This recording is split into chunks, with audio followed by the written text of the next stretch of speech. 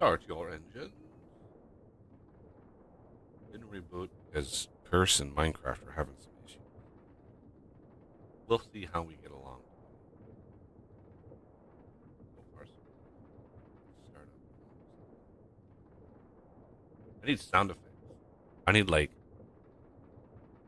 Top Gun, like F-14 sound effects. So like when I start up the stream. Um, yeah, combination of dual streaming and Minecraft. Ooh, my poor computer. So it's actually surprising. Oh, we're dropping a few frames here. Not many, but maybe if I just stand still. Um. There you go. So yeah, I started mocking up the build here. There's a couple other little details I want to do. But yeah, getting there. It's getting. I think I'm gonna only go for uh, three wide, a three wide window, and I just thought of a cool way of kind of framing the window and adding a little detail. Just have it flat plane of glass actually make it interesting. All right. Let's cover the a couple of the changes since the last time. We're on 1.4 of the pack, which uh, that came out Monday. Um, yeah, it's got a couple new mods, some updated mods, and completely went through and fixed a ton of problems and bugs with the back end configs and stuff. I noticed that like there's a mining dimension mod with this. Only like none of the things were actually spawning in the mining dimension. It was basically useless, the mining dimension, unless you wanted cobblestone or deep slate. It was basically useless. So one of the things I did is I made sure all of the custom origin that I have in the pack also applies to the mining dimension. So new chunks with this version of the pack, new chunks will um, uh, will represent all of the new ores and stuff. And I even made sure that ancient debris is spawned in the mining.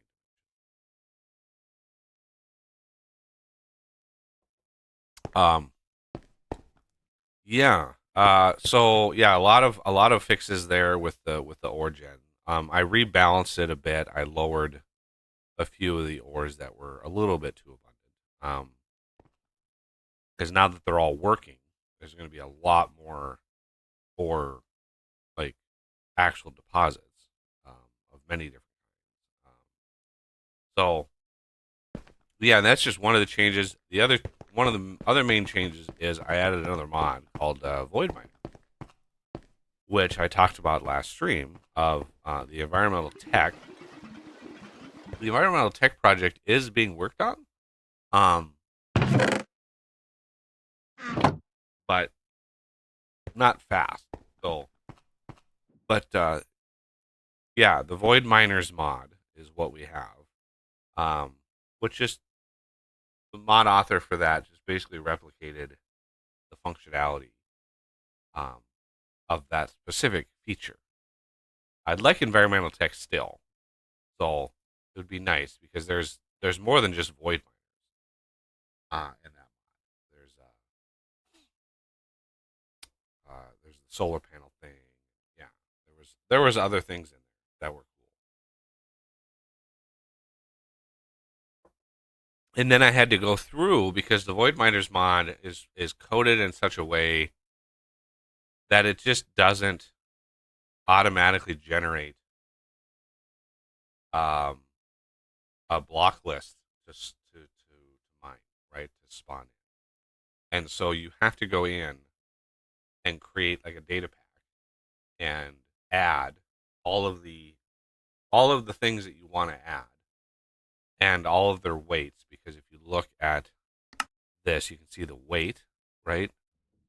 And I'm just assuming that the higher the number, the more common it is. I could be off on that, considering I've had this miner down here going.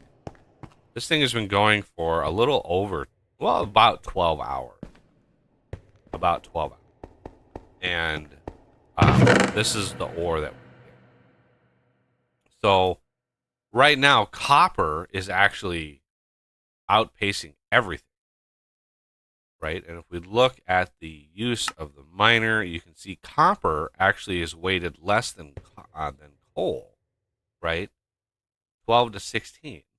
And yet, something is quirky here. Something is off with the numbers. I'm not sure why. And I don't like Java. I don't program in Java, so I couldn't download the repo and go through the code and try to fix it. If the mods in this game were in C#, I would absolutely be neck deep in all these mods. Having customized versions, I would have just gone crazy, but not Java. And so the other thing I worked on in between streams was moving the mob spawner system. Okay, so we had over there the ugly cobblestone janky mob spawner system, and it took an effort. It took a while, but I got it all moved. Here's all the mob spawns. Well, not all of them, but most of the mob related drops. I have a separate drawer system for, just because there's a lot of void upgrades in all of these, and yeah, that's important. So I just noticed that one. So yeah, a lot of the ones that you get just from passive stuff, and then we have active ones like the wither skeleton skulls. It's so funny that the skulls in the drawers render with the skulls looking away from it. You would think after all of this time you would you would render those from the front, right? You would think that would be a thing. But no. So you just kind of have to look, because yeah, they're all like that. There's the creeper ones. There's all the ones here: skeleton, zombie, enderman, spider, that kind of stuff. It's just funny to me that they're all facing away. And then the spawner itself is over here, and there's a little work left to do. And you can see my head up here. So my head is here because, as always happens, when I was tearing down the old one, I went into it to start breaking it apart, and I had failed to turn off all of the fans and the grinder. So as soon as I walk into the room, I got sucked to the side and killed instantly, and it dropped my head, because there's the beheading on that. And you can get all of the heads that you want of yourself, because that thing will drop it. So usually it always happens once. For me, I usually just forget about it and end up killing myself on that stupid grinder. But yeah, this is the system upgraded. There's one other little feature that I'd like to do, but I've got these all redstone discombobulated over here, and so let's turn the grinder off. That's the grinder over there. We can turn the fans off. Those are all of the fans.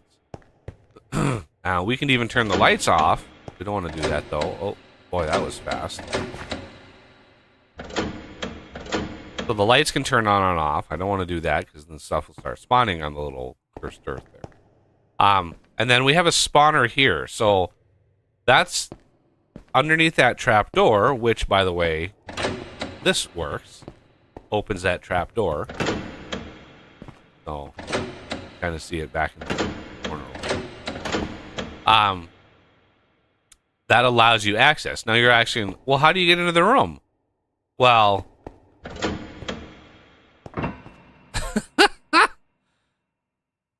That's how you get in the room.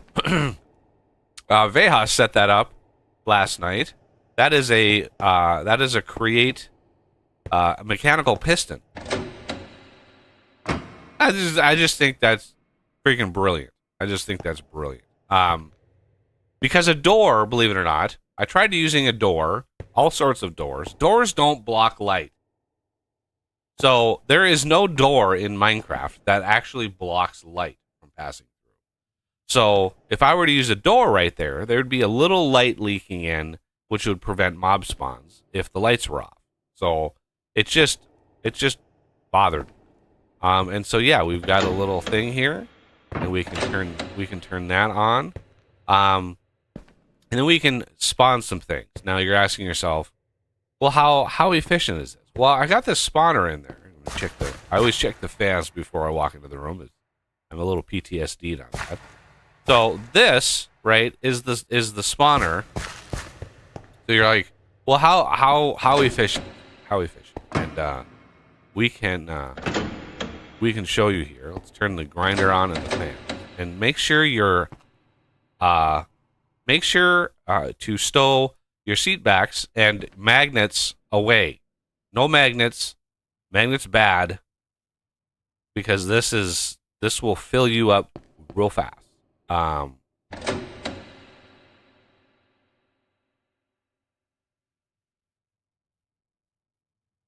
So I have most of the sounds muted. If you don't, this is really, really loud. Now, yes, it is. if you're asking yourself, what is the worst sound in the game? Right? What is the most horrifying sound? And this one I didn't mute because I wanted to do this. Right? So this room is built specifically big like it is, right? You have a thing that's 5 high and it's 10 by 10 inside.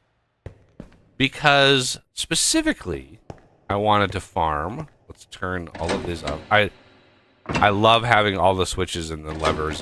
And it appeals to me for some reason.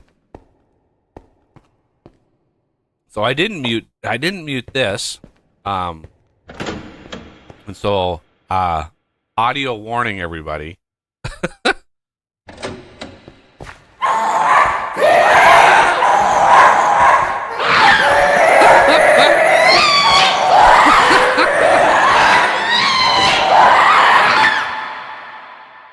All the suffering. It's just beautiful. It's a beautiful thing.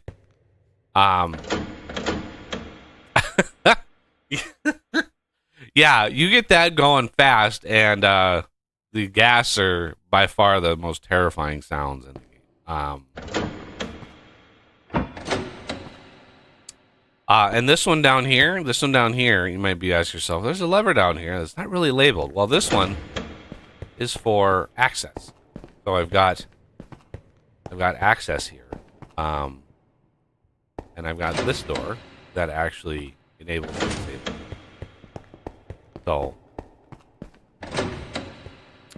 those are just regular pistons in the wall. Those are nothing special.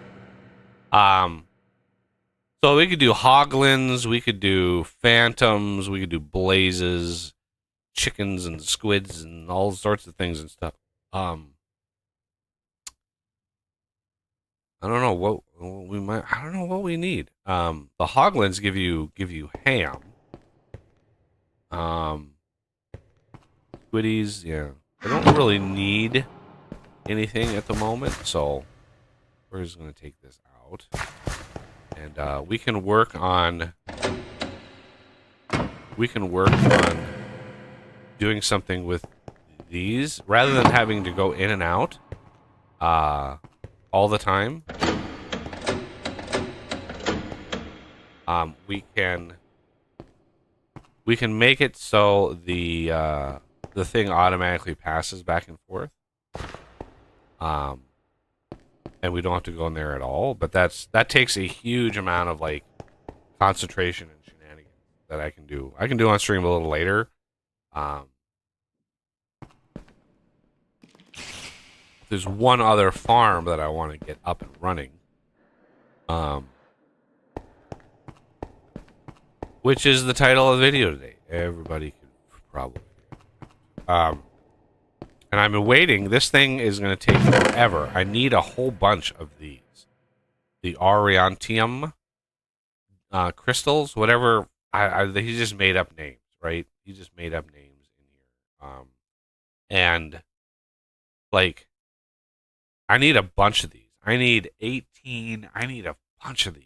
Because the next tier, right? We need 2 blocks here, and then we need a bunch of these, the frames, and then energy modifier. Oh yeah, there's speed and item. But obviously, by the time you get to like the level, the end one, the Rosarium, this one here is going to use some spicy amount of power. So, and I really would like to go through and edit the modifiers here, because the mod description is wrong. I don't know if I don't understand. Sometimes when they post mods, like they forget they forget how their mods works, and they just do stuff wrong. But it says that the higher level of the modifiers, the better they are. But that's not actually the case. They have the exact same stats all the way through. So all the like the item, energy, item, and speed, they're the same stats. Every tier is the same stat. So the mod description is way off on that. They're not better the higher the tier. I mean, they're better in terms of like the miner itself is faster. So the modifiers would itself be faster, but yeah. This one here is energy 300 RF per tick, duration 1,000 ticks. So 1,000 ticks, divide that by 20, that would be what, 50 seconds? Takes 50 seconds to mine a thing. And this one I don't think can take any upgrades at all. So I don't even know why there's upgrades in here, right? The speed, and I don't even know why they're in here. So I haven't used this mod enough, so I'm going to be curious how many days it's going to take to get enough of these. We're going to need probably right around 2 stacks of these, because the frames take them and all the modifiers take them. Yeah, so I'm not holding my breath. Yeah, once this thing is maxed out, it's going to be really damn fast. Duration is like very low, like 300 ticks, something like that. And all of those values, by the way, all the modifier values, all of the minor values, the tick rate and stuff, that's all configurable. You can edit all of that. But today, I'd like to get something for building, because as I was building this, I realized something very fast, that if I'm building with this hover pack, I'm going to go out of my mind, because for one, this constant sound, is really annoying. And yeah, I could mute it, but the other thing is, it's slow. Like it's just slow, and it's annoying, because it's like you just walk over a block and it turns it on when it's in hover mode, so I'm always fiddling around. I'm used to creative mode flight with the angel ring, so I really like to work towards an angel ring right now. They're not cheap and easy to make.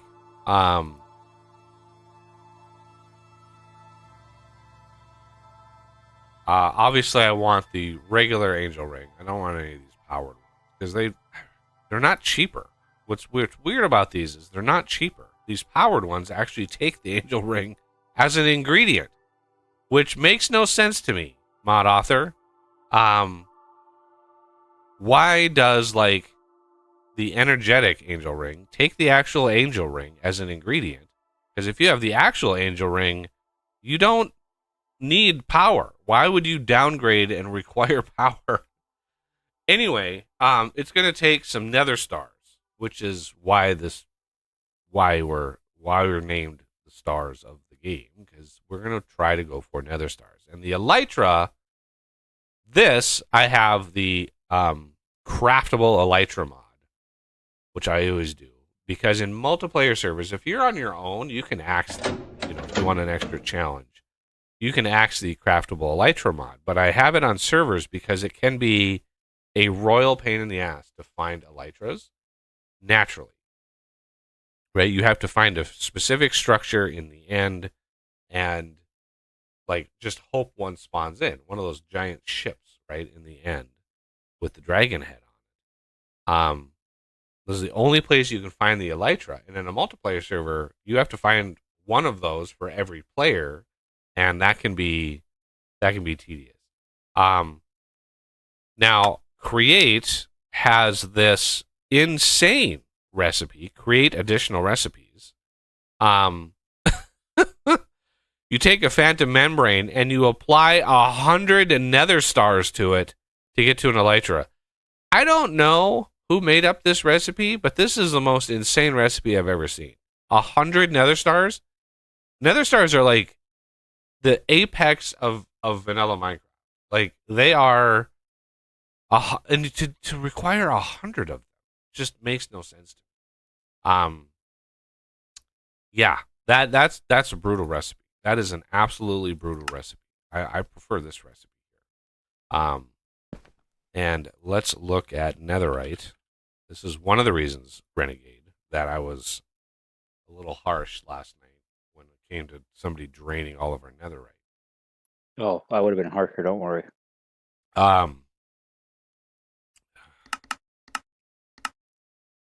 Okay, so the elytra itself is relatively.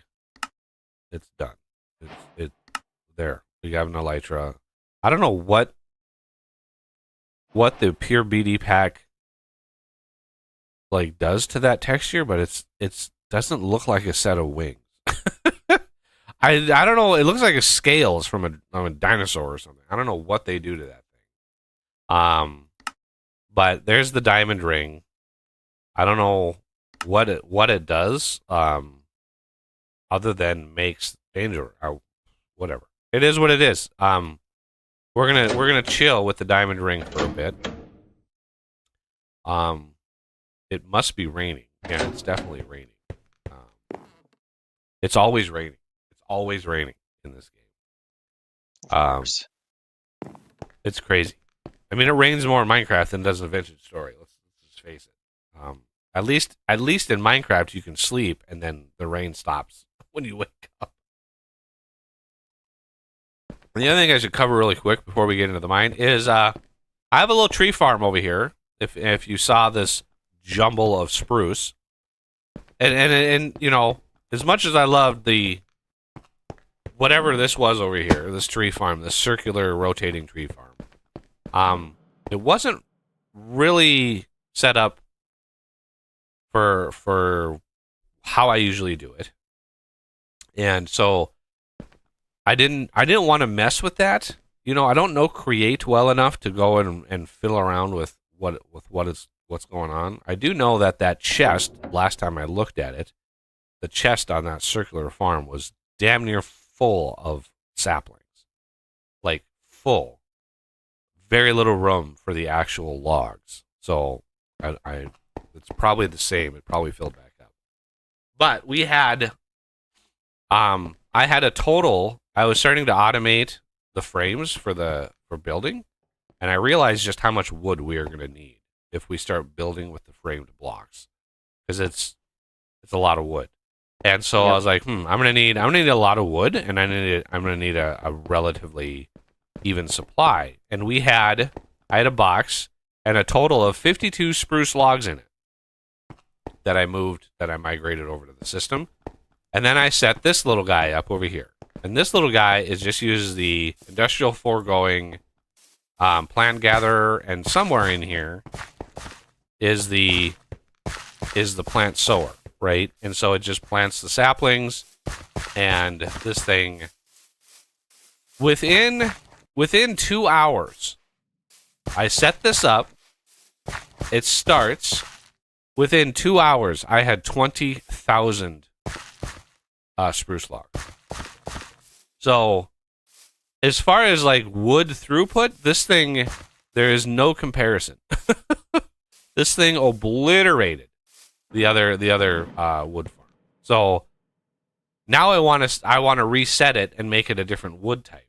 I want to put some acacia in there because I've got other wood types, and it is possible to do.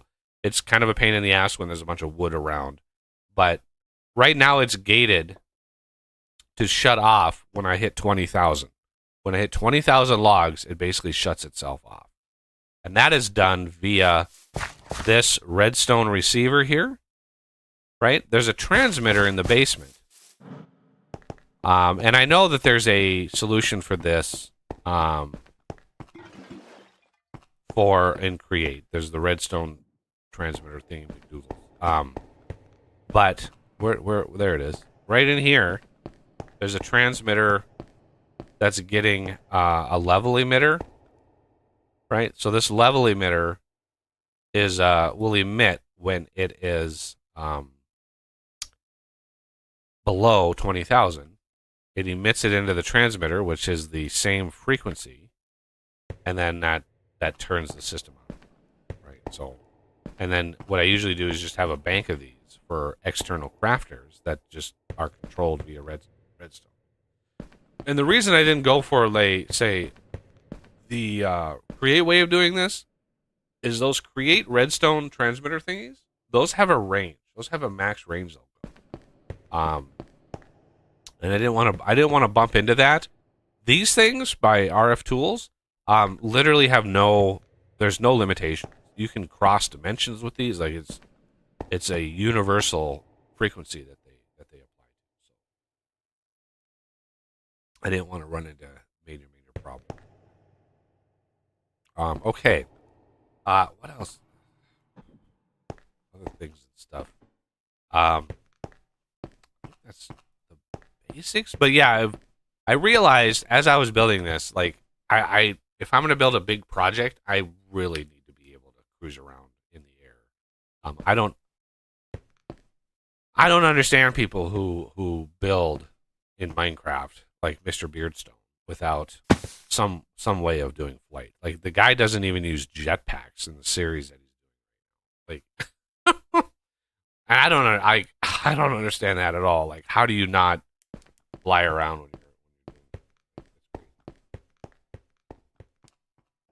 you're okay? Well, I'm glad that didn't crash the server. What did you do? I placed a block and it booted me. What block did you place? A gear wheel, large gear wheel, create. Huh. That's weird. Yeah. I can't see any conflicts around it. What error did you get? Did you get an I error? didn't even pay attention. Oh. I don't think I got a decent error. Well, it doesn't have to be decent. We're anything but decent around here. Fair point. Huh. Yeah, I was trying to place one, basically on this face, right there. And if Hunter's around, we can cover pneumatic craft. If he still wants to watch a little over an hour yet till he gets home from school. Yeah, I was assuming that. But also, Renegade, you have some chests that you need as the Mr. Farmer John here.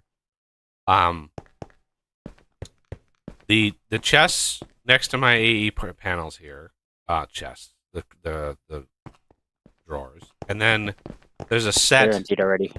Well, they might be emptied, but they're still there. They're still locked. They're still taking up space. And then these over here.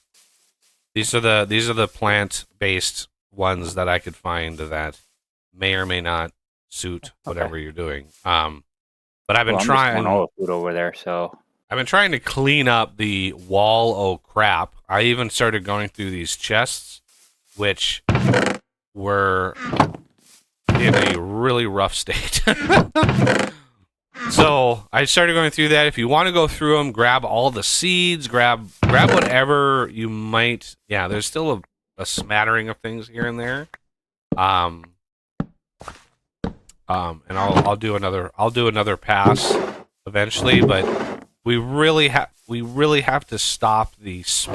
Like, there's just random shit in all of these things, and we just gotta stop doing that because I'll never catch up. And then, ooh, it looks like you cleared out the raw food chest. That's excellent. Okay, so we need to grab a little bit of soul sand, and I'm gonna grab some wither. Okay. Now we're going to do what I want to make is the wither builder, right? I want the wither builder. This thing is specifically made to build the wither, basically, but it needs a nether star to do it. So we need to kill at least one wither to get the nether star. And if you see it used the supreme machine frame, well, I happen to have that ability right here with ether gas. And ether gas in my pack comes from magma crucibling soul sand. So you don't have to do the crazy ass laser drill over a wither to actually get ether gas. I did that, trust me, a couple versions ago when I was doing the builders pack. I actually did a whole system for this. And it was really annoying and prone to bugs, right? Because Minecraft, being Minecraft, is not exactly 100% stable. And so sometimes you would have a glitch in the power system, in chunk loading. Sometimes you just have this random thing happen, and the wither would just be like, it'd be like, hey, it's party time, and start destroying your base, right? So, if the game was basically stable and fine, then, whatever. It is what it is. But, yeah, I just couldn't deal with that. So what we're going to do here is next to this, I think we're going to have another little farm. This farm, we could do it inside of this. We could do it.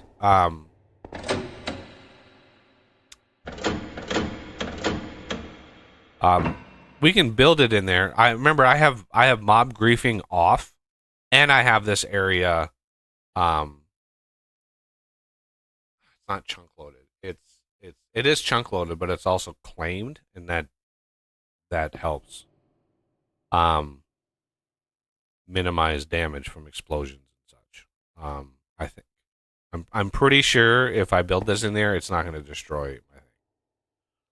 Now it could, and I would be sad, but everybody else could laugh at me. So yeah, let's build this thing up. Make sure it's all off.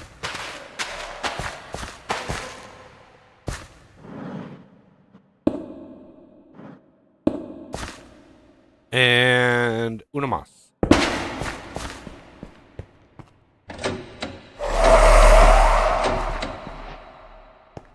Please don't blow up. Please don't blow up. Please don't blow up. Oh, goody. Sir? Excuse me? You're supposed to be dying right now? That fan is on. Why aren't you being...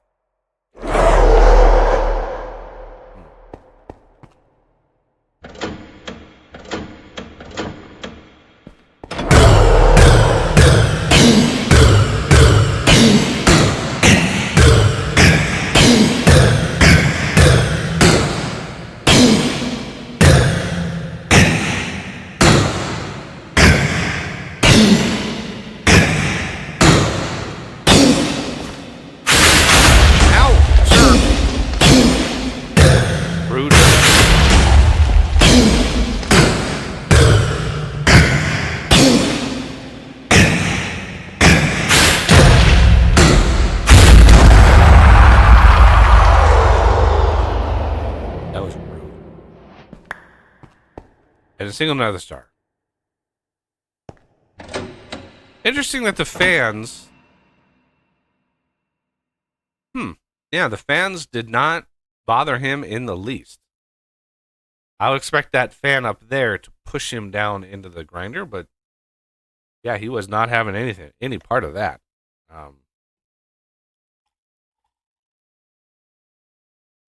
Which is why we need to switch our tactics up on how to kill these things. If this isn't going to work, or I could just line the wall with those things. But withers are not... what's funny is they don't even...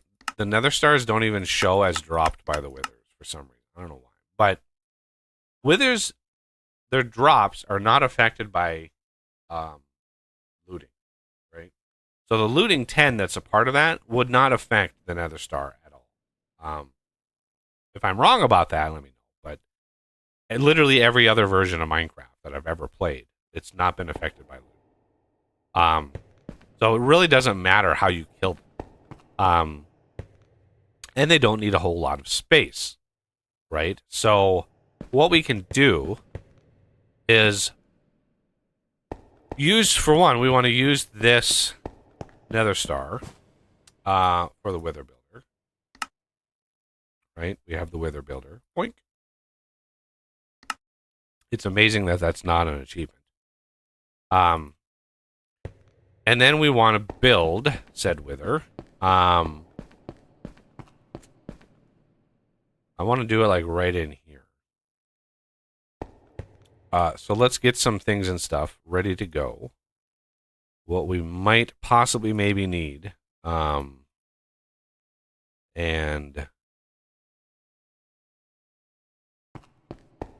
do what kind of glass do we have to work with? Clear leaded glass. I don't know where that. Does this have? Okay, that might work.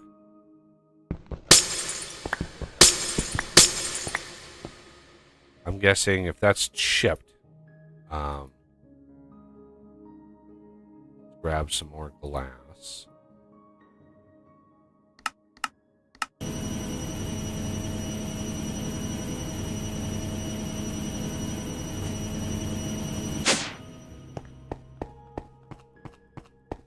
And it's nighttime. I keep forgetting to look at which mod. I should download Foxy's mod pack just to try to find that time controlling mod that he always uses. All right, this is the glass. Yeah, this is the glass blower. Let's look at clear leaded glass. There we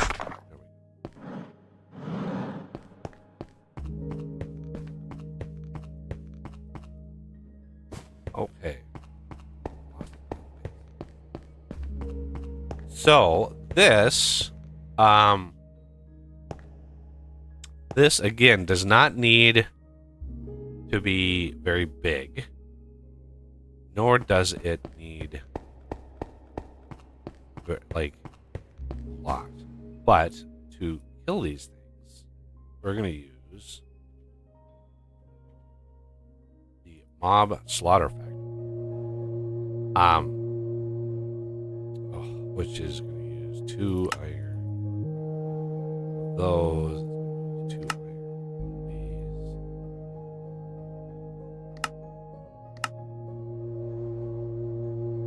And there it is. No, it's not mob. Was it mob? It's the mob crusher, not the mob slot. What am I doing? This is a different block altogether. It's the mob crusher that. This thing will just insta kill the wither. Those 300 hearts doesn't matter.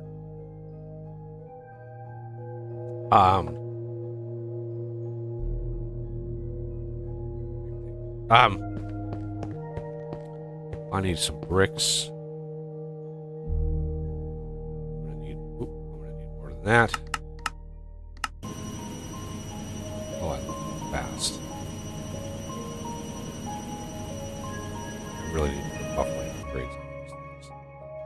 smelting stack is it's spicy. This thing, whoo!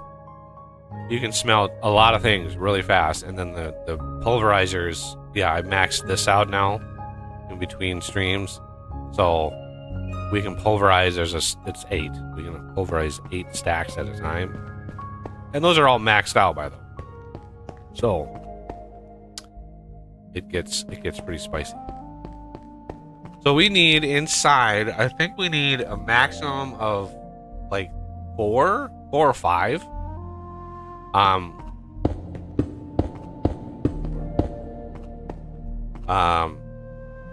I'd love to do this with an odd number, but for some reason Direwolf's grid thing doesn't. If I were to do one notch over to place these, it would have placed even. So I think, yeah, if we build this one bigger, I do want maybe to do one further out back here.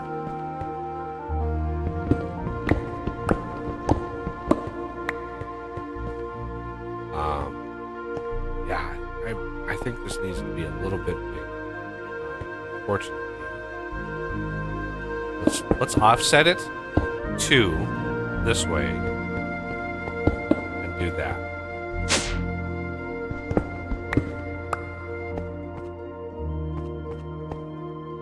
And then we're going to have this. I want this to be a little like an elongated room, and we'll find out in a second. Okay. So this will be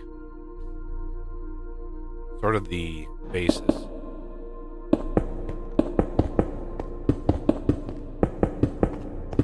We don't need a lot of height. I don't need basically like the height of that.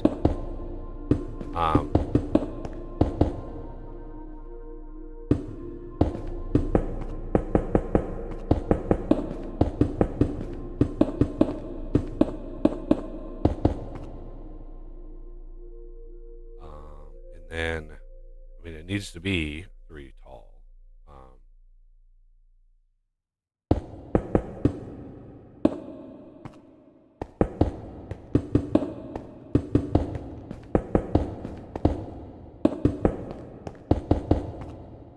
Is this an odd number wide? Did I? No. Of course not. Why would I do that? That would make too much sense.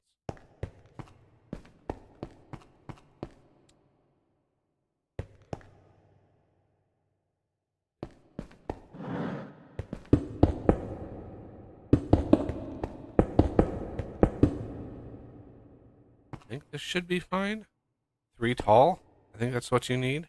I don't know. Can somebody check the wiki really quick to see if a wither is actually 3 blocks tall? If it's 3 point something.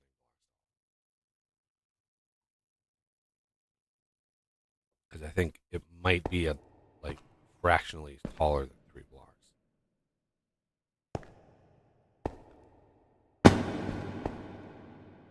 Are you looking it up, Death, or should I? Yeah, I'm looking.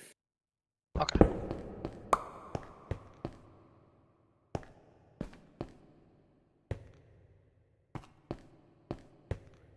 And I need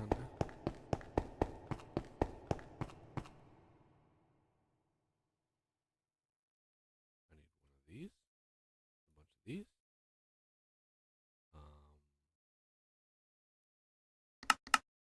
Some of these. Okay, according to the wiki, the Jawas is 3.5 tall, 0.9 wide. The wither? Yeah. I mean, it's Bedrock edition is Yeah. 3 high, 1 wide. That's not what we're playing. That doesn't matter. So, yeah, 3.5 by 0.9. So that means I have to go up.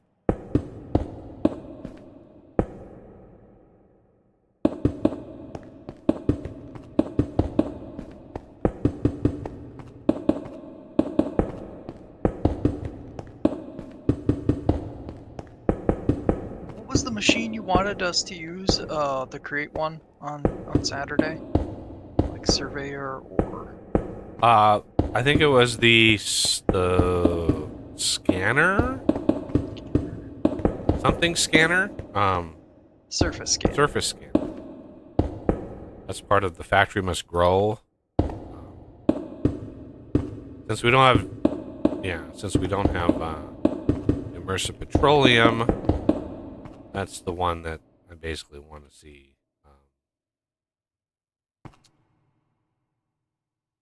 If there's any spiciness that we can replicate from that mod in vintage engineering, because vintage engineering, I did start updating the vintage story coded mod. The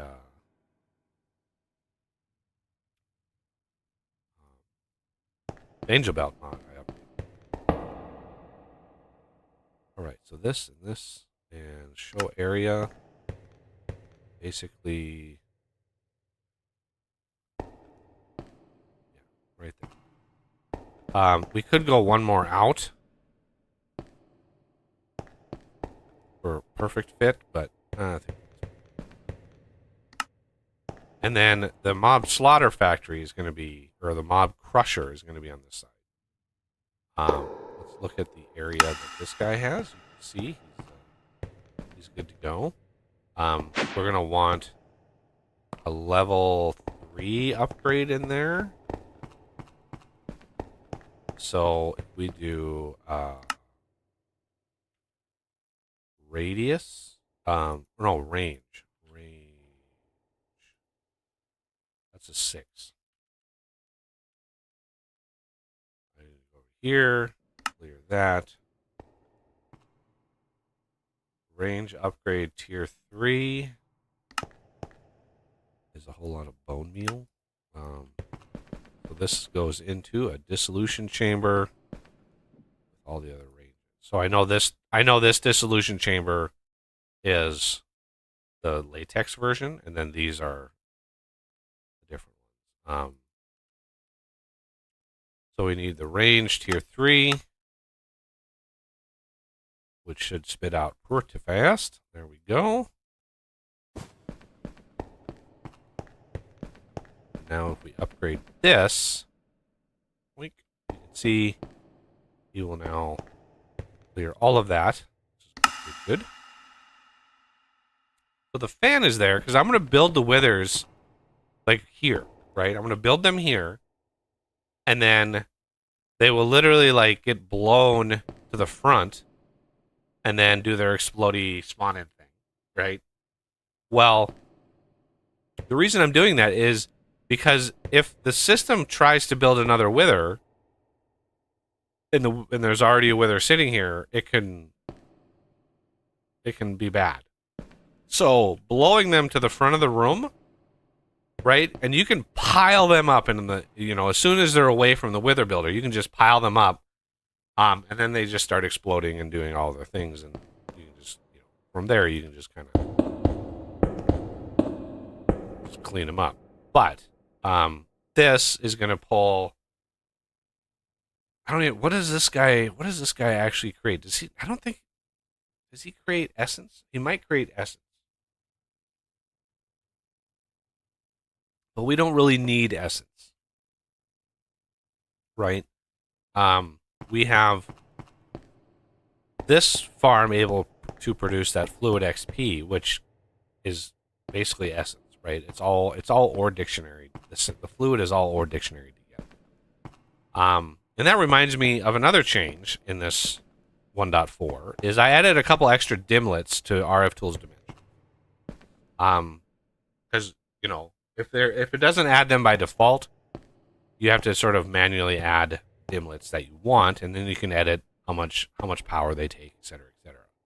So I added a couple extremely expensive dimlets. Inexpensive in terms of like how much it costs to run them. If you have a dimension with the dimlet in it, very, very expensive, power-wise. But yeah, I added the Fluid XP that we get from mob grinding utility. So this Fluid XP, that's a dimlet. that fluid, you can make a dimension of it. And then the uranium hexafluoride.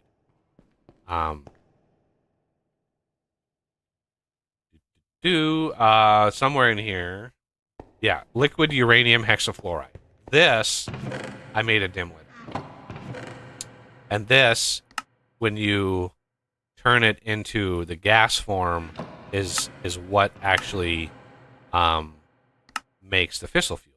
And so the uranium hexafluoride basically directly convertible. Fissile fuel is not a liquid; it's only a gas. It couldn't make a dimension out of fissile fuel, which is crazy. But the uranium hexafluoride you can, which is again an incredibly expensive dimlet to run. And I tried organizing the dimlets that we have. I started working on that because we had quite a few. We'll get into that later, I guess. There's so much to do. Okay, so the Wither Builder. Let's kind of cover this really quick. We're gonna want to dig down, and again, we're gonna have like a little system here. But the Wither Builder, if we show working area, you can see it's up a square up above the machine, right? It does that on purpose because they assume that you're going to put some wither-proof blocks above the machine so it doesn't destroy the machine. In normal Minecraft, that's kind of what happens. It would just blow the machine up. So again, just like the mob spawner, it's a block above, so we can kind of hide everything down there. But we're gonna want a thing and some stuff down here. So first, we're gonna put one of these. And I need to put one down here, and we're gonna have another master switch. Maybe on this side this time. Like here. No, let's put it out a little bit. So I need access to this. So if we put it there. There. We grab some levers, some signs. Pop that there. I'm building this on camera. I built this entire system off camera, which is super complicated. There's a whole lot of crap going on here, and I didn't want that's kind of overwhelming. So this is a much more simple version of this. But we got to be careful because this is so far back here. This node will not be able to connect to this thing here. So we've got to sort of bridge the gap, which is where these laser connectors come in. So we're going to take this 1, 2, 3, 4, 5, 6, 7, somewhere in here. We're going to grab this square. We're going to put a laser connector. Nope. Right. Nope.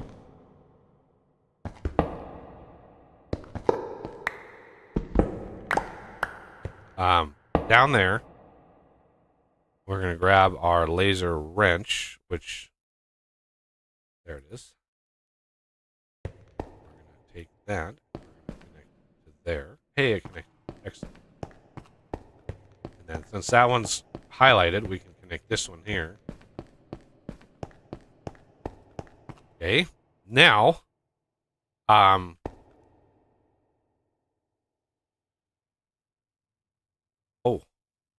then we need, I almost forgot, we need to connect this one to here.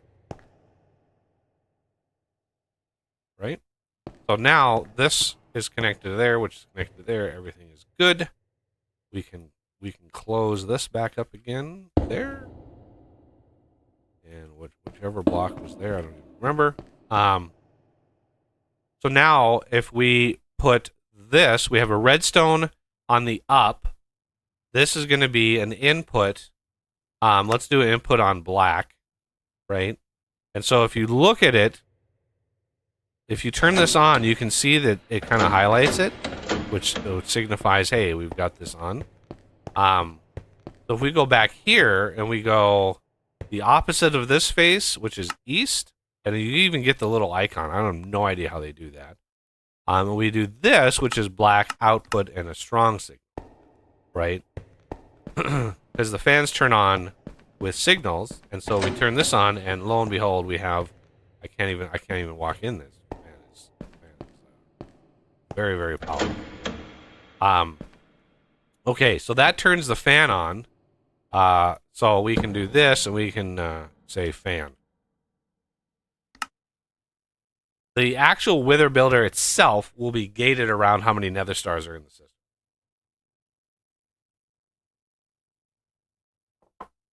Okay, so next step for my next trick, we need this, and we need power, and I don't want this flex point here is going to be mob farm.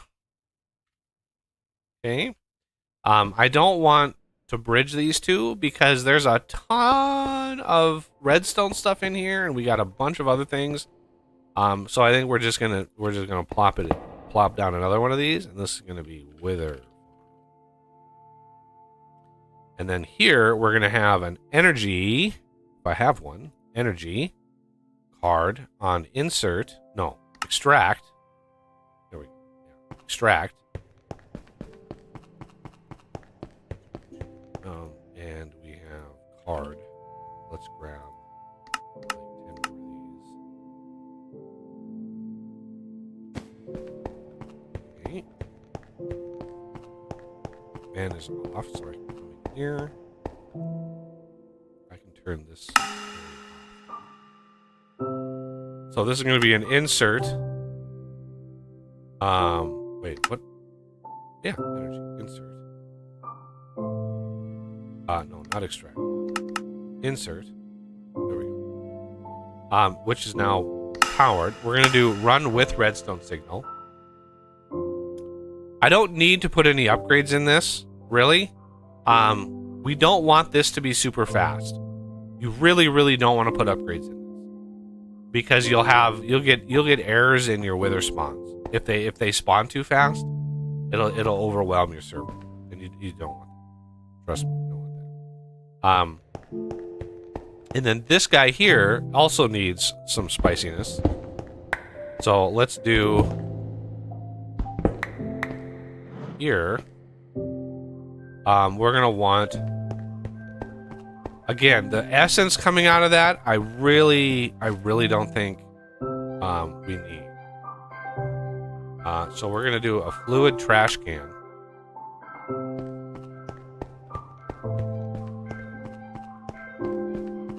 On the bottom, very bottom, and then we're gonna have a node.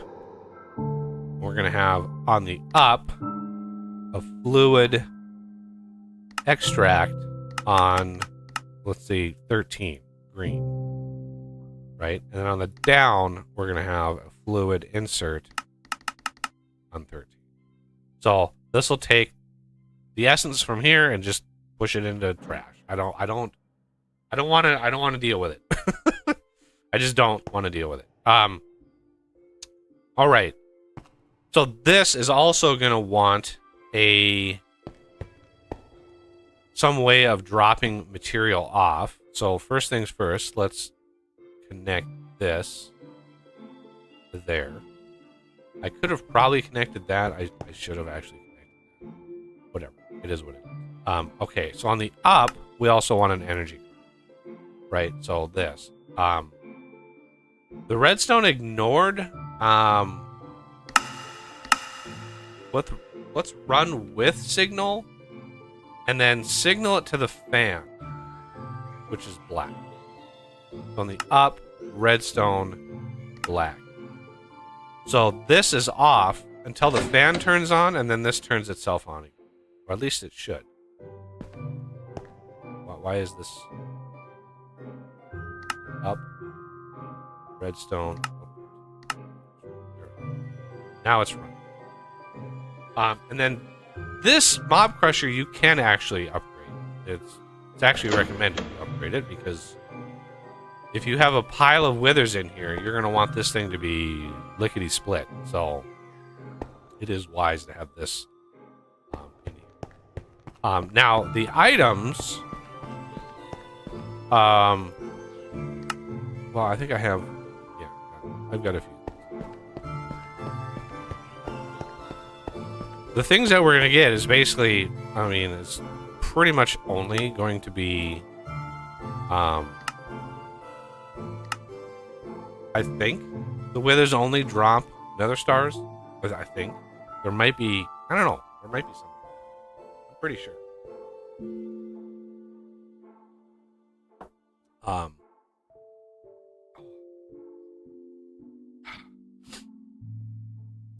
Okay, so on the up we have items, and then we're gonna have this on this side over here. Oh, is that? We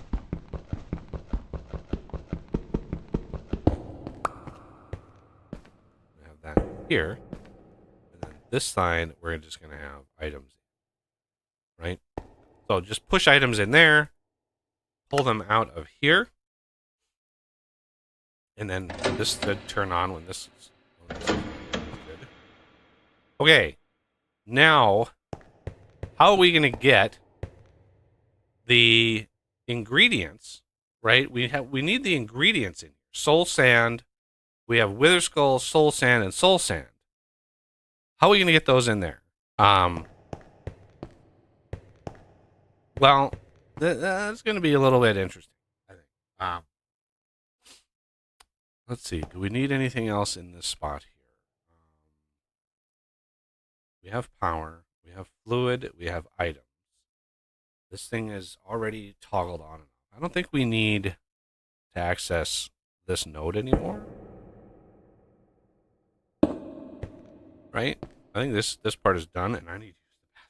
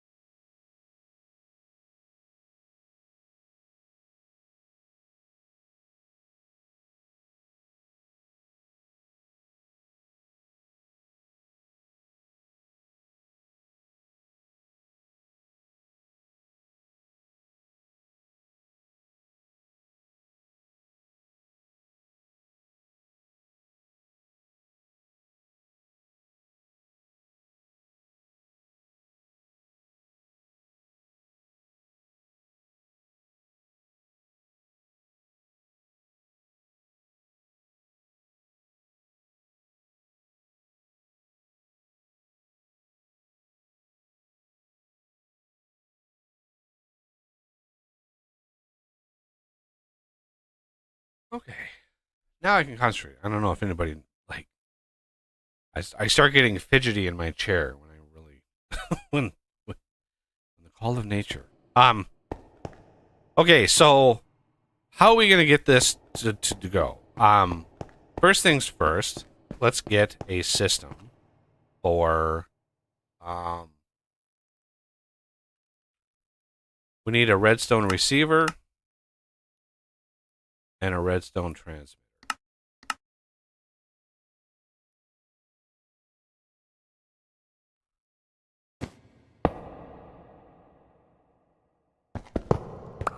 Okay. The transmitter, we're going to just ploppy plop over here somewhere. We're going to get a level emitter. Emit. Put that in there. The transmitter, yeah. This, when nether stars are below 10. Let's just put 10 in there for now, right? So when they're below 10, it's going to push into that transmitter. And then over here, we want the receiver. Now we could push it directly into the machine, but I don't want it. I'm going to do this. This on this side. west. Why?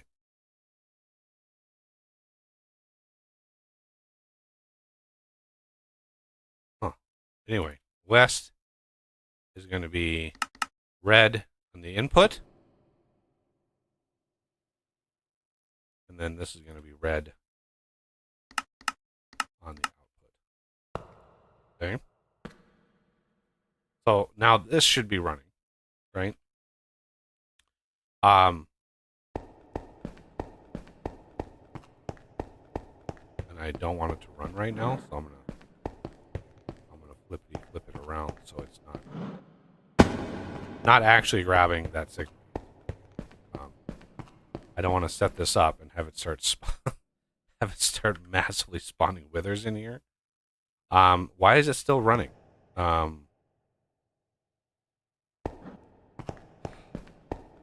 Turning it doesn't.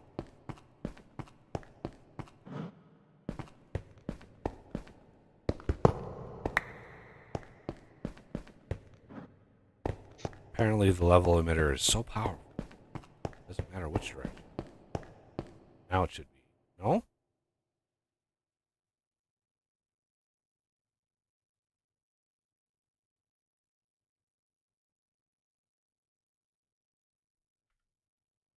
How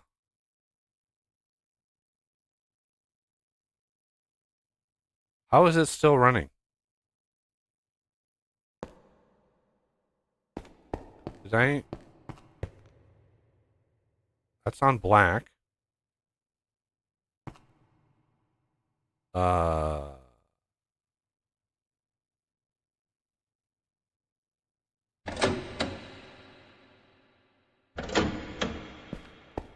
I'm confused.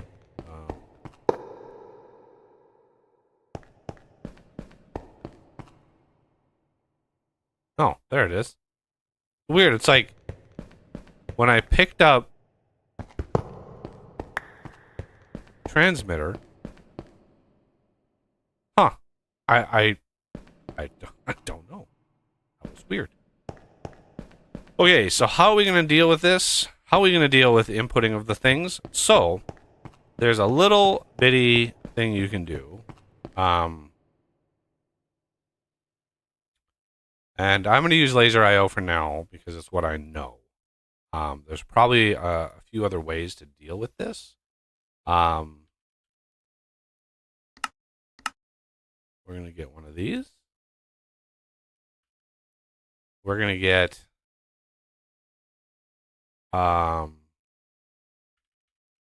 wool dye. We're going to get a couple black wool. And we're going to do ender chest with black wool. So a little tip, if you make these the ender storage, the color of wool you use initially marks all three colors on the top, right? So using black wool gives me a black ender chest.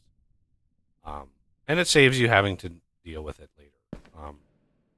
And using, because if you don't, if you want a black, and you just make a normal one that's white, then it takes 3 dyes to then do that. Well, you save yourself, just save yourself some dyes.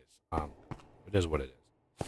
Okay, so how are we going to do this? Well, let's find a little way of sneaking in here. I would like, probably right here, we're going to do this.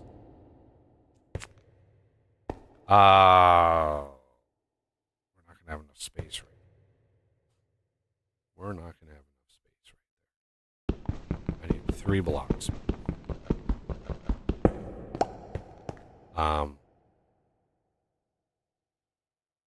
If we do the interface here, well, let's do...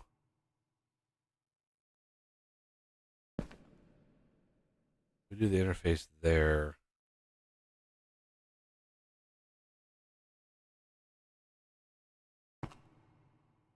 Well, we might be able to get away with doing it in 2 block space because the interface can be squished. So if we do the interface there. And we do the laser node there. And we could do the chest there. That works. Okay, so we have the extraction node here. Extract.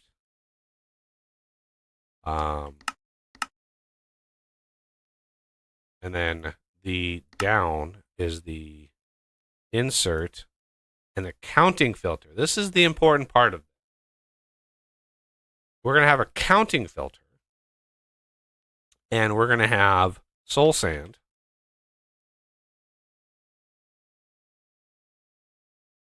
Let's do 12 soul sand. And the wither skeleton skull. So that's 4 withers. 1, 2, 3, 4. No, this is 16. And then 12. So the counting filter on the insert will only insert those that's needed to fill that counting filter. And then this config, I want to grab soul sand, like a half a stack, and skulls, half a stack. Just give me a second. Yep.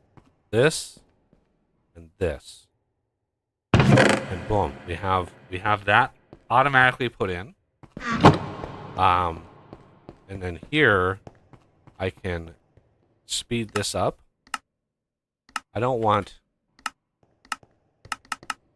Let's do 4 every tick, just to speed that up a little bit. Take a hell of a time to want to distract. Right as I'm getting done with this setup. What do you need? I've been waiting for like a half hour. Oh, I need blazes you need- to put in blaze burners. okay. Well, there's a few So- ways you can go about that. You can go to the Nether and you could find a spawner and just right click the spawner with the burner, and that'll just infinitely give you blazes. Or you could spawn them in the mob farm with just not have the fans on. You just leave the fans and the grinder off, and then spawn a bunch of blazes and walk in there and just start nabbing them. So Is there a way to select specific mobs?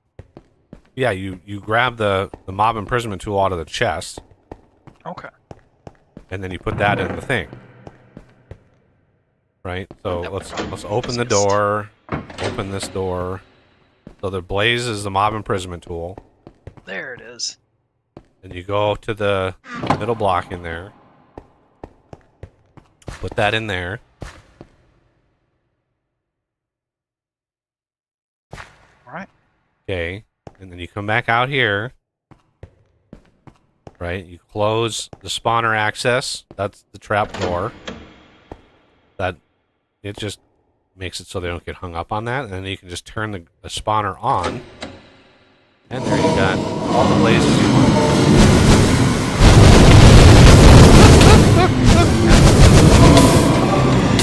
Gotcha.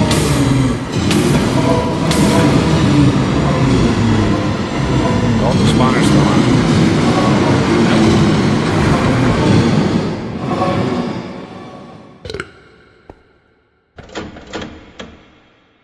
So you don't have to, like, you could turn the spawner on for a split second and get like 4. But yeah. But yeah, then you can open the door back up again. Open it. Is that better? Basically the signs are the top lever and then the bottom lever. That's how the signs are.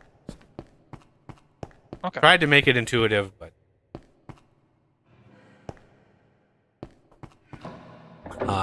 okay, so over here we have the other ender chest. Boink. So this, right, we have a item card extract And we want this one to be actually maxed. And then in here, we want, well, I want to make sure this is off. And then we have the insert card here. And I think that was a black.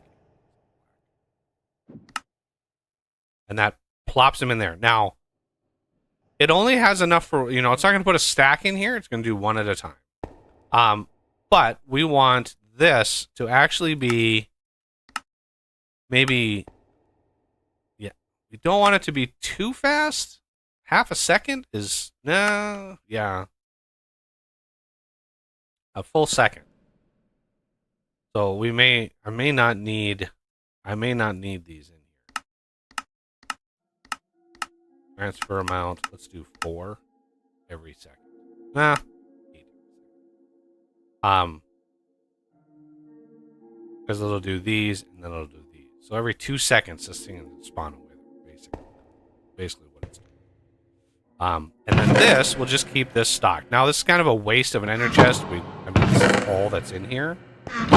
What you could do is use this color scheme for other places that you use this at.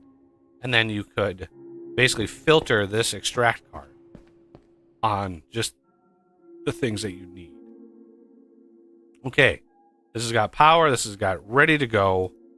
Let's cover it back up. Now, do we want access to this? I don't think we need access to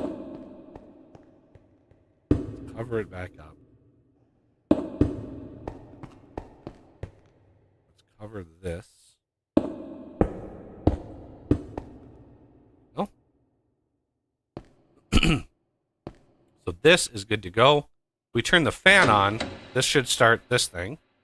We're gonna need. We're gonna need some upgrades before I kick this on. And then there's the little matter of sound. The wither muffler. I think didn't I make this? Yeah, I made this wither muffler. I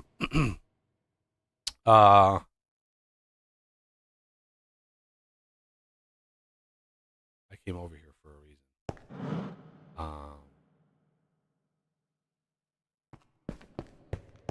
What can't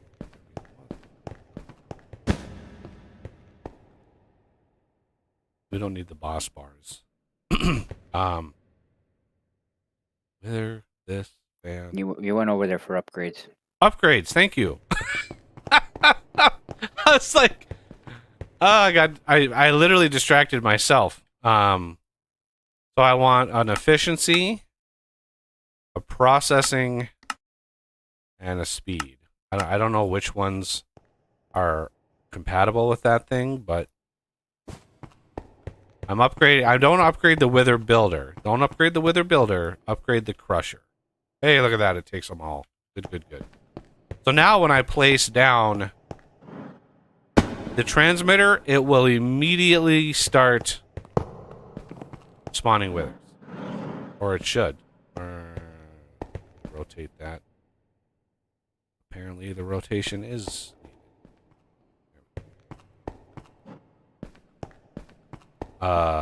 Why...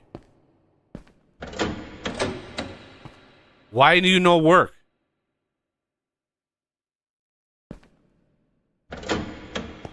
That's...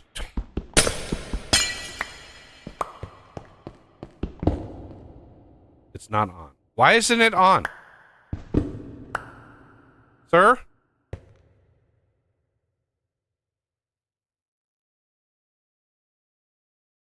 Input red. Output strong red.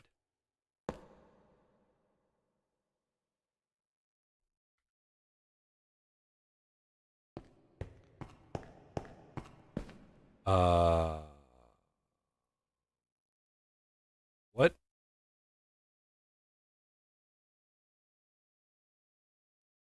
What? Like, is there something derpy about the redstone transmitter? if I cycle this on and off,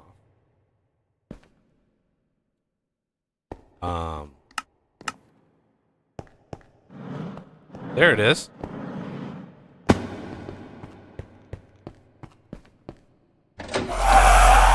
Yeah, see the fan wasn't on. You're gonna replace the glass.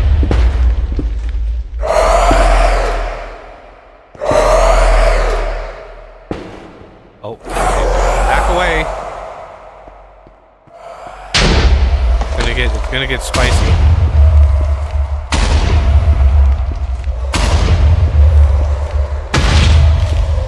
Okay.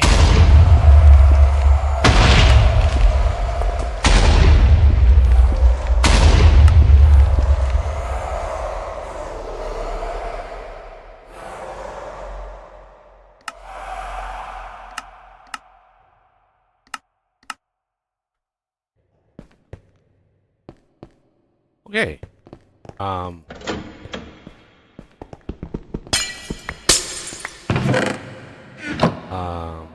Let's replace the blocks. So yeah, just cycling the power, or the signal on that, did the thing. So let's put the glass back. Okay, so we should have at least 10 stars. We probably have a few more than that because, yeah, we have 16. Because it'll spawn them until it hits 10, and then it'll stop.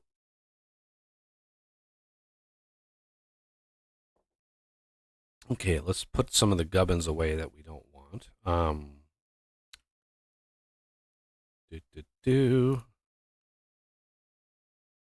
Now I can finally upgrade. Oh, this should like play like Flight of the Valkyries music or something. Angel ring. Take this stupid thing off. Ah, yes, I can actually fly around. Oh my god. It's so nice. I mean, yeah, it was good. And I see Renegade is gonna jump on that shit right away. Oh, hell yeah. I should charge a tax. The angel ring tax. I mean, we've been dealing with these stupid the jetpack, to be fair, has saved the bacon on more than one occasion when it comes to like the nether and stuff, right? So it was nice. It was nice, but We need stand in until you can get the angel ring. Yeah, you tolerate it knowing there's something better on the horizon. I'm gonna do a frame. Let's put our jetpacks, if they can. We can put our jetpacks in like a wall of like frame. I don't even know. Can we put these on the frame?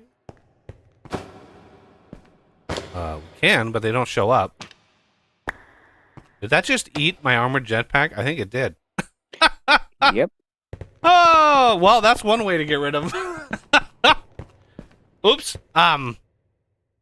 We just voided the jetpacks, which is fine because we have It's on your back. It's on your back. Oh, the hell. How about we shift right click this? Nope. There's no way. Maybe if we have an actual thing in that slot. There it is. Yeah, you gotta put a piece of armor on that slot, and then you.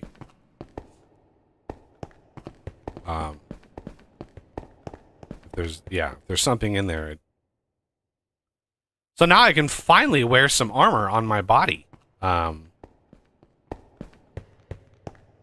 Whew, that was a thing that happened.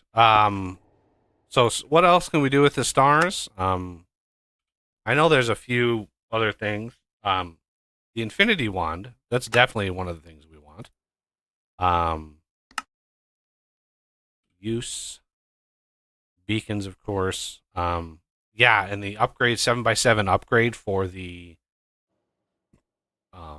mining gadget, which I'm gonna hold off for now. The everlasting upgrade for backpacks. Backpack becomes indestructible. Can't despawn or fall into the void. Nice. The augmenting table. Use sigils of enhancement to augment individual affixes. Well, those are words. Those are all words in a sentence. Some of them I understood. Inception upgrade. Makes it possible to put backpacks into the backpack. Oh, nice. You could have a backpack. Imagine a netherite backpack full of netherite backpacks. That would be more storage than like, whew, that would be a lot. That'd be more storage than our AE system can handle. I wouldn't even want to untangle the NBT data that would have to be, because all of the inventory and stuff of chests is all stored in like NBT data. It's just this massive like block of text for NBT data. The aerial interface. I think the aerial interface, if memory serves, actually, it affects the player's inventory. So you can use the aerial interface to affect the player's inventory if you want to. Transmutation table from Alex's mob. Has anybody come across the Farseer? The Farseer arm is what the transmutation table. I don't even know what this thing does. I'm not really familiar with Alex's mobs, nor have I really seen anybody dive deep into it, so I don't know what this transmutation table does. If somebody knows, let me know. Well, I don't know about you, but I just looked at the Farseer and it's creepy. I mean, yeah, it's cool looking. It's a unique looking thing. It looks like a drone sideways. Like the helicopter, like a quadcopter drone sideways. That's kind of what it looks like. But yeah, it says biome any, light level before 8. Like it doesn't, like where does this thing spawn? I have no idea. Anyway. Yeah. Okay, so the Infinity Wand was another big one that I wanted. That'll be very helpful. But now, when we build, right, I can build without the sound of that stupid jetpack in my ear constantly. But also, it's a little bit more convenient. I don't have to toggle it on and off, right? I can just do a thing. Unlike the Angel Belt or Creative Flight in Vintage Story, it doesn't matter which direction you look, up or down. You don't actually fly that. It axis locks you to height. And in Vintage Story, that's not the case. You're not axis locked, unless you actually explicitly lock your axis. You can look up and you fly in that direction. So, but other than that, yeah, this is good and spicy. I just wikied the Farseers. They can only be found inside, either right inside or right outside the world border in any dimension. The world border? Yep. And said the only way to really reach them is using a shattered dimensional carver multiple times in one direction. I don't even want to think about what that means. I would rather not completely destroy the dimension. Thank you very much. All right. So now that we have the things and the stuff, that is going to change the game a lot. So, what other mod did I add? You might ask yourself. Well, we have Apotheosis, and Apotheosis is phenomenal because it affects the enchantments, right? And it's this great little system. But it's still based on this random generation. Right? It's still based on luck of the draw. And I have if anybody's been a long time follower of the channel, I abhor random chance. I hate it with a passion.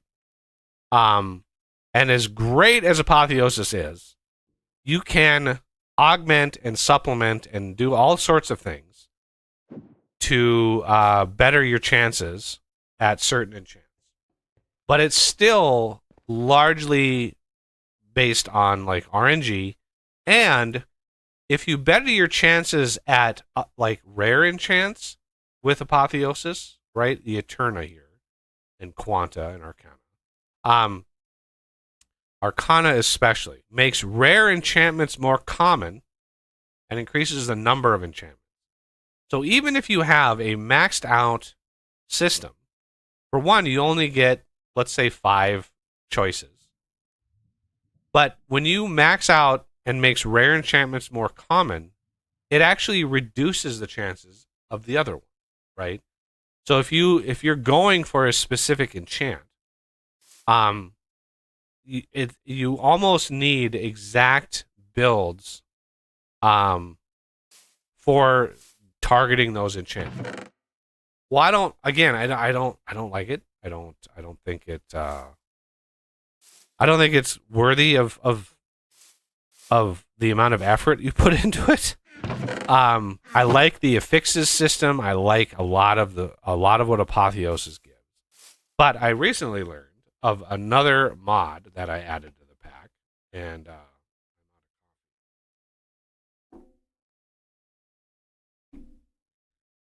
but I added Enchantment Infuser. Infusion somewhere. Infuse. Infuse?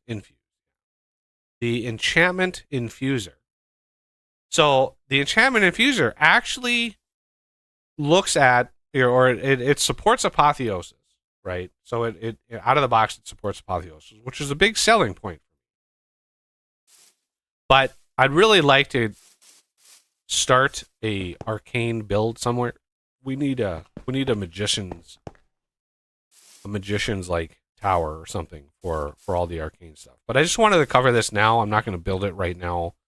But the Enchantment Infuser and then the advanced Enchantment Infuser, right? They're not super expensive recipes. You do need some crying obsidian, but essentially what it does is allows you to choose which enchantment you put on things, and what level, right? So what level and what enchantment, and you can put as many on a thing as you want.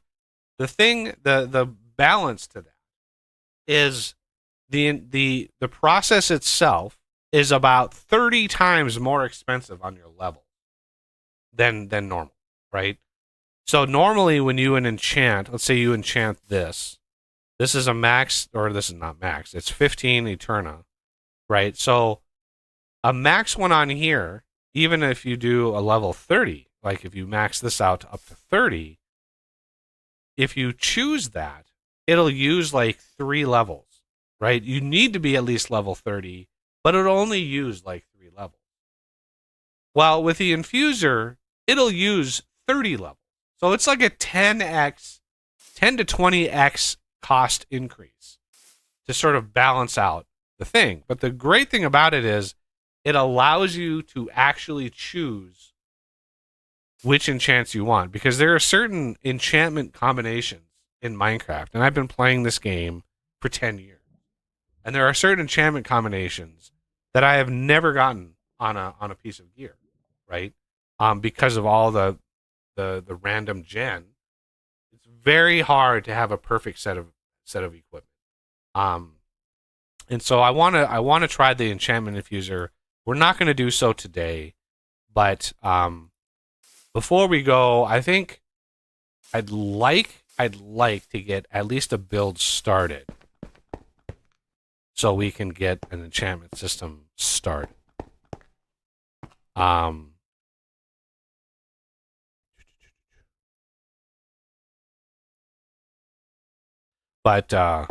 yeah, we need to find like a little design for a wizard's tower or something. I'm sure there's some there's some things and stuff in places that we could find that. But anyway,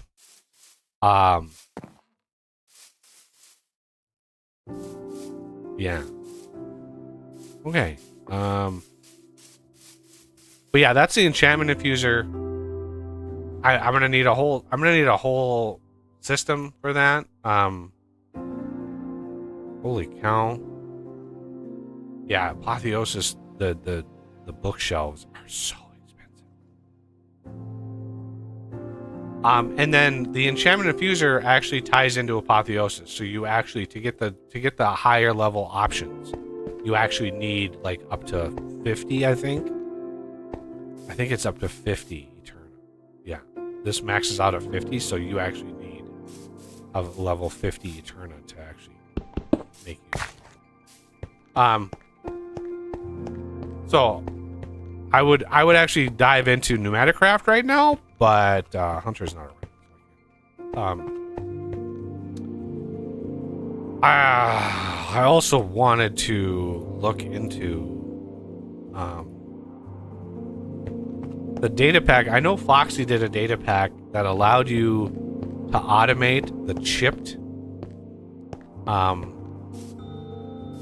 chipped recipes, right? It allowed you to automate these because this is it's just massive amount of recipes that you would have, and he did it through the saw, whatever that block is. That's a table saw. Yeah, this thing. Stone cutter. Only it wasn't the stone cutter. It was basically the create version of this that allows you to select. It allows you to select the recipe, which what is that? Rock cutter.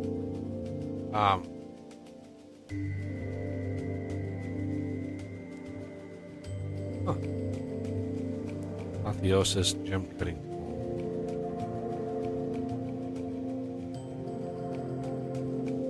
Upgrade gems. Cool.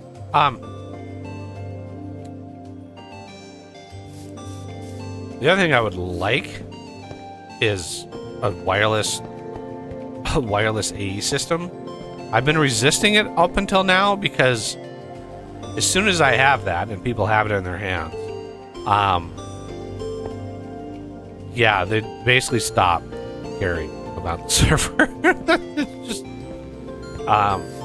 but if I do track down that data pack that allows me to automate, and I'm out building manually like adding or making all these little variants of bricks and stuff.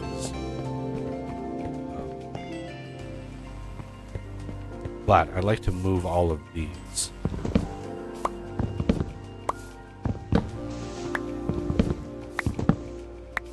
I'm trying to clean up the base as much as possible. So we have carpenter's table, botanist. Why are you botanist table, mason's table, tinkering table, and glass. All of the things.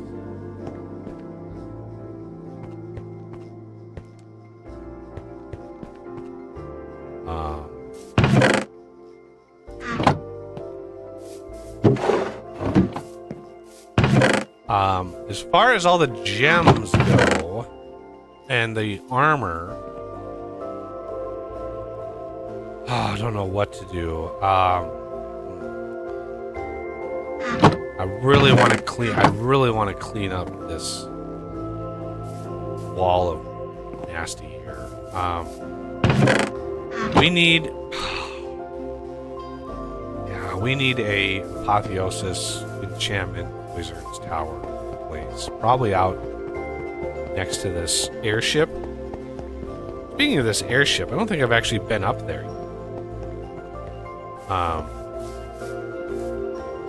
Lot of treasure. Oh yeah. Well, I like treasure.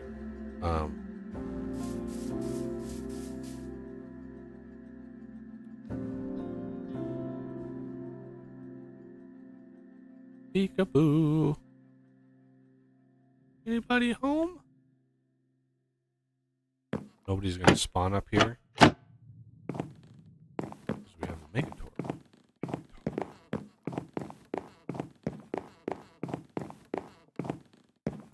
Yep, that made it pretty easy.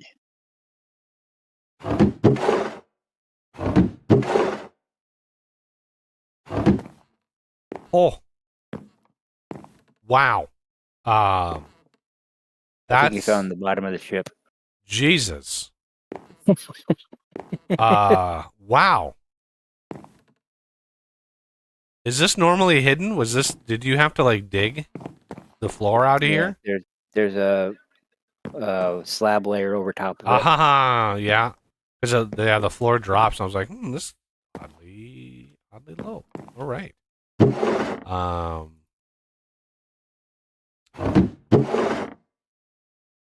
Now I know where so much of our stuff and things went. Not that we really need all that much. I'll take the emerald just because it's hard to pass it.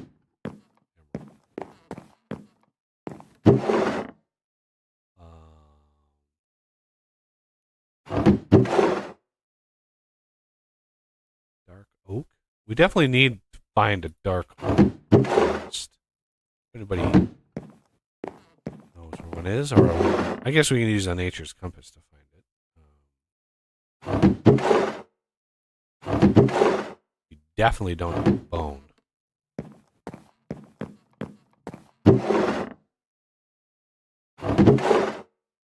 Well, these are some really rich pirates.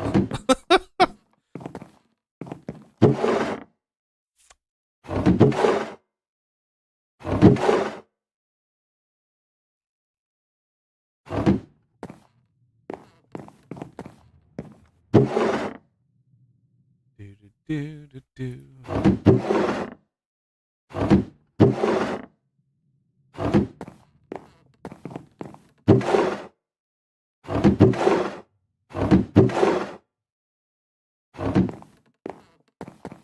Hey, main links. Main links is here.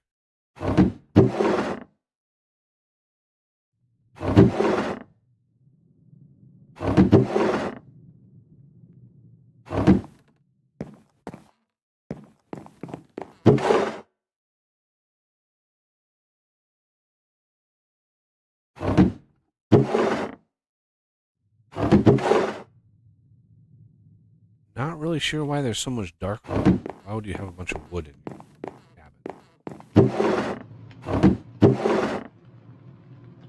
Maybe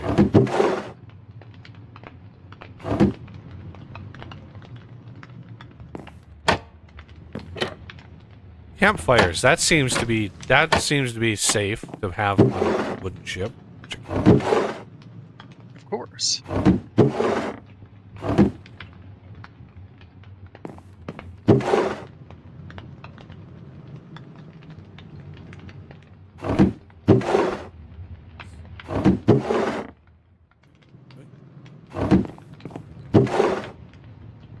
I'm being very, very selective on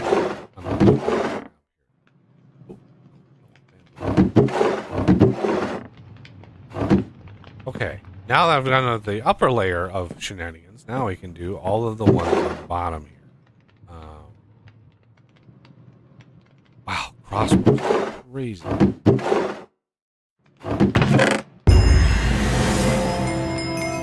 What?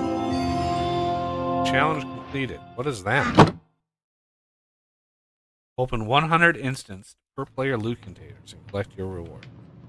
Is that thing that gives yeah, it gives me the centennial, the looting trophy thingy.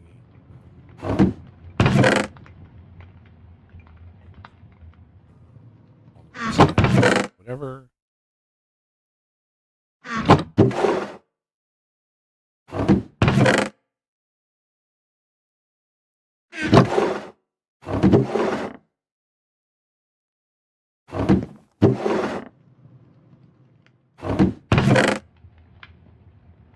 I would imagine in a normal game, this thing gets filled up with some tasty enemies. Just like having this much loot, it must be crazy how hard it must be to get into this thing. Look it up. Like this is a lot of stuff.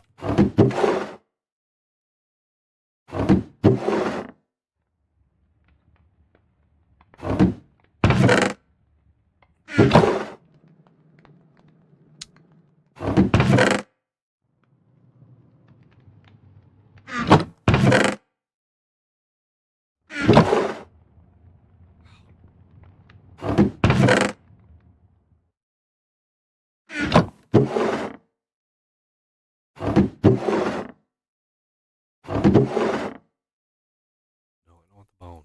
Don't give me your bone.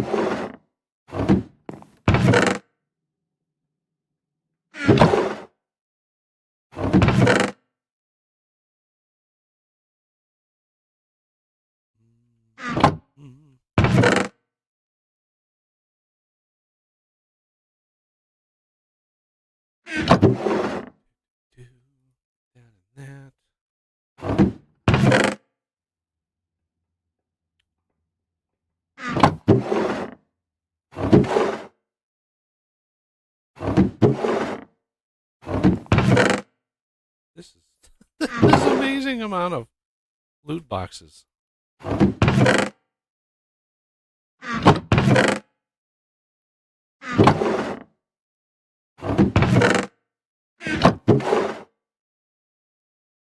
Yeah, it's crazy.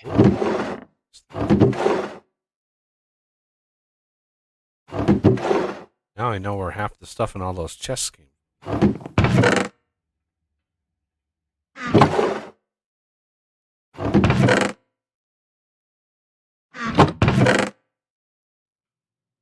Luck of the seas, stable footing, negates the mining. Oh, that is a spicy. Nice. Negates the mining speed penalty for flying. Oh my god, that is beautiful. That is a beautiful enchantment. What does that go on?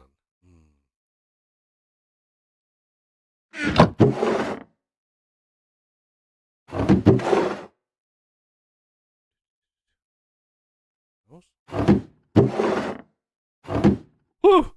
Well, that was a crazy amount of stuff. A little over 2 stacks of gold, quarter stack of emeralds, almost a quarter stack of diamonds. 3.5 stacks of dark oak, half a stack of bottles of enchanting. That's pretty darn good. Now I didn't pick up everything because we don't need the bone and string and all that kind of stuff. Wow.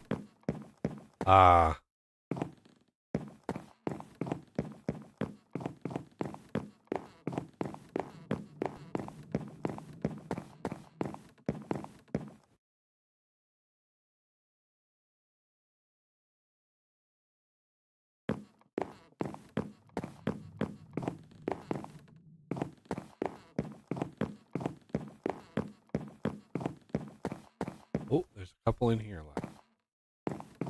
Let's grab those.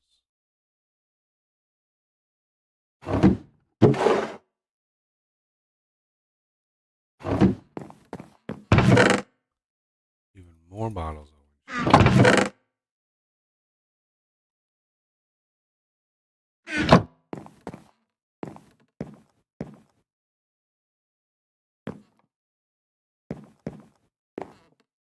This is a nice little base if you can get it. Okay. Well, we could always make a wizard's balloon ship. I wanted it to be a little bit easier, more easily accessible than that. Well, we do have angel rings. I mean, Yeah, just but saying. again, I don't want to. Okay.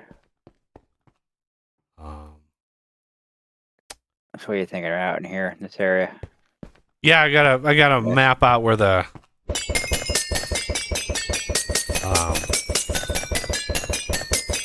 chunks are.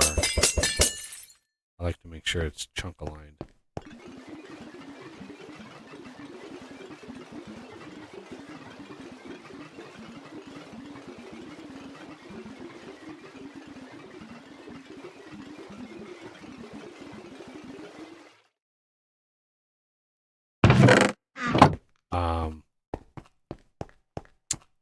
Yeah, because I was really hoping before Arm started whatever that is supposed to be over there.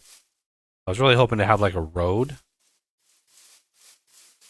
like one chunk level of road. So we'll do F3G, right? So we have the 4x4 chunks of this, and then we have like roadway, and then we have another set of chunks over here. So we do a dirt.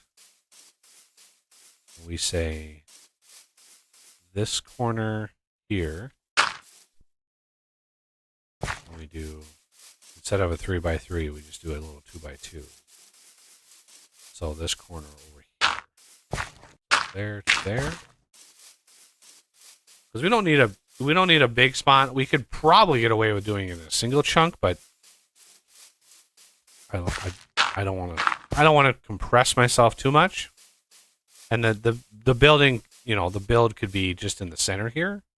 But yeah, having this 2x2 chunk here, that'll allow, pretty good freedom. And then we could just do a circle chart to find a circle that would fit around here, and then build sort of a wizard's tower, sort of a janky, I don't know. I think there's like a natural one that spawns too. I don't know what mod has that, but anyway, F3G again, chunk border hidden. Because this, it doesn't really need to be chunk loaded, but having a nice wide area for like a road, yeah.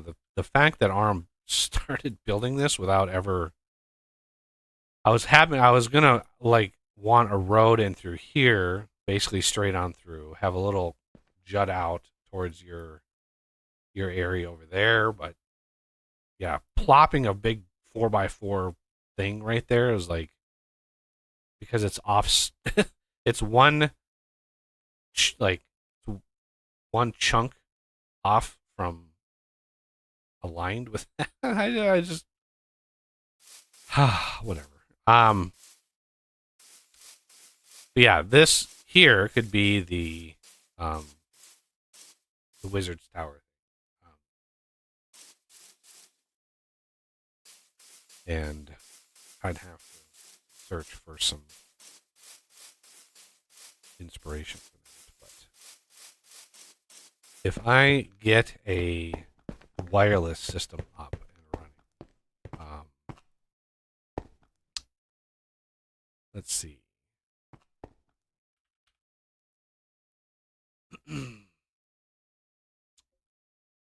We have the wireless terminal.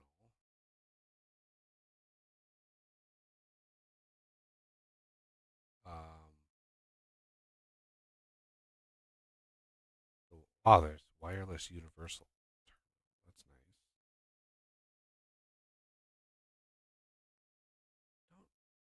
I don't really anticipate needing to encode patterns from afar. I don't really do that. I prefer being on site when I do that. So I never really need to do that. Blue X Pearl.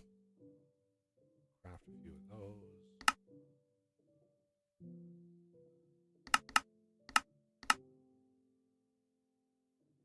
Wireless receiver. Wireless access point. Blue X cable.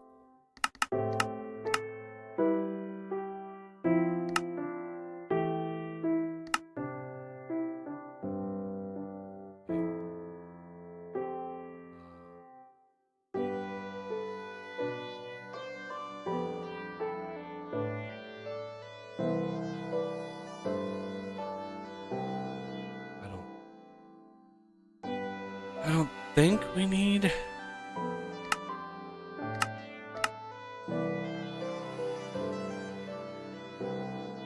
Found a dark forest, by the way. Yeah, how far away is it? About 300 blocks.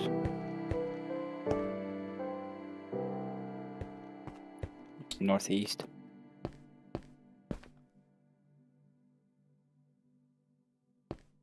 It's not far away at all. Okay, so let's do one of these. Now, set that up. And this gives me a terminal.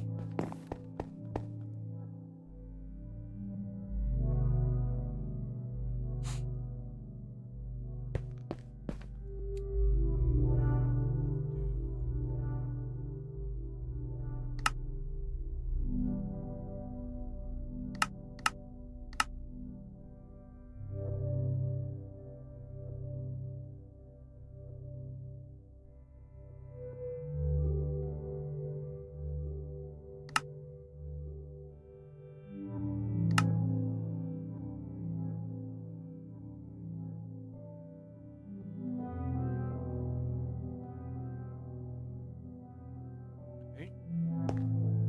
Now,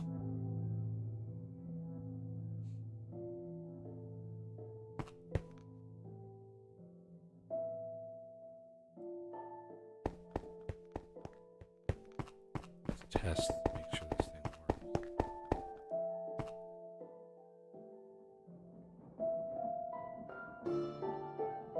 Out of range. What?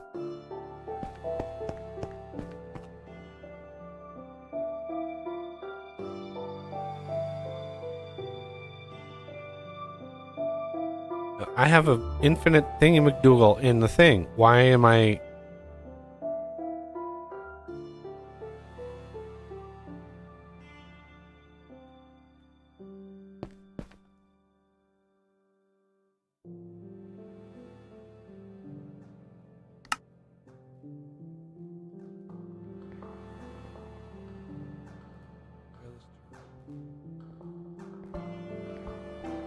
Jesus, do I really need 7 gazillion horsepower?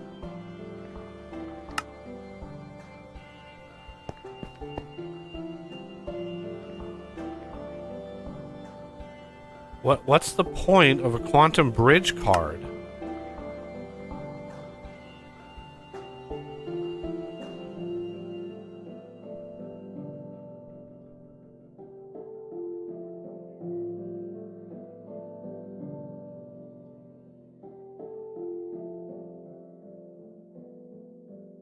What's the point of a quantum bridge card if it doesn't actually...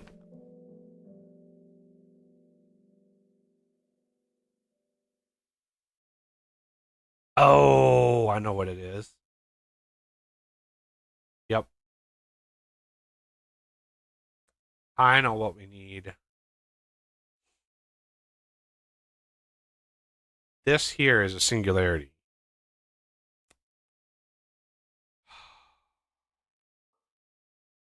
So what? Mainlinks asked if you linked it. Yeah, I linked it. That's, you can see it in here. It's linked. This here. So this is the original way to do it.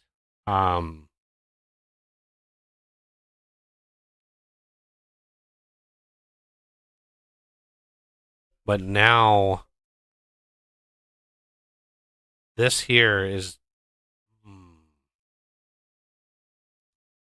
I really was hoping to do this without having to build a quantum bridge, because they're spicy. Quantum bridges are spicy. First of all, we need a 64K thingy, and we need a matter thing. Condenser.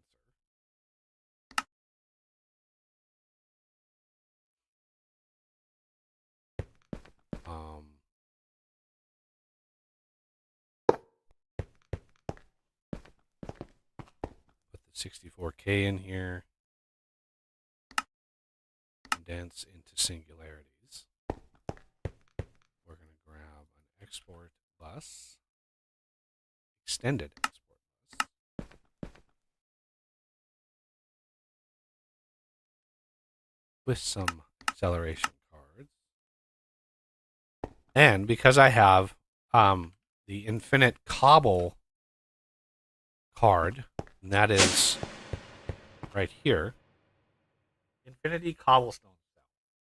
Basically just a cobble gen in a cell. Infinite cobble. We can take this and do this. Come on. Place.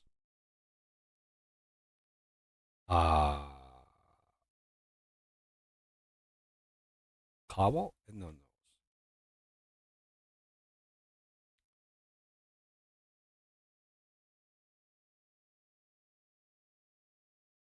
Matter. What?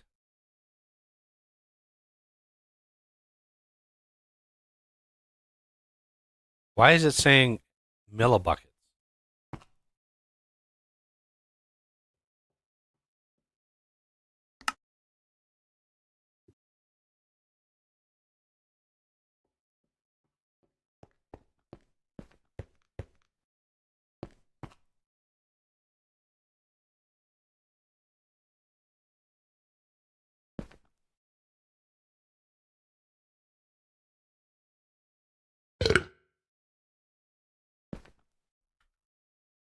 Is there a bug with this?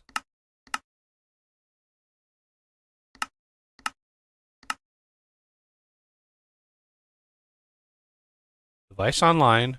Export cobble. This still says millibuckets. Maybe put cobble in here?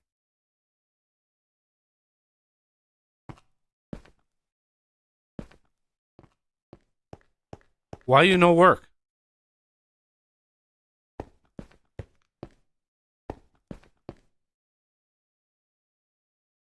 Like, maybe it's... Let's grab a regular export bus.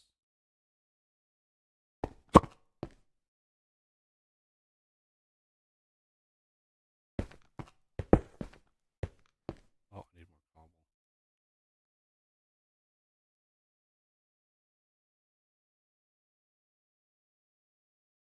There it is. That was weird. Yeah, the extended... Oh, that was an import bus. I'm an idiot. I'm an idiot. ME export. Extended import. I need the extended export bus. That's...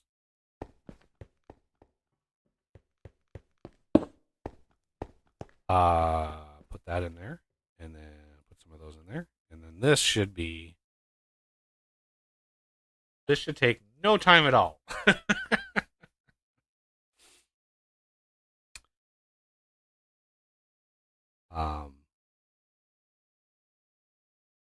Yeah, that export bus, if we do look at cobble, you can see we're not even touching the amount of cobble that we have in there because it's infinite. 256,000 cobble, by the way. That's a healthy amount of cobble. Trophy.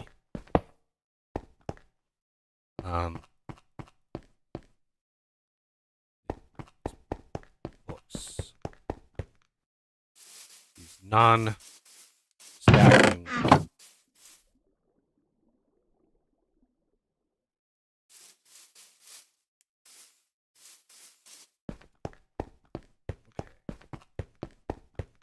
So we want a quantum bridge. Quantum bridge. QUAN. There it is.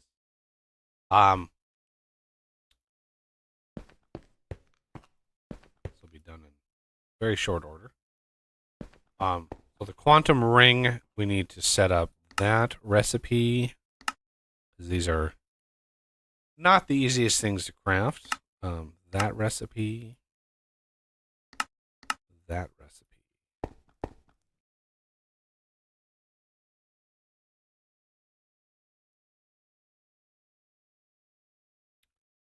So quantum ring, we need 8 of these. We need quantum link chamber. We need 1 of those.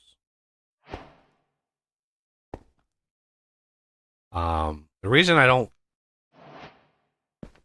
like this is the amount of power these things take is crazy, and we would literally need 1 of these for each person that wants to use it. And okay, to create a connection, place 1 pair of entangled quantum. Okay, what is they're crafted using a reaction between ender pearl or ender dust and a singularity. In the explosive force. So what we need is tiny TNT and an ender pearl, which we have 72,000. So I'm not hurting for those. Make sure we don't have any magnets on. We drop. Well, let's put the tiny TNT down. Ender pearl and the singularity, and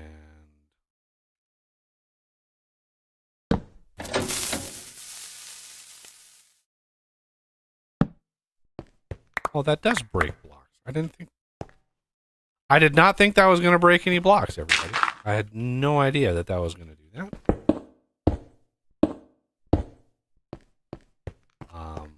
So whoops. But we have the quantum entangled singularity now. So this is a crazy system. I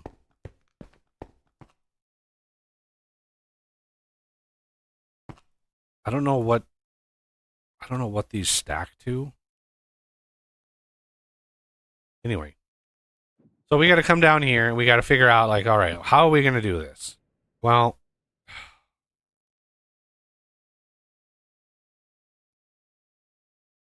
out of range.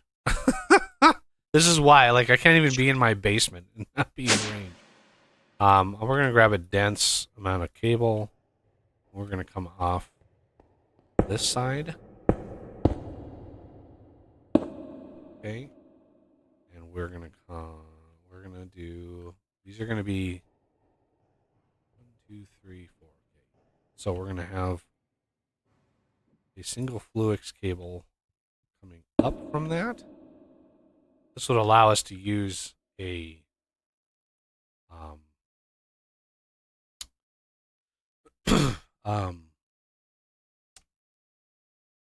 P2P if needed. And then the thingy-McDougal gets built. A little donut shape with the chamber in the middle. You put one of the things in here, and then you open your terminal, and you put the other one in here.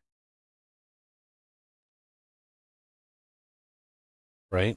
So now, out of not possible, out of range,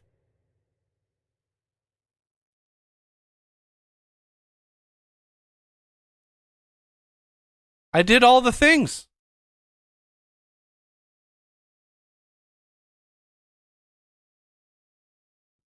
Why don't I see it in there?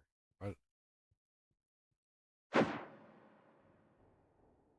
thing is online.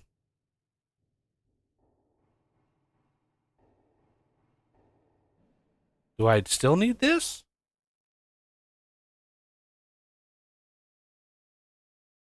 I still need the card. Why? So I need this and the card. That's weird. Okay, well, we figured it out, at least. The only reason I hesitate, because if you look at the power draw of that quantum Duvalaki, somewhere in here is probably quantum ring, passive drain, 198 AE per tick. I mean, and that's for every one of those. So Yeah, it is what it is. This thing here is taking more power than all of my CPUs combined. So it's rather spicy amount of power.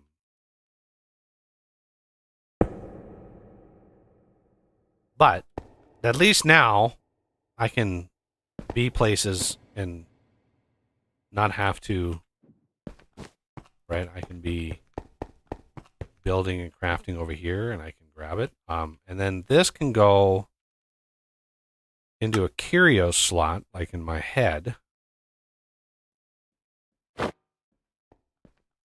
Um,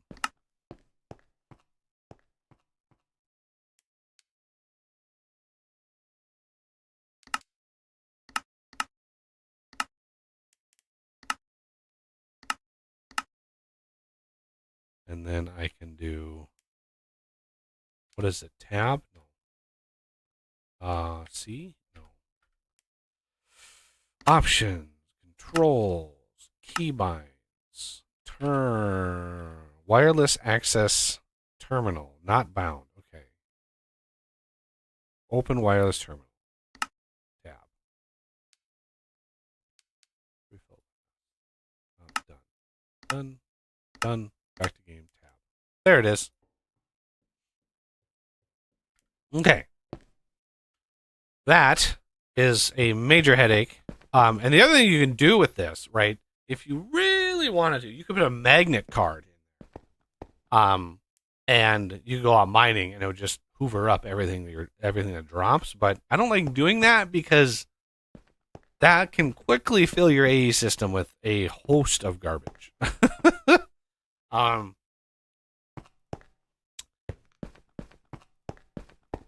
The other thing I wanted to try is, I was just going to ask Renegade's opinion on something, but he's going to be RBI. So let's go, and I want to. I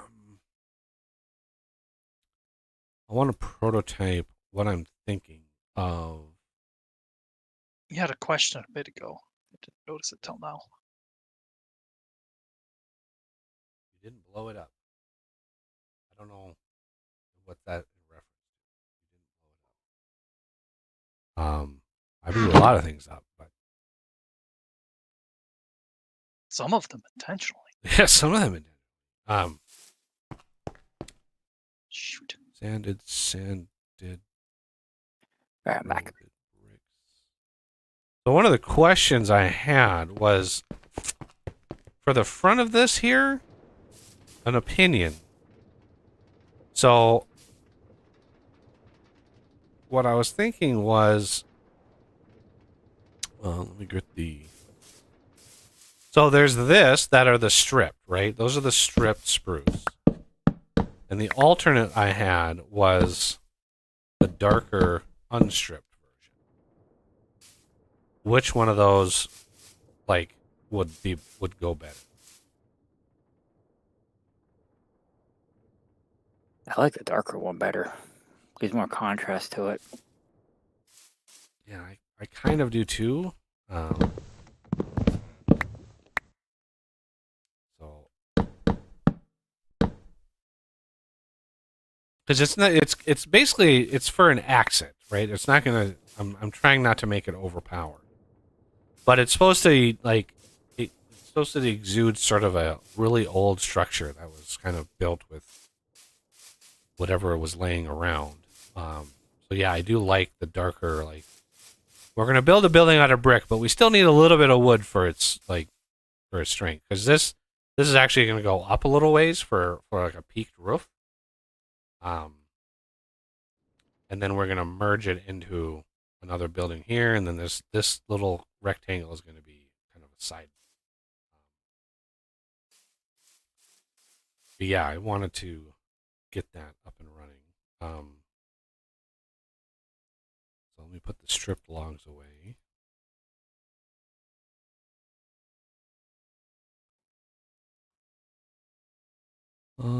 And offset bricks. I like the bricks. I Like that it's named bricks. These are bricks. Eroded, sanded, bricks, etched, offset, weathered. So, now that we have the lovely Infinity Wand,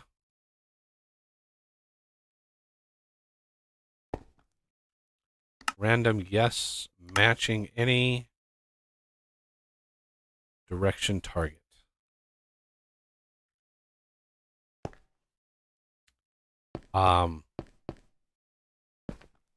So if we just do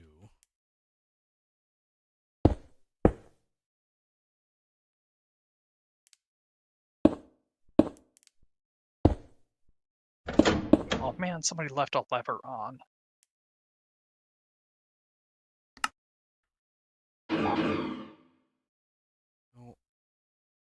do that. Somebody left a lever on. Yeah, the Tinker's construct, the casting basin, with the lever above that was left on. Ah, So it just automatically started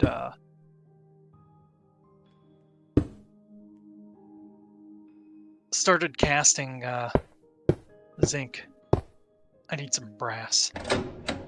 The irony is I actually need blocks of brass, so I was going to turn it on, but you have to alloy it first.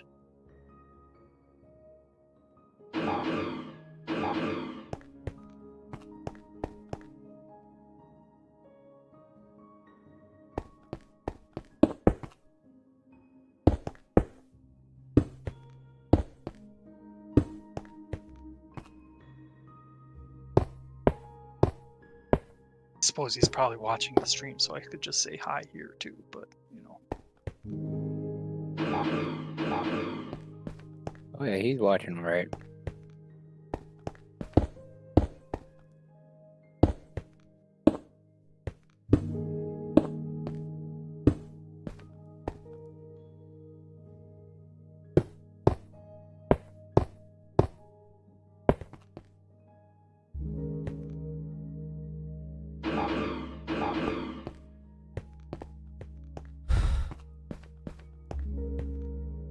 really hard for a human to do randomness, so I'm just sort of relying on the tool. And here's what I was thinking in terms of the windows. So if we get some glass, I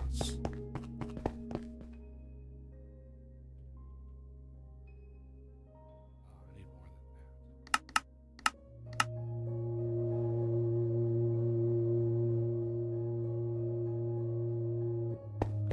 Let's see what.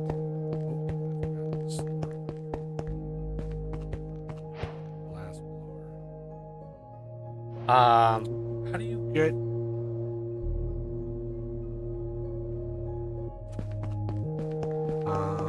What? Different color. What would go well with red? Red brick.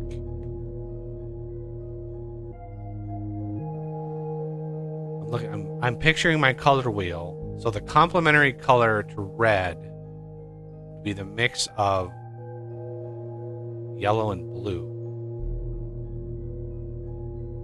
Kind of go reflect on the other side of the color wheel. Red, green, blue.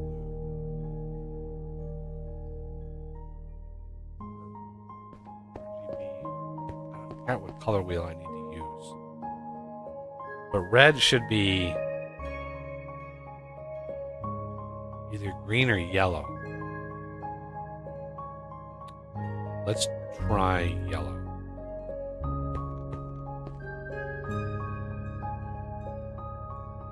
I just want to see what the glass blower gives me.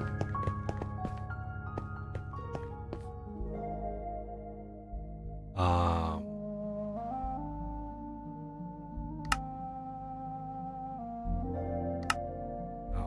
I don't want anything super busy. Arched yellow stain. Ooh, that might be good. I don't want anything really, really busy. Checkerboard's too busy. This one's too busy. Busy. That one's really, really busy. I think like this has just enough arched stained glass, and then we're going to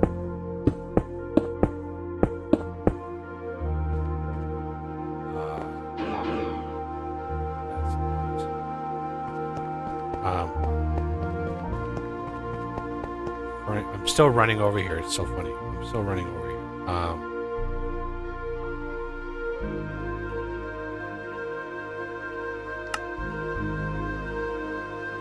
Framed panel. And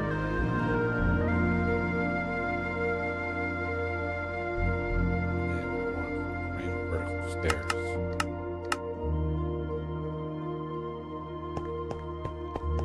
Now I'm thinking.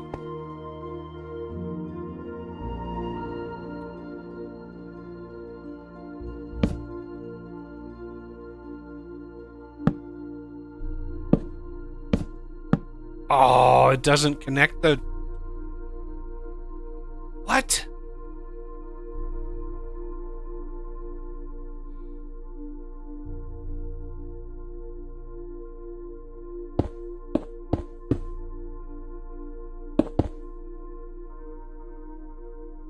It doesn't connect the textures.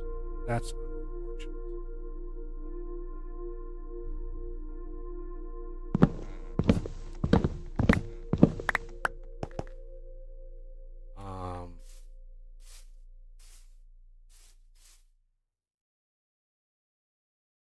Maybe the pane?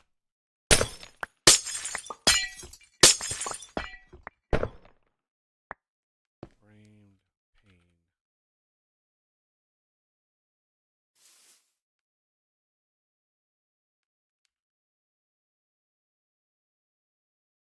Let me try these.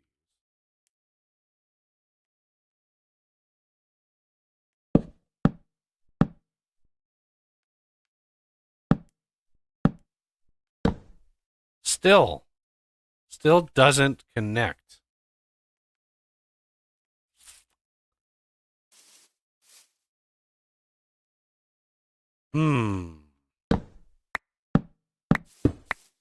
Whoa. What?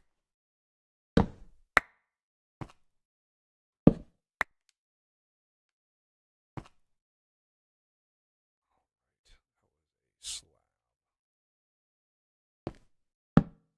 No.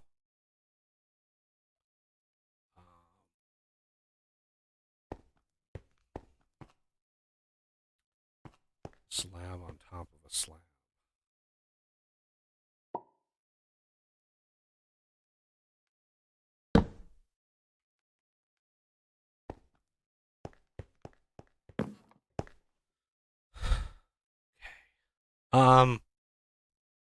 See, I was trying to get something to where I'd be able to do this and then that all the way up my window.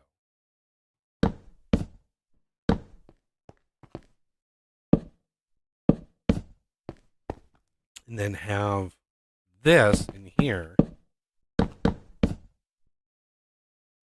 Right?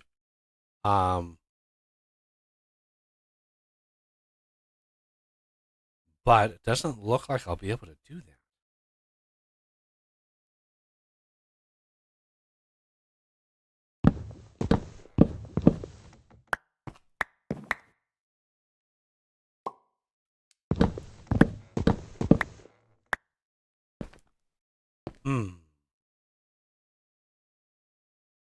How would I...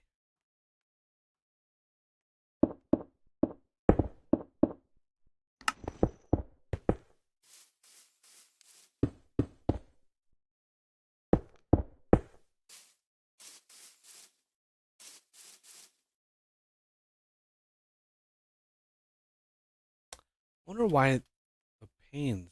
You'd think that the mod authors for this would realize that. Maybe it's just too much code to get that to work.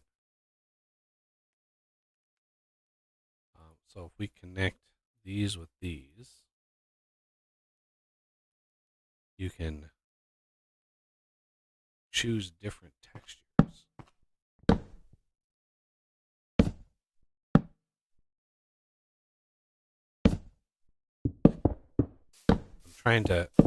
I'm trying to essentially like frame the window, right? So you can take like weathered, do that. Take a brick, do that. Brick.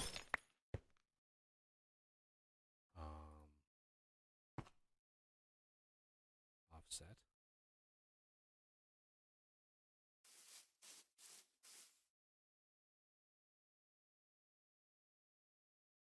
Etched.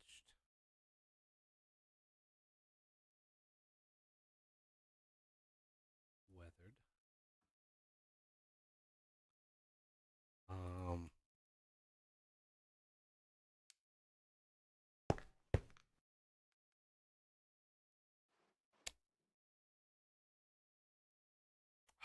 this is just unfortunate.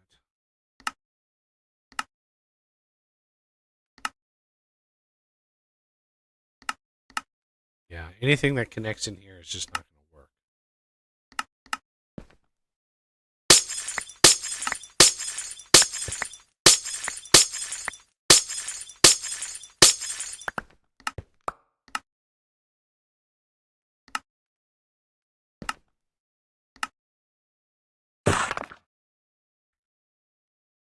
So if we use these instead,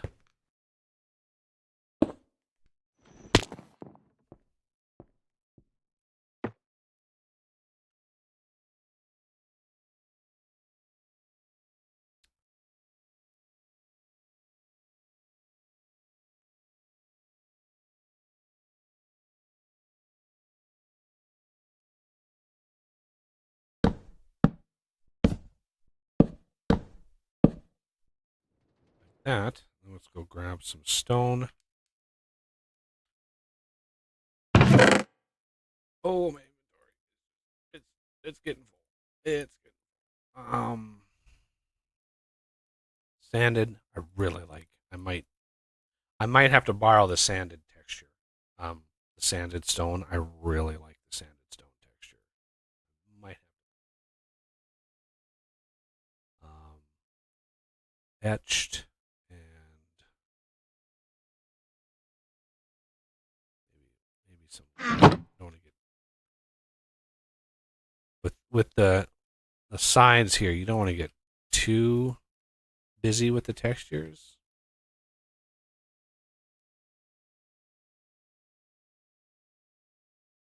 The weathered is just it just adds a little shading to that. Um,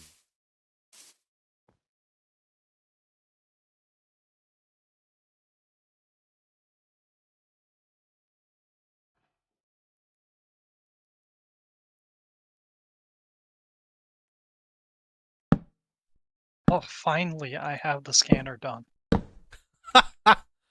wow. Yeah.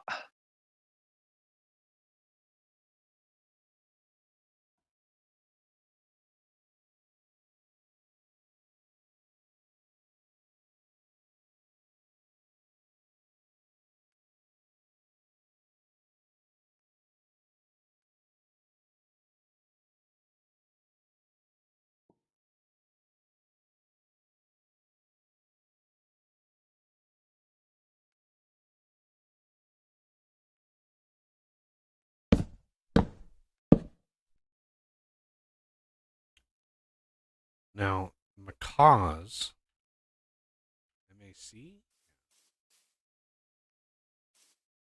macaws, if memory serves, has a set or some. Maybe I'm not very familiar with this mod. I'll be right back.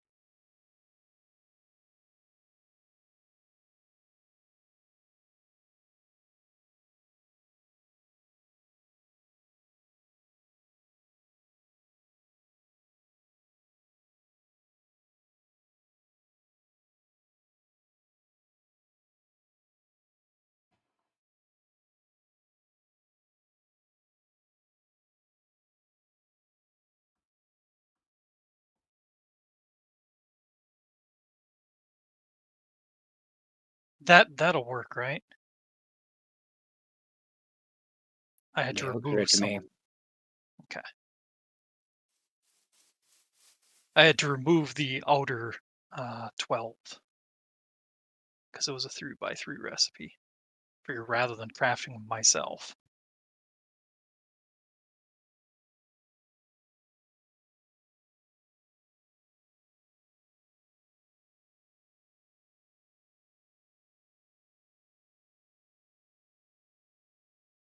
All right. Too much coffee. Always the case. I was wondering if you replaced your bladder with a thimble or something. I've always I was notorious on road trips when we were kids, for having like the need for bathroom breaks more often than like I remember like long road trips, like my older brother able to go basically the whole trip without a bathroom break. And, halfway in, I'm sitting there going, I gotta go to the bathroom, and my brother's just giving me shit the whole way. Of course. Because brothers. Yeah, because brothers. All right, let's make some more dyed windows. I think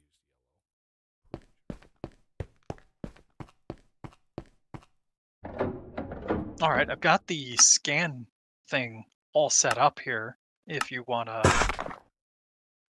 see the first scan, figure do it near the base. Well, all the scan is going to do is the compass on the top is going to point you in the direction of something. That's all that Okay. does. So it would be very anticlimactic if I were to go over and look at it. Be like, oh, it's that direction. That's one of the reasons why I was like hesitant to get into that part of that mod, because it was just like, go this direction, and that's too ambiguous. I like the immersive petroleum way of doing things, where you would actually get an image of like what's below in a 3x3 chunk area around when you scan it. That's immersive petroleum was at least usable. But yeah. Okay, 63 some blocks away. Come over and see what it prints out. And I'm gonna go use the bathroom.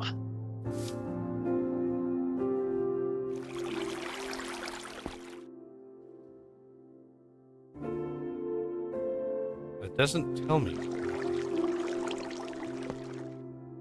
Oh.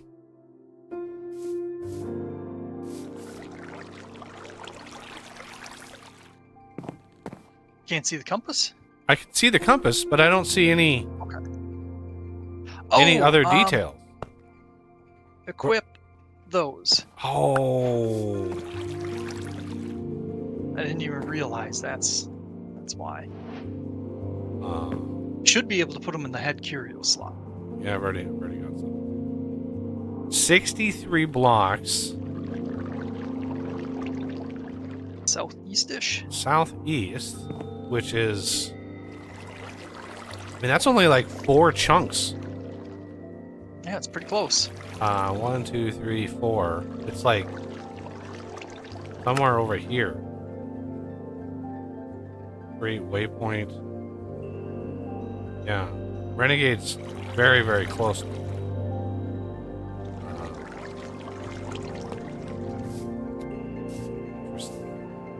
What do I do with these goggles? Go ahead and toss them back at me. There we go.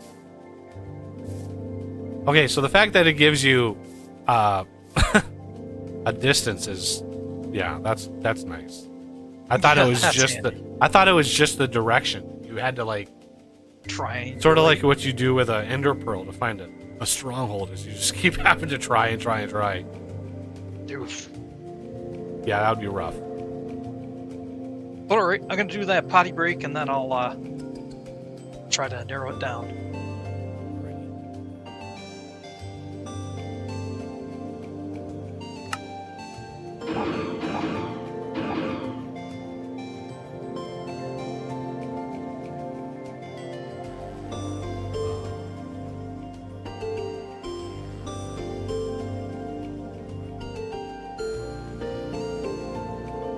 That gives you a little bit of an idea of what I'm thinking. A little bit more design than just a square box. And then I'm going to have to figure out the roof. But the roof I'm pretty sure is going to be Blackstone. There's a lot of variants of Blackstone, and you can mix and match it with various shades, like salt and stuff, to sort of get an industrial looking roof look thing, sort of thing. But I want to get a chest building parts.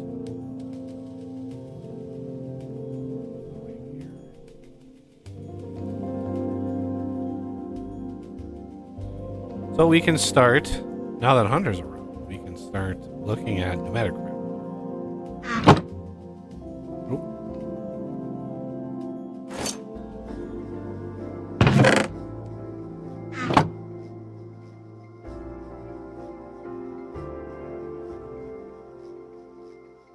So it was kind of ambiguous what he wanted help with.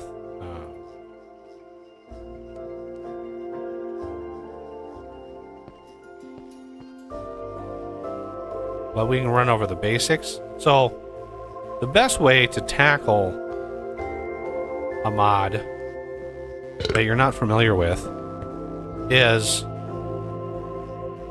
start from the perspective that you didn't loot any of the goodies, right? Because when you start from like all the loot that you got, it throws you into like, oh, what is this for? Oh, what is this for? And you sort of lose the thread because there's a lot of stuff in here. There's actually a lot more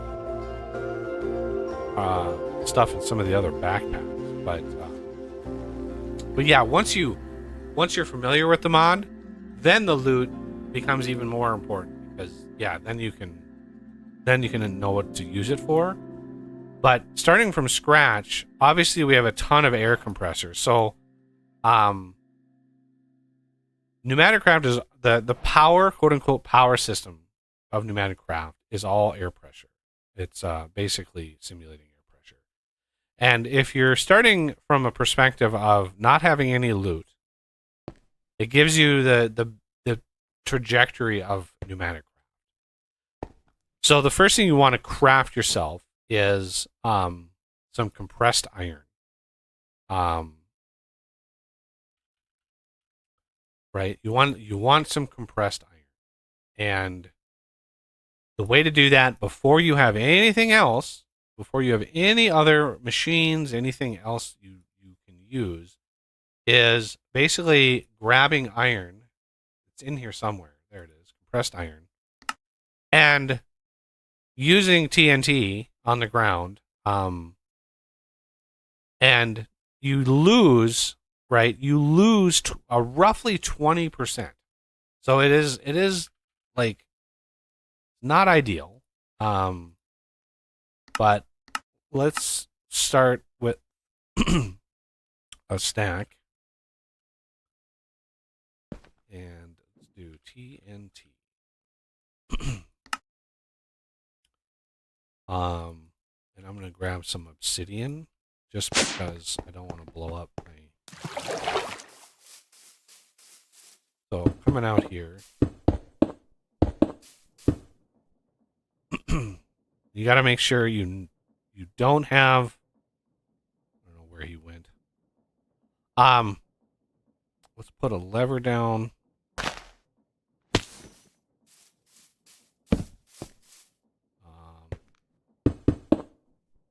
So you put the TNT down. Make sure you don't have any magnets on. And you throw down the iron, and then you trigger the explode. Boom. And that gives you compressed iron ingot. Now we lost 11 ingots out of 64. But it should get you started. You can do, 2 stacks, whatever. I'm trying to be conservative here. And then you're going to want to craft an air compressor right? Which is reinforced bricks, which is reinforced stone, which is stone with that compressed iron, right? So you can craft that, and then the pressure tube is just more of that compressed iron. But I mean, again, you should be able to have a very small system, with just a little bit of compressed iron. And then we want to take. I'm going to use the air compressors that we have because I really I want to take advantage of having a little bit of this. Okay, so you can start with 1, you can start with 2, it doesn't matter. So the back end here is where the air is going to come out of. Now these first air compressors are going to be fuel based, and you're going to want to craft enough materials for a pressure chamber, right? The pressure chamber is the main crafting mechanic of this mod. It is how you efficiently craft like blocks of iron, other iron. It's how you craft quite a lot of different things. I even add a few recipes for the mod. And if you notice this pressure over here, this is how much pressure the chamber has to have in order for the craft to actually happen.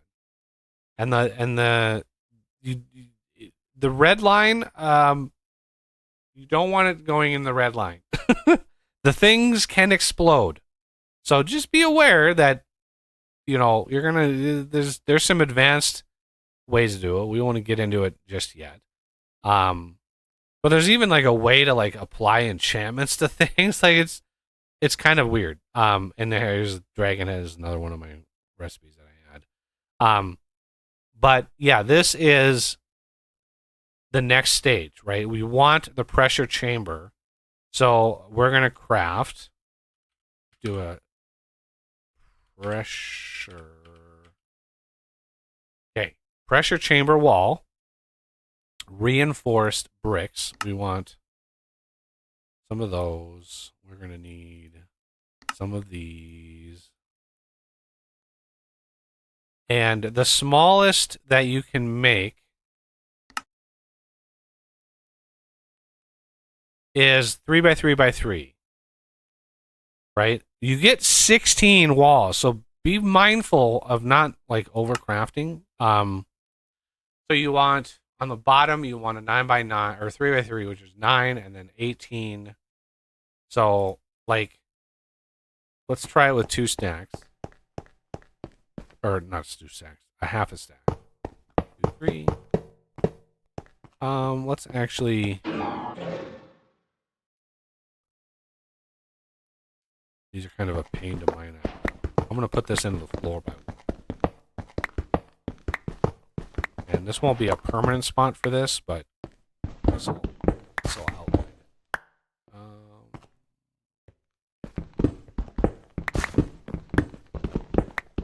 It's just, you don't have to do it like, do it however you want. 3 by 3 by 3 is the minimum size, which is usually a good idea to start out with, because the bigger the volume, this can go up to like 5 by 5 by 5. The bigger the volume, the longer it takes to get up to pressure. Obviously, the amount of space inside dictates how much pressure, how fast it takes to, how much air it takes to build a pressure. So we can do pressure chamber glass. Let's do one of these. We're gonna need a valve. This is I don't know why you get 16 of these per, but it's too many. And then we need 2 interfaces. Oh, we need a hopper. And the interfaces craft 2 at a time, which is nice because you need to. Okay, so where you want air to go in, you need a valve. Wait, is that the valve? Yeah, that's a valve. So air goes in there. Then you have the interface, and you want to place these because they're sided, I would suggest placing the first one on the far side. As you can see the blue there, and then you place this one here. Because blue is input and orange is output. And then on the back here, you can either do a wall or a glass. If you want to do a glass, you can do that so you can see what's inside. But these is how you interact with the pressure chamber. Now, also keep in mind that when the inside is pressurized and these open, they will let a little bit of pressure out. So, yeah, you want to get these upgraded and all that kind of stuff. Secrets of Enchanting. Anyway. Okay, so we want to start building pressure up there so we can start crafting. Now, these are going to use burnables. So just get some coal or whatever, and we're going to put like a quarter stack in each one of these. Why am I hearing...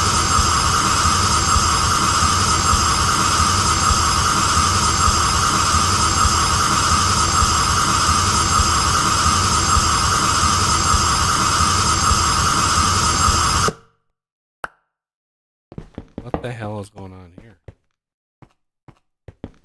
Oh, the valve is sighted? Oh my god. Why is it when you place the valve it places away from you? No, I didn't want it up. Away from me. That was towards me. There it is. Yeah, you're going after it. You wanna put the little hole. There's that. Finished it. That officially finished it. Excellent. I was wondering about that. All right, so now we put that in there. Now you can see the bar. The pressure is going up in the pressure chamber.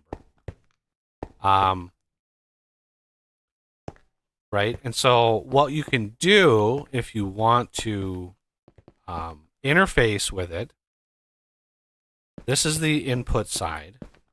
So what we want is something like a hopper, not an omnidirectional. We just want a regular old hopper. Or you can use laser I/O. You can use, there's any number of things. Come on, control. There we go. So we want to shift click a hopper on that. And stuff we put in there will automatically get shoved into here. And then we want a chest on this side. And this will take the things out and push it into the chest. Exporting, crafted, all, yeah. This is a handy little feature where it will export only things that are crafted. Okay, so this now is over a bar. And how much does it take to craft, like, compressed iron? It takes 2 bar to craft compressed iron. So you gotta wait till that crafts. So obviously we don't want these to run infinitely because that would be bad. That would be very, very bad. So we want to regulate how much pressure. We want to control how much pressure is in these. Let's put a little bit more. These early game air compressors are a little rough. They're a little slow, but we're almost at 2 bars. So let's grab. I'm just going to grab like a half a stack of iron. Now, also remember, when you put stuff in here, it's going to be pretty slow. So I would suggest, instead of doing a hopper, which literally trickles things in like one at a time, which is not very good in this situation. What we want is something that does things a little faster. So I am going to optimize this a tiny bit. We're going to put a maxed extract card and then an insert card over here. I just want to make sure when I'm pushing stuff into the chamber that as much as possible is going in a single click, because that will save a lot. There are upgrades that you can apply to these. This little box right here is for upgrades. But you need to progress a little ways into the system first. And so we can put a half a stack in there. It's going to do the whole half a stack at once.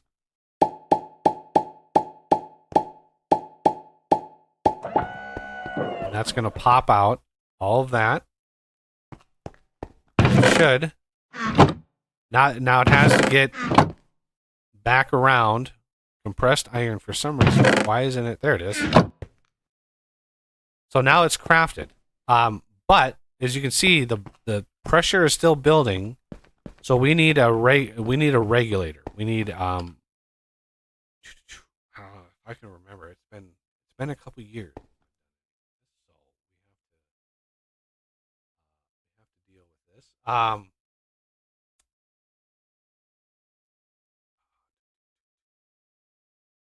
like how the super advanced stuff is at the top of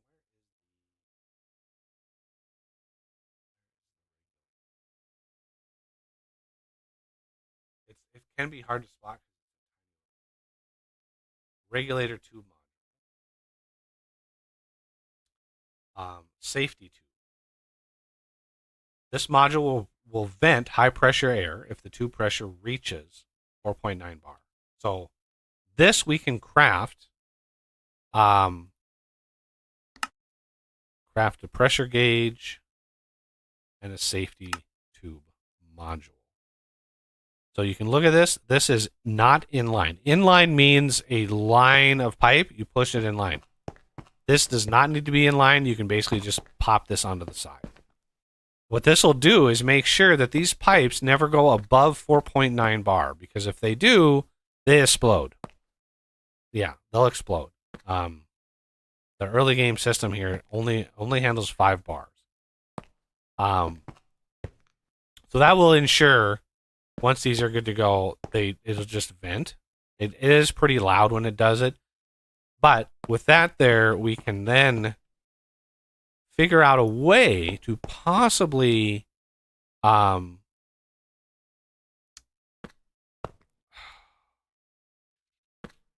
a way to emit redstone. I can't. Oh man, I got a case of the sneezes. Regulator tube module.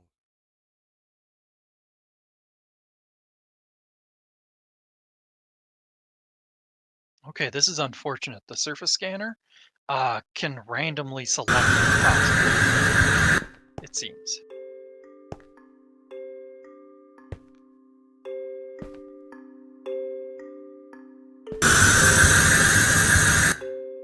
I need to mute that sound because that's really loud, or at least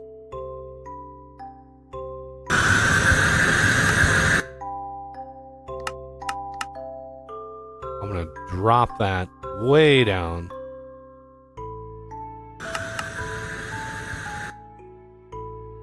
Way down. It's very, very loud.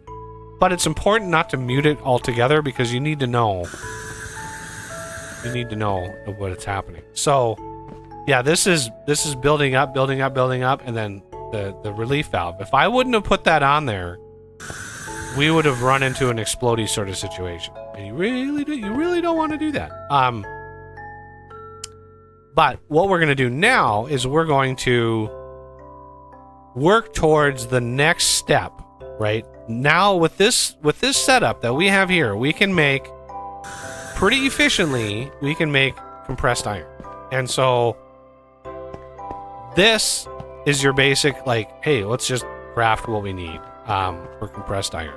Way more beneficial. But there's better ways. There's better things. So we want a couple things. If I can find them.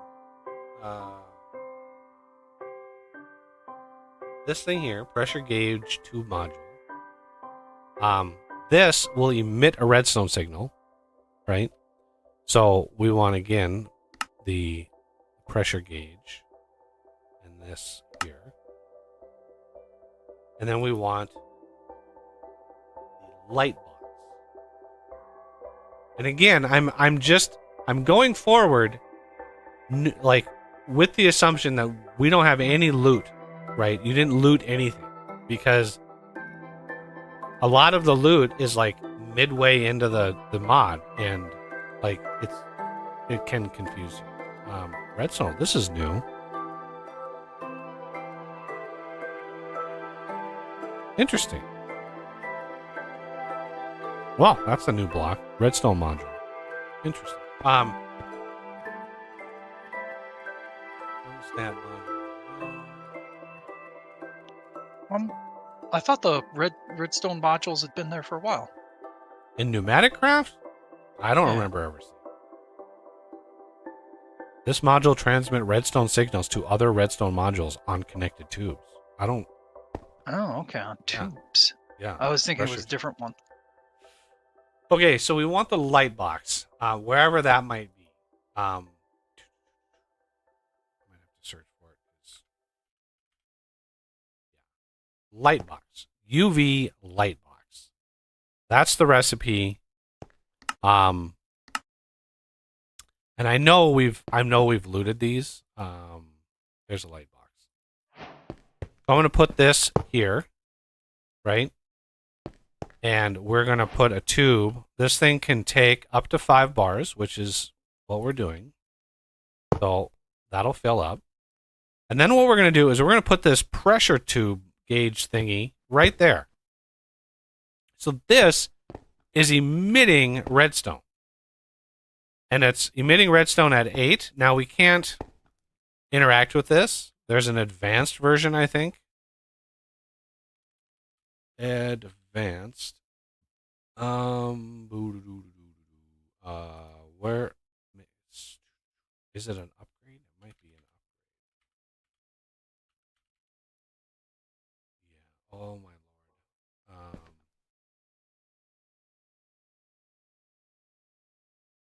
There's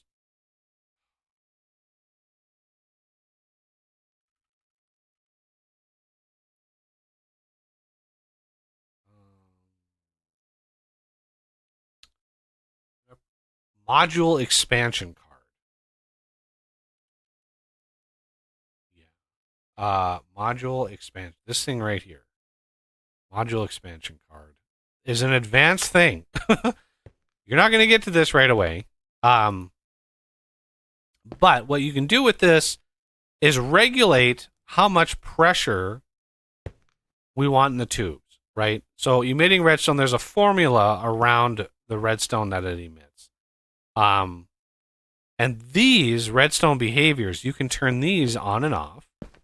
And so we want these to be on a high signal, right? We want these to be on a high signal, meaning they need redstone in order to turn on. And then this, unfortunately, we're going to need... I don't know, can laser IO... I don't think laser IO can do it.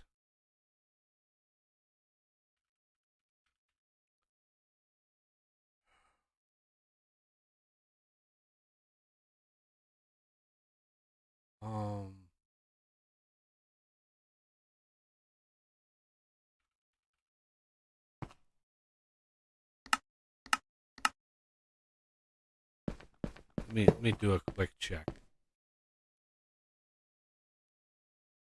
Every time I set this,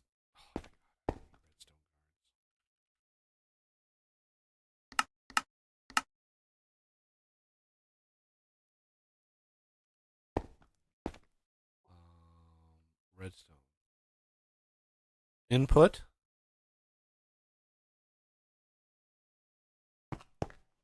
and then redstone.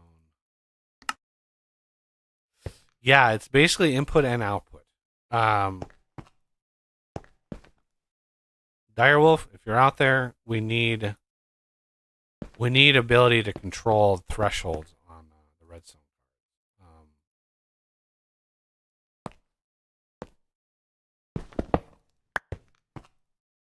Like, yeah, that would be nice. Otherwise, in the early game, you basically do the jankiest vanilla setup. And we're going to switch this to low.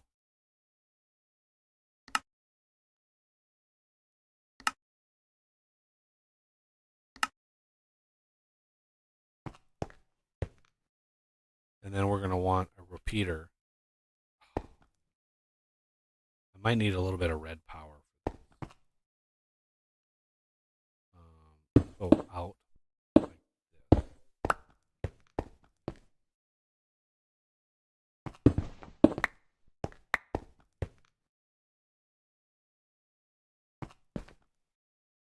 this. Because about 4.5 bars where you want to be. Let me put a little bit of extra in here and see if this pops to 9 after 4.5. Yeah. That's perfect. Okay, so let's do a repeater.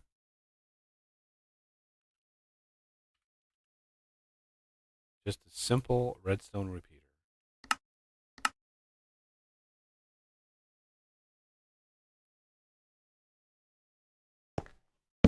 Like that. I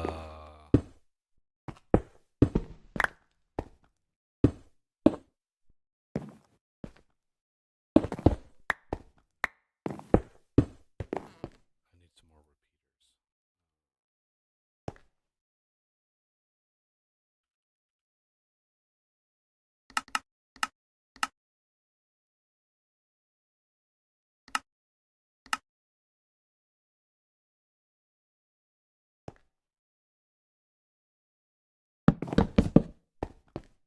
Okay, now we should be able. This should not burn another one once this runs out. It should stay quiet because it's getting a signal, so it should turn itself off. So now you can literally like put coal in there. So now basically this system here kind of regulates. And if the pressure drops, these will kick on and then it'll go up, but you still want the safety valve on there because it'll burn through the entire coal and then stop. Right? So you can even change this a little bit more so it has to drop even lower. But the next step is the UV light box. This thing is crazy. In the early game, this is the rough part. This machine exposes empty PCBs to UV light, making them ready for processing in an etching tank. The longer you expose a PCB, the better the chance the PCB will be successfully etched. But note that also that progress becomes slower as the process continues. So, did they change? I just want to see ETCH. It said etching tank. Did he?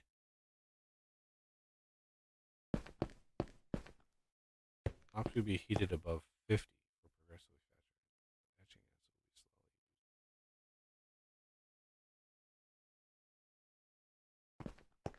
Extract unassembled PCBs from the sides and failed PCBs from the top or bottom. Oh, interesting. They've changed a little bit. The etching tank is new.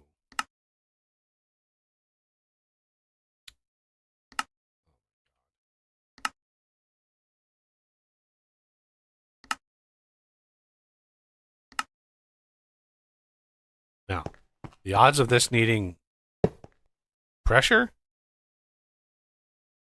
does not. It does not look like it needs pressure.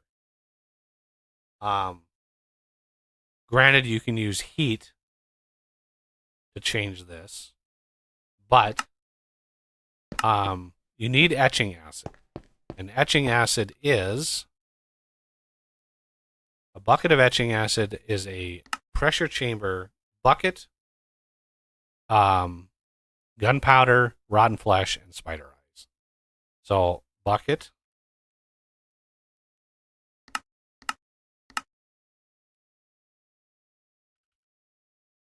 I think we needed 2 rotten flesh.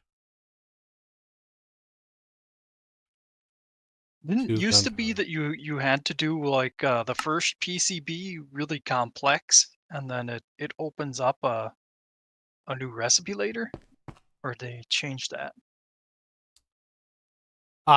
No, this is still the hard way. The etching Okay. acid, the UV light box. This is 100% what it's always been. Because there's 4 different ingredients, this thing has to cycle several times. And it's going to pop the stuff in there. And hey, Vyas. Hello.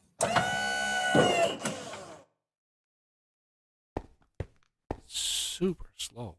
Jesus.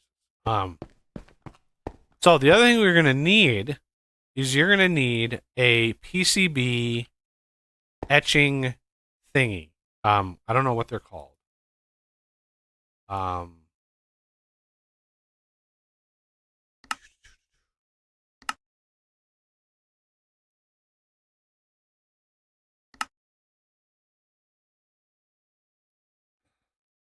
What are they called?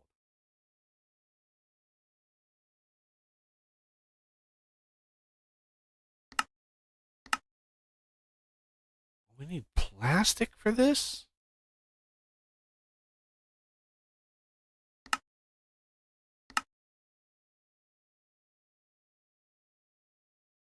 Oh, that adds a wrinkle.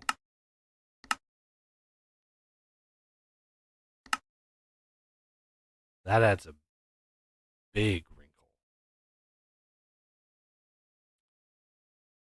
Finkel?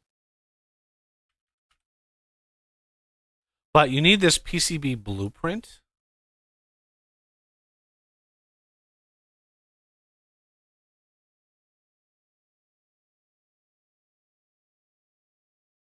Which you get either from trades. You can trade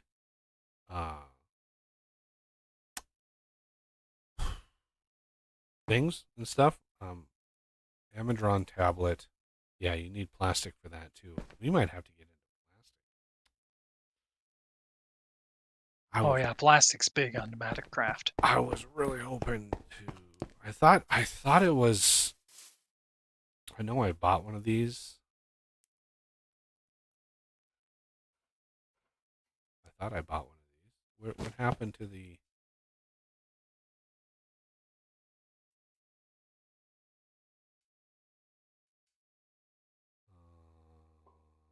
I could have sworn.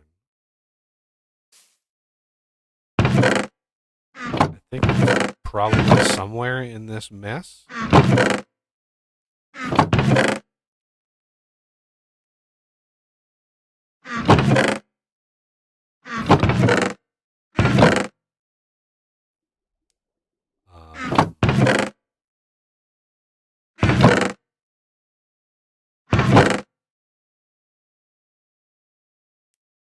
What happened to it? Somebody take it and just like put it somewhere and not. This is what it looks like. PCB blueprint.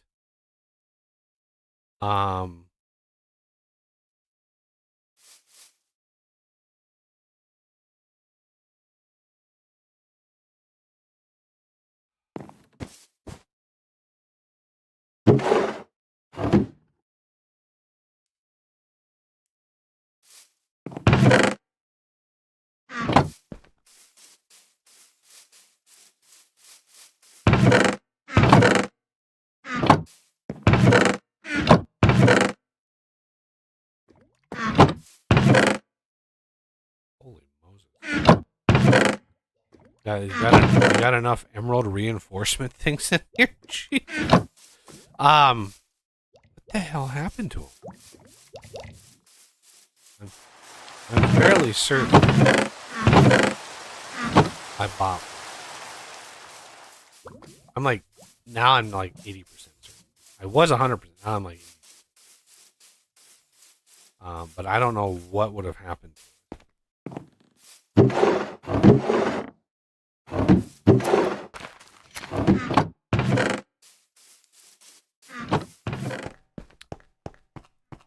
So, let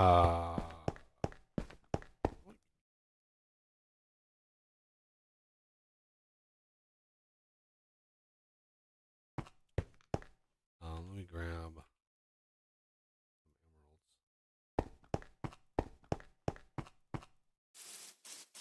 and go 2 kilometers.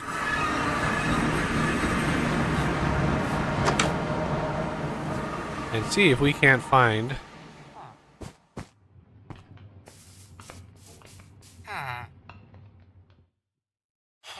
No, he's not.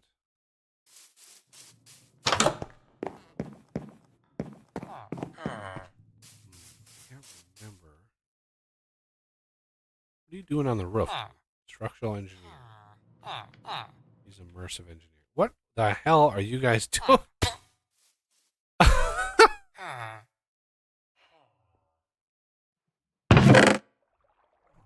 you.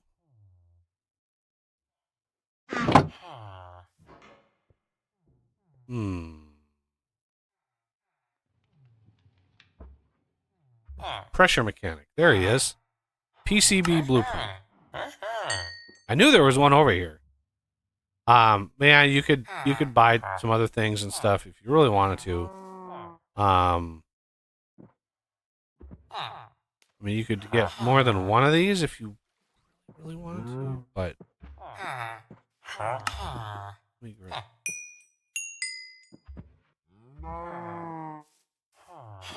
Logistics core? What?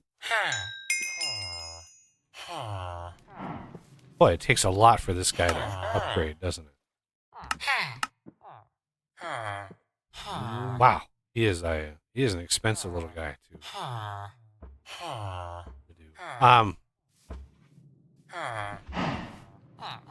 But anyway, I could have sworn I had purchased that before from that very guy.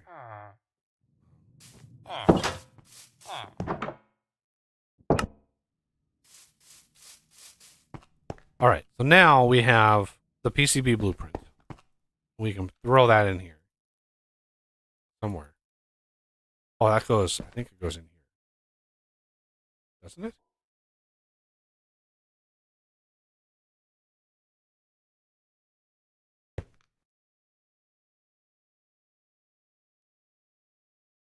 Or does this thing? Oh, it's used in the craft of the. Okay, that's what happened to it. It's used in the craft of the UV light box. So we have an extra one. That's great. What else do we have in here? See, now that you kind of have a little bit of the understanding of how this starts. Holy, do we have enough pneumatic wrenches? I think we have enough pneumatic wrenches. Yeah, you find those in the villages. There's just so we have what 14 pneumatic wrenches in here. And advanced air compressor. Oh, yeah. Again, I'm starting from baseline here.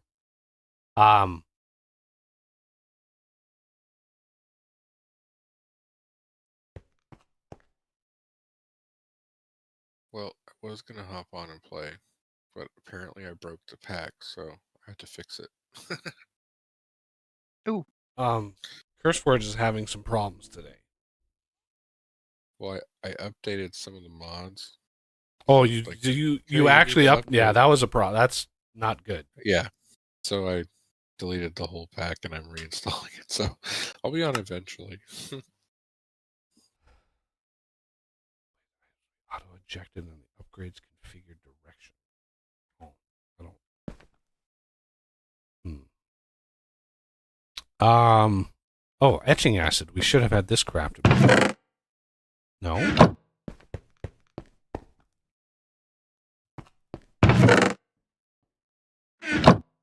Why aren't you inserting the bucket? Game?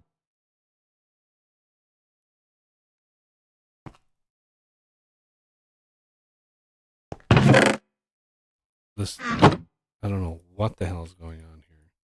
Why can't I put the bucket in there?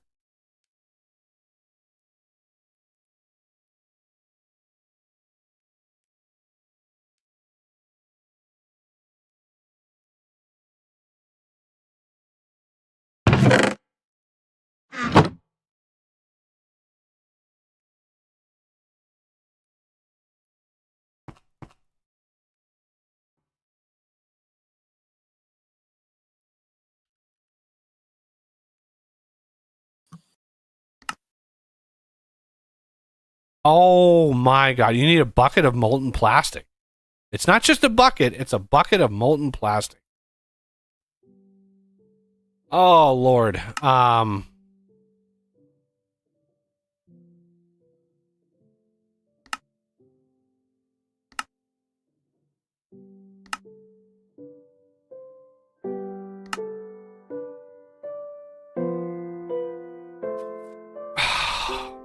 This is brutal.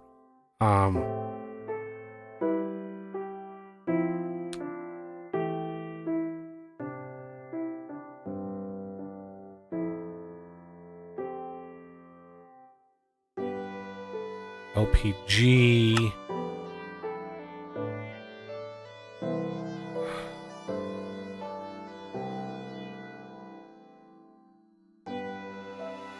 Okay, so the oil.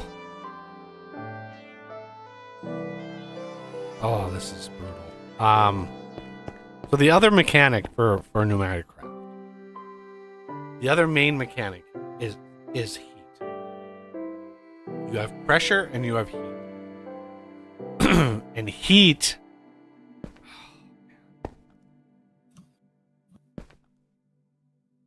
Yeah, this is.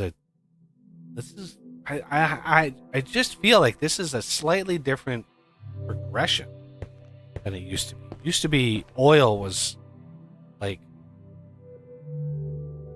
it wasn't the next, like the second thing you did. It was like the third thing.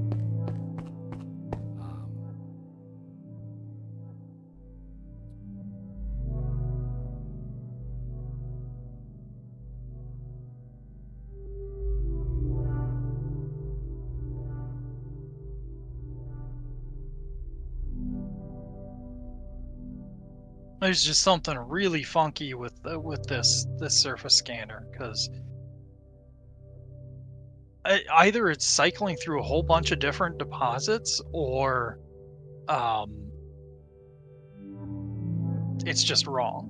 Because I was, I think, 6 blocks away the first time I placed it. And then it said I was 3 blocks away, then 5 blocks, then 9 blocks, now 18 blocks. And I've been going in the same direction.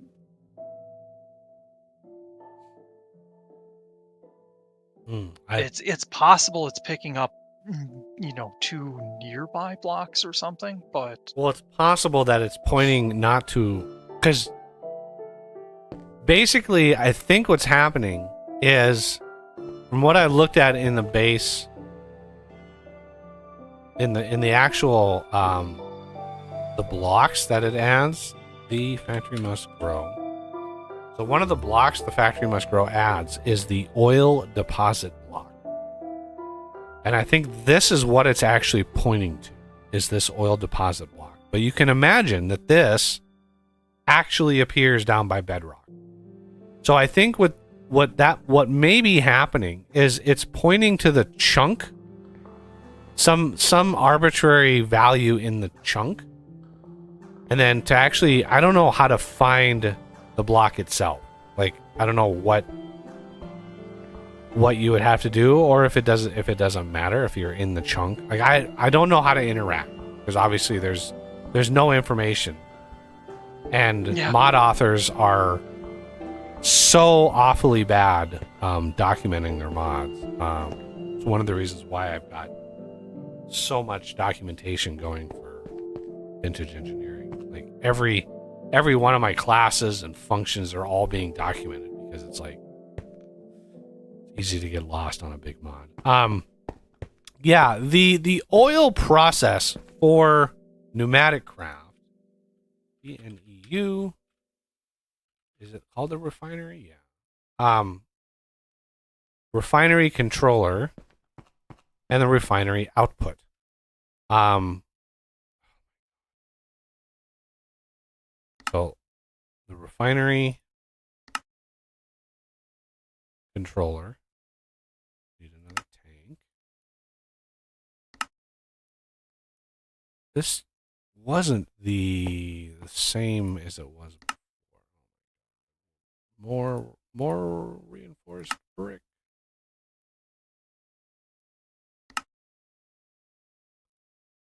Now I think you can get away with just doing like one. Let's see. This is actually changed since the last time I played, so I'm kind of relearning this as we go. I'm gonna remove. No, I don't want to remove the tube. All right, where is the?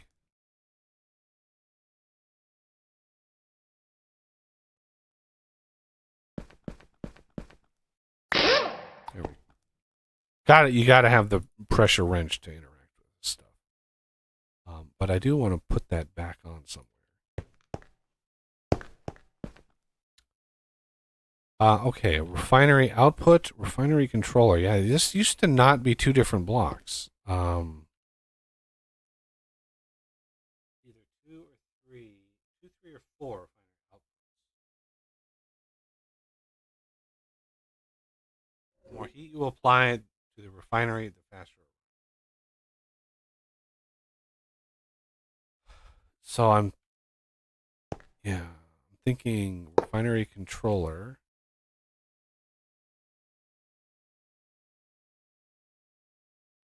2 to 4 refineries. So I need another one of these.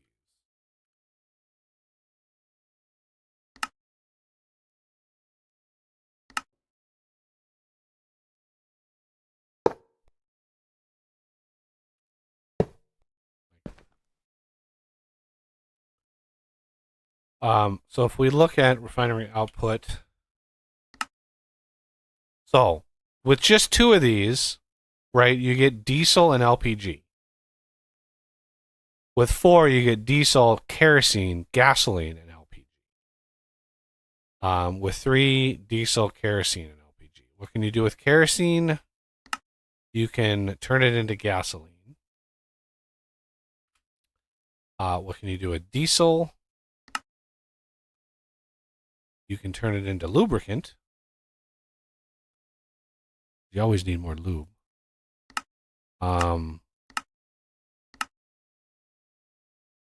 You can put it into you can put it into a blaze burner and it would superheat the blaze burner. I'm wondering if you can use a blaze burner to heat the refinery. That would be glorious. I'm gonna. Somebody have a blaze burner? Somebody bring a blaze burner. Yeah, I got. Henceforth. And make sure it's in my backpack. Yep.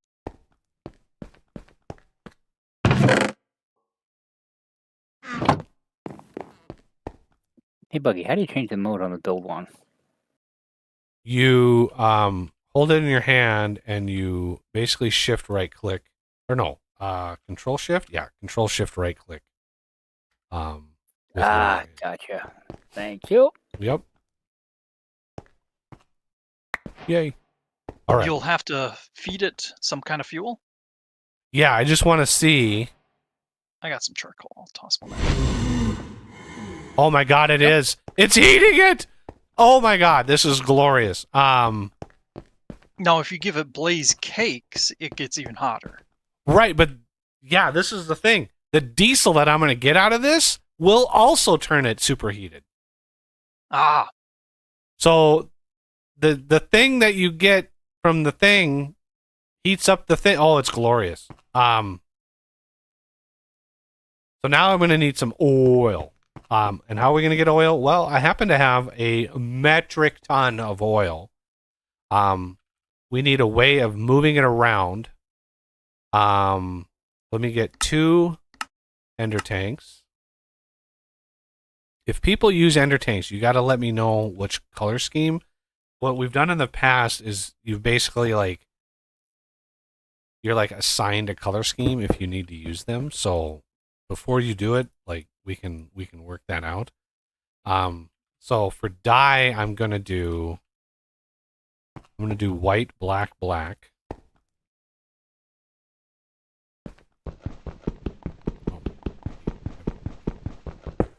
I don't know why they make these so hard to mine. Okay, and then down here. Oh, how's my gold miner doing? Oh, we're up to 6. Remember, we need 2 stacks. So this is my oil coming in. And we have quite a lot of it for reasons I'll get into in a second. But this here is my bank of oil. So if we want oil elsewhere, I can do this. And then this is probably, I'm guessing, output on black. Yeah. So this down, fluid, output on black.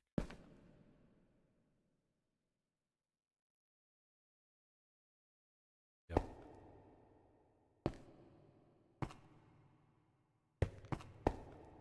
Yeah, we have 23,500 buckets of refined fuel. We have a plenty of refined fuel. But that oil, now we can come in here, and I don't know, is this really sighted?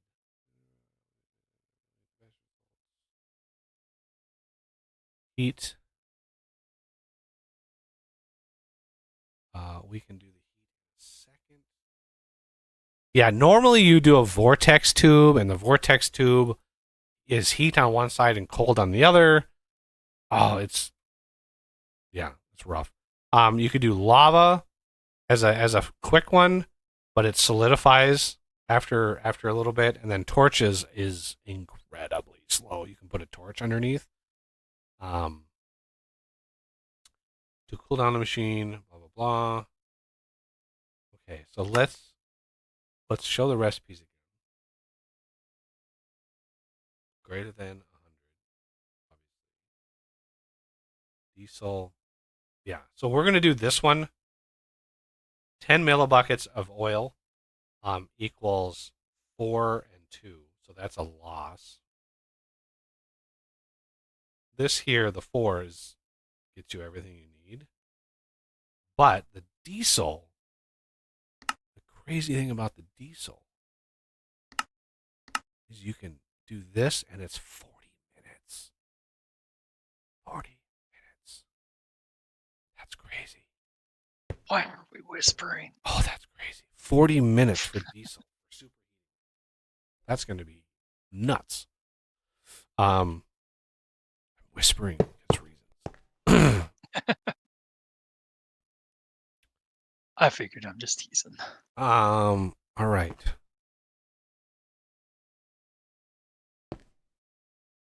So yeah, I think what I'm gonna do. We're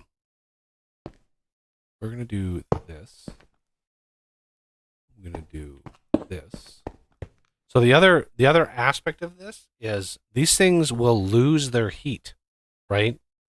So you can I'm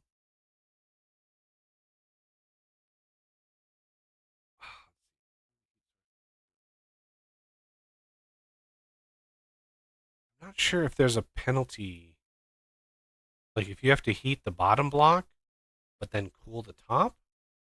But if memory serves, you want to surround you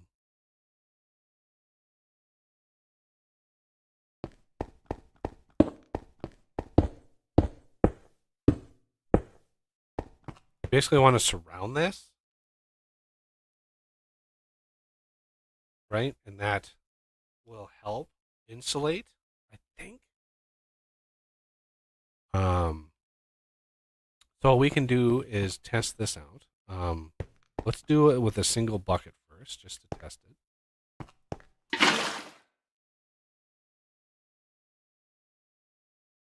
Requires temperature greater than 100. So let's grab a block of coal for a bit. See what temperature this gets to. I have no idea what temperature these things reach.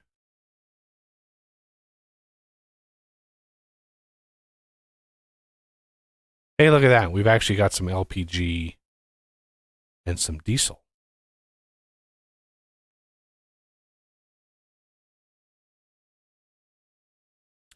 So,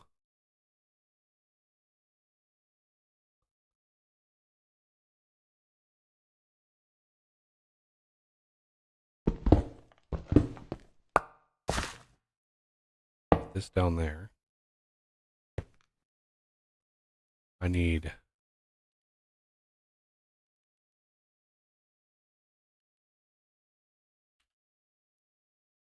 let's get a couple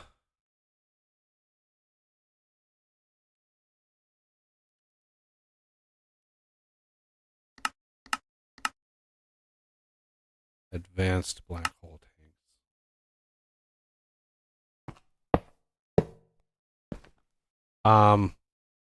What color? So diesel is an orangey orange color. So let's do fluid orange extract. And then LPG is a yellowish color. So let's do this.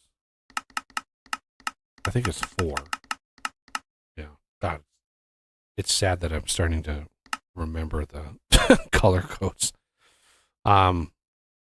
This is on extract. This is on extract. So this top one is 4.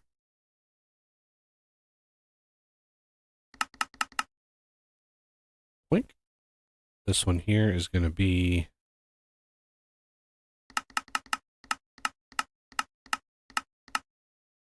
I don't remember this one. Oh, I went the wrong way. There. Okay, and then we want another extract here. This has got, wow, I should not have used a block. So this, we're going to have a fluid extract on black. And this one, we're going to have an insert on black. And that should pop a whole lot in there.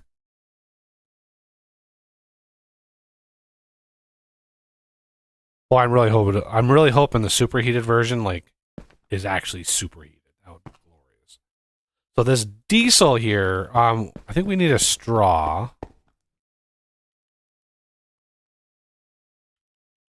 How do we get a straw? Bamboo and a roll. Do we have any straws around? Does anybody have a straw? Didn't even know they existed. Yeah, that's how to interact with fluids. Do we have a rolling mill?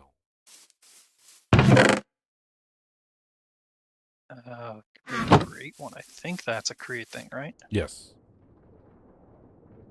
We don't have a rolling mill. I can create one quick.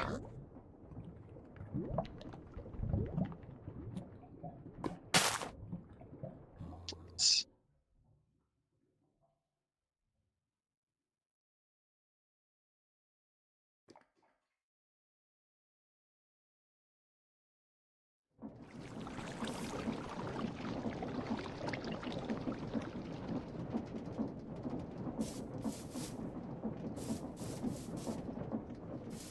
where to set it up now? Well, you just plop it somewhere. Like, it doesn't, like... Oh, it needs power. Yep. It needs Well, rotational power. There is rotational power up here, but I gotta I gotta see what orientation it is. Okay, it looks like you feed it in from the side, so maybe I can just replace the table saw. You could have just slapped it like right here. 'Cause now I gotta. Oh, just put it in the chest, right here. Whatever you're rolling. Other one on this side. Yeah, I already threw it in there. Why? What happened to it? What was it? It should be a straw. It should be a piece of bamboo thrown in there, and oh, it didn't spit it out. Weird. I've got more bamboo if you want me to. Not really sure if the straw gets consumed, but we will see. Okay, so we're going to want another extract here. We're going to do this on red. We're going to put the insert here on red. Yes? No? Oh. It would help if they actually were able to talk to one another. Bingo.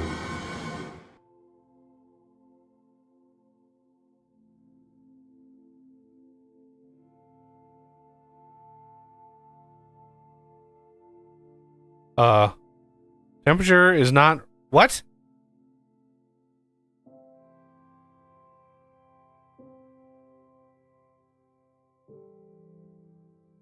Blaze burner with straw is not heating this thing up.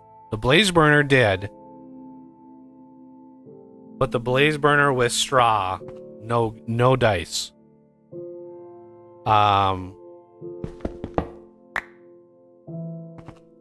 Blaze burner.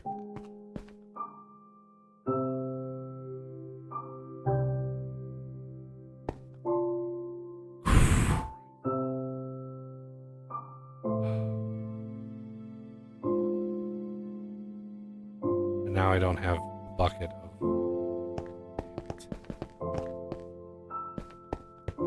Let me grab...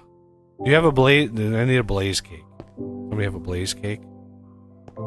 I do not. I haven't even looked into those yet. Those are a massive, well, they used to be a massive pain in the butt to make.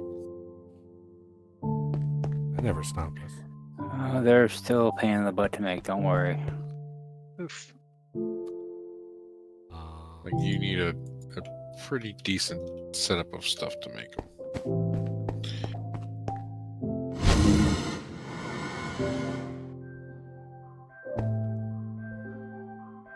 Wow. Okay, yeah. Looks like the start of it is wither skeleton skull crushed up to get cinder flower. No, you can use netherrack too. Ah, okay. Yeah. Oh, there is a few. Either way, it's just, yeah. Yeah, it looks like netherrack is probably the easier way. Do you want us to work on that, or is that... No, I mean, I just thought somebody had one around. Okay. Egg, sugar, cinder flour. I mean, that's cinder flour. We have plenty of netherrack.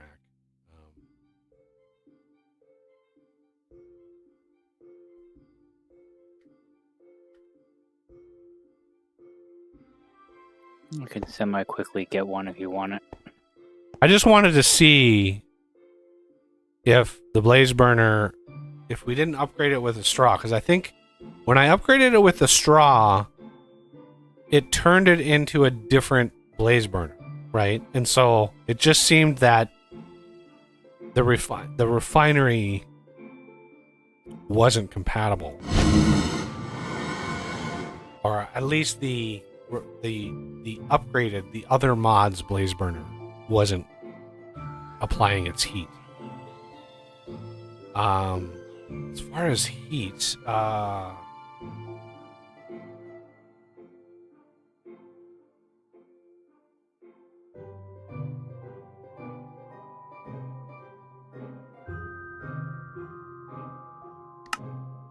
blazing blood. I wonder if I wonder what that would turn into.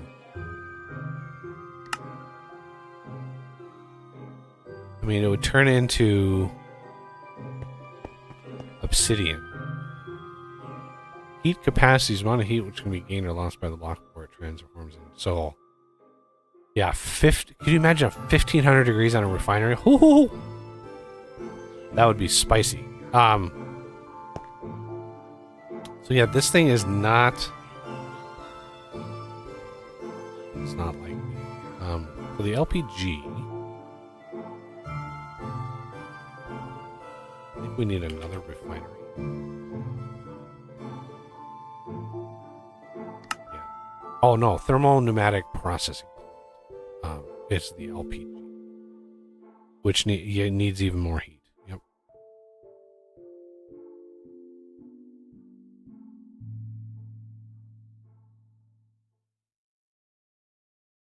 Oh, this is.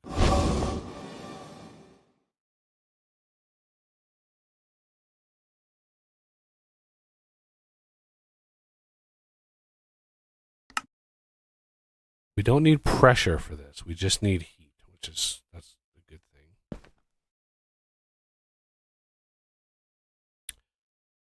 So obviously, this system to pull this and push it in there is not working. I was hoping to get enough for a bucket of this, but that's wishful thinking at this point.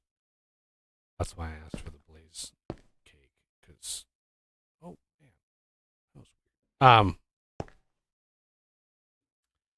So let's take this fluid card out. Take this fluid card out.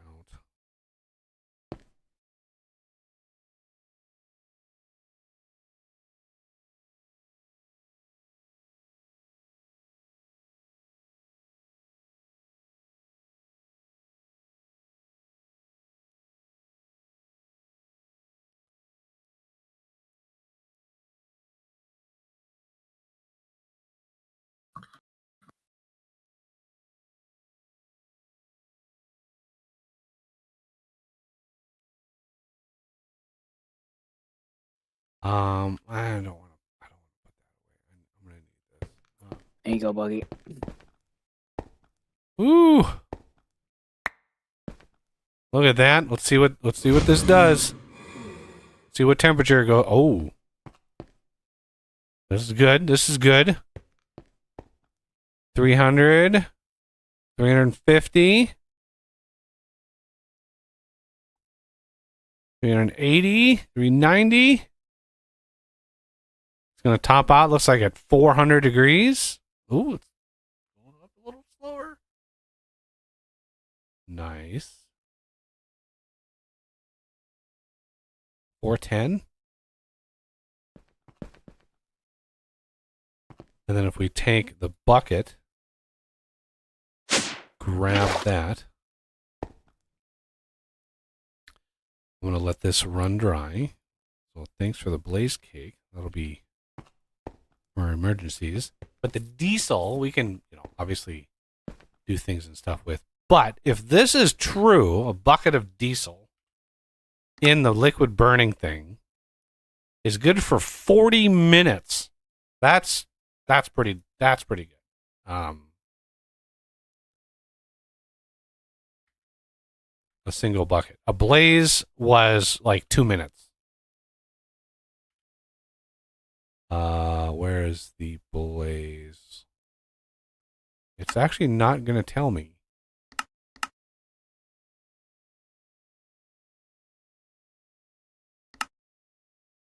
Let's see. 16 minutes for that.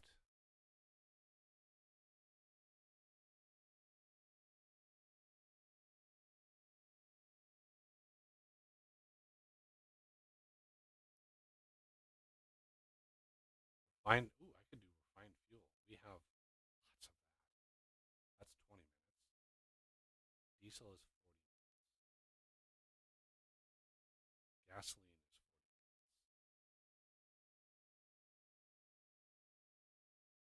minutes. Blazing blood. Oh wow, blazing blood is only regular heated. It's not superheated.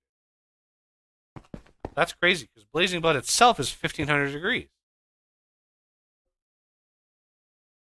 That's an oversight. I could put the bucket underneath and it would heat this thing more.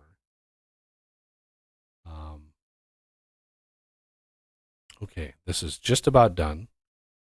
Can I put this away?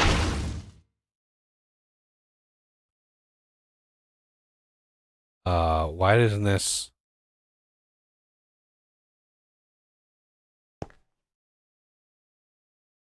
What? Why didn't that superheat?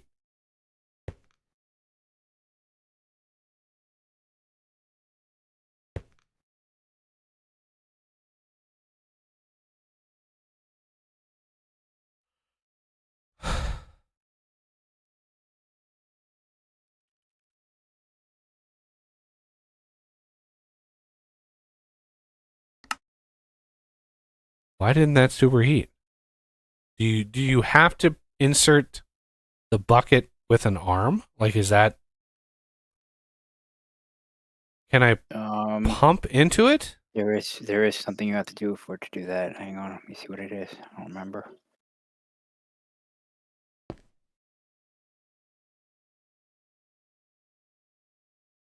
Yeah, because now it's like. Now we got some time. This is like.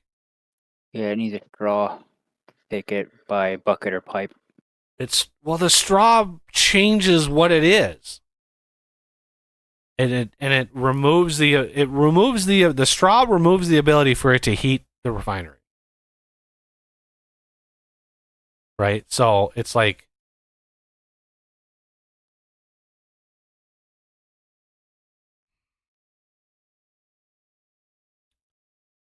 yeah, it's just straight up like the strawed version, it changes the blaze burner to a different block. And I wish it showed you that in here.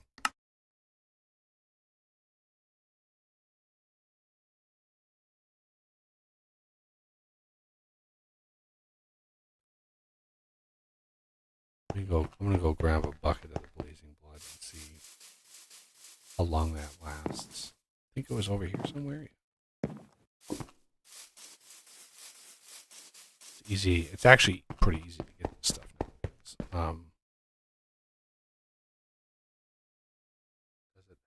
nowadays. Okay, the straw changes the thing, right? So let me just point this out. Bucket. Everybody's like, use a straw. It's like, okay, we just did this, but I'm gonna cancel that. So you can see blaze burner with straw. This is a different block than what it was. So if we grab this, we're gonna waste a whole bucket of diesel, and we're gonna put it in there, right? Now this does not have temperature. It's not heat. It's actually not heating this block at all. Because this is a different block with different code that's running, which is not actually heating the one above it. So there's some communication, there's some function of the refinery controller where the regular blaze burner communicates with the heat. But this one, whoever wrote this mod, Create Crafts and Additions, whoever wrote that mod did not do the same communication, right? So it is not compatible. So now I want to see if we put Blaze Blood underneath, what happens, how hot this thing gets. Because Blazing Blood it's set at 1500 degrees. But this is not getting to 1500 degrees. Not even remotely close.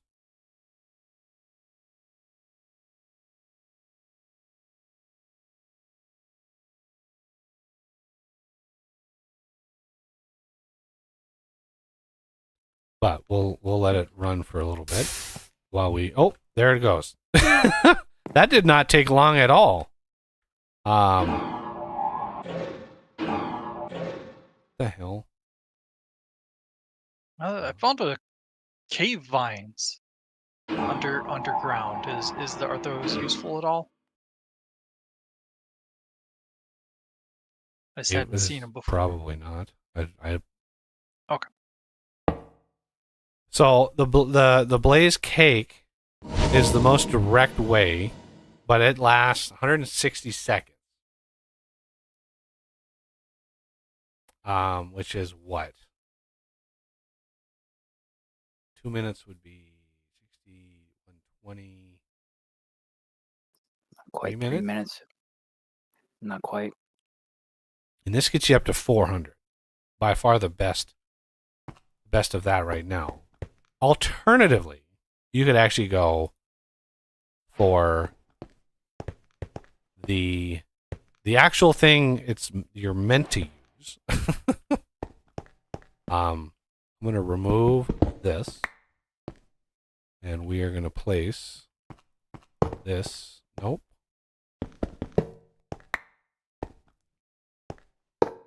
Nope. Do I need to?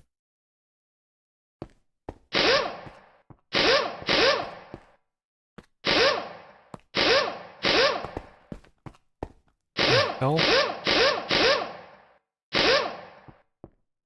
I had no idea you could actually rotate this stupid thing. So this, right? Well, the red side is heating. The blue side is cooling, obviously.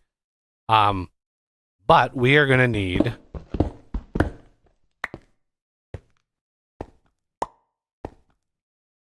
a way to keep the cool side as cool as possible. So you want to basically dissipate compressed iron.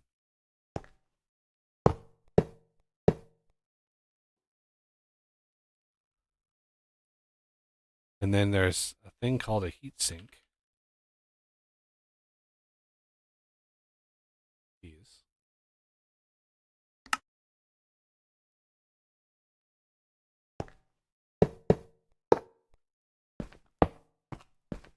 Okay.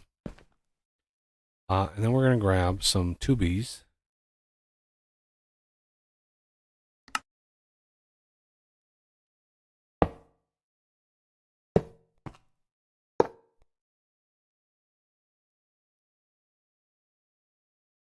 So you can see west temperature going up, east temperature going down.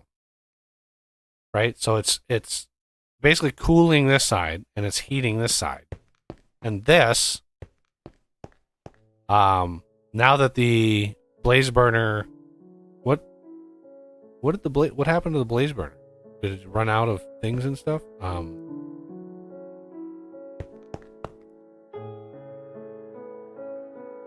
Yeah, these are just not going to be able to keep up.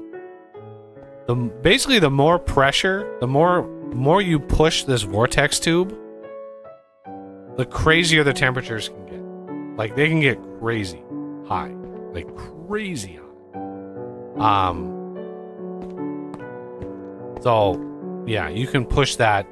The way that we have it is, it's enough to keep it above 100. So, it is what it is. I'm curious. Oh, I don't. Do you have any create pipes? I want to see if a pipe connects to the bottom of this. Got a couple. No, I don't have any on me. I'm pretty deep down. I got some. Okay. Some extra in the chest over by the wall I was using earlier. I doubt. I think you need a separate mod. It is kind of connecting, so let's.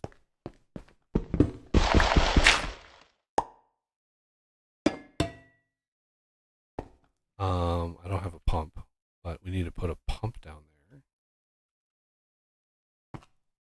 Yeah, he's trying to use diesel? I'm trying to use this diesel in here. Oh,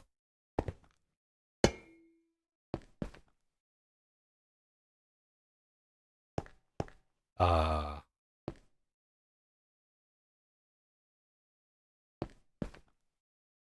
cog and a crank just to test it.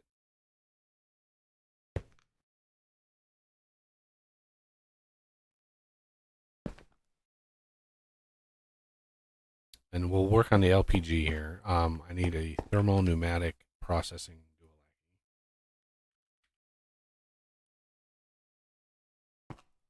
Look at all of the things.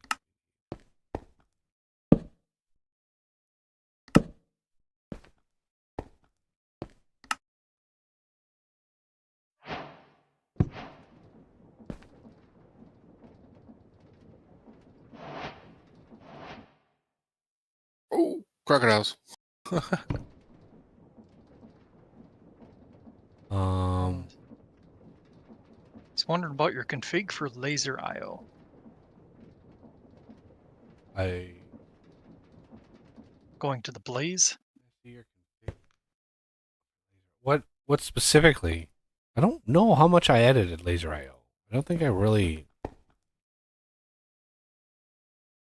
Oh, this I disabled because it doesn't. It works. I can move it down there when it's a strawed version. But again, the strawed version I can't use period because it changes the block. It actually changes the block to a different block. And that block doesn't communicate with the refiner. The base create one does.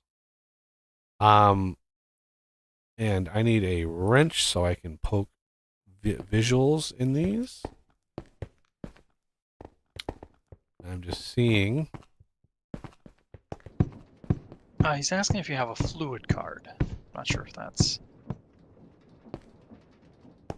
It does not look like this is. Nope, it doesn't. Yeah, even though this shows that it's 0 millibuckets, it's not accepting fluid. There is literally a separate mod that allows you to pump into a regular blaze burner. I don't think it changes the blaze burner. I think he modified the base. I could be wrong. But yeah, if I redid this to come down here, it would not, the laser IO would not insert the diesel into this one. I did that a little bit ago. What about the mechanism, the mechanical pipes?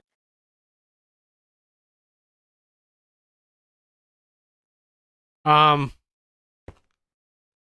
problem is not with the pipe. The problem is with the blaze burner itself. It's not accepting fluid.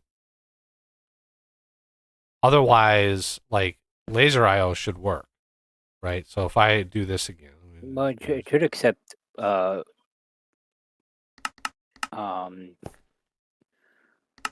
it called? Let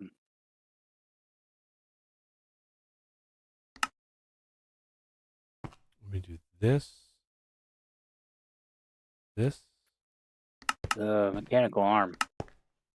Use a mechanical arm to take buckets of liquid and have it insert the buckets of liquid into the Yes, burner. I knew that would probably work. But when I tried it, I couldn't directly add the bucket myself, which kind of sucked.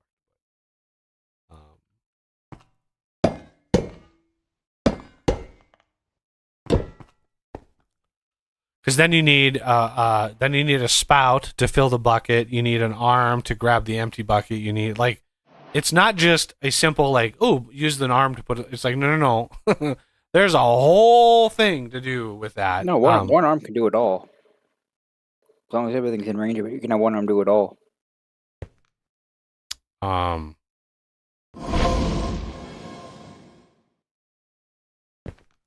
Yeah. You need a fluid. These are fluid cards. Are you behind? You must be behind, like way behind on the stream. Yeah, those are fluid cards.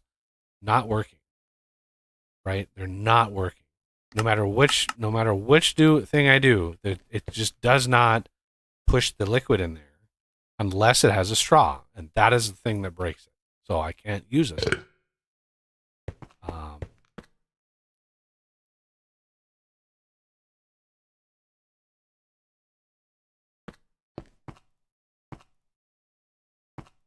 Okay. Apologies in advance for any lag I end up creating. Uh-oh. What are you doing? Well, remember I had to fix my game. So my path, because I was out exploring when I logged out. So my path out here has no longer been generated for me. So basically it's like generating new terrain for me. Well, it's dishing you all the terrain that was already generated. You're having to redo your mini map. So that's all clients. Oh, okay. The chunks are already generated if you already went out that way. Unless you take a different way home, and it is generating. That's the only difference. Well, I pretty much went straight east, so I'm heading straight west. So in theory, I should be following my path. Since I can't see it anymore, I'm kind of guessing. But all right, so this is going to do.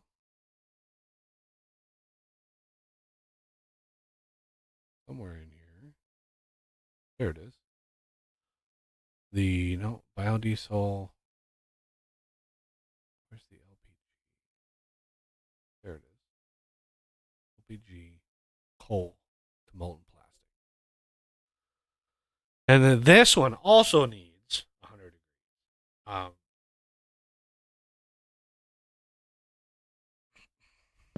Because of course it does.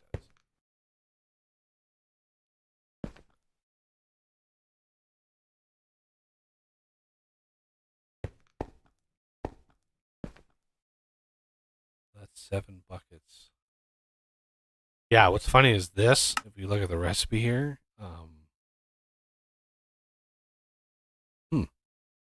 that's a new recipe, reinforced pressure. Oh, that needs pressure too. Yikes. Yeah. So 100 millibuckets of LPG equals a full bucket of molten plastic. That's spicy. So I would need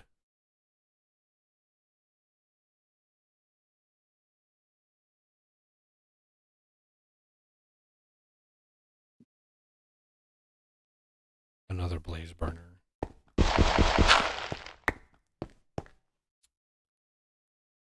Another blaze burner, if anybody's got one.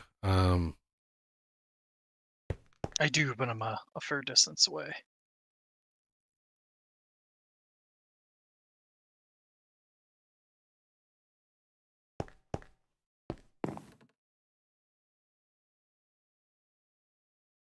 thorium, huh?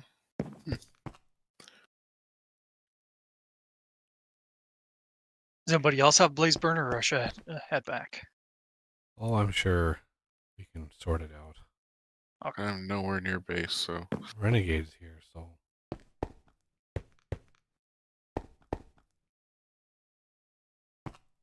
Even though he's probably muted because I don't hear Um, I could be there if you need me to be. him. Where did you go? Out towards the house.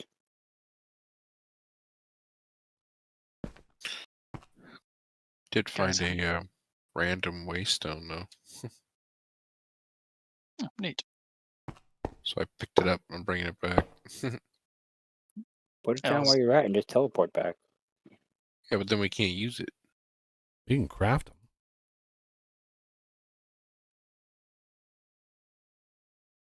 I really want to find something or something. I found an ocean monument I want to mess with.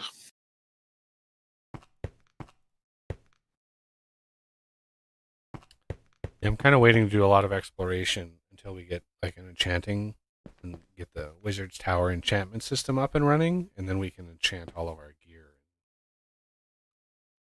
Be maximally awesome I made a floor for the tower.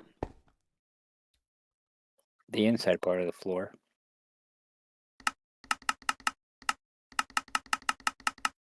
I was hoping you'd get a mechanism fission reactor going so I get some palladium and I can make me some mechanism armor. I want to be Iron Man.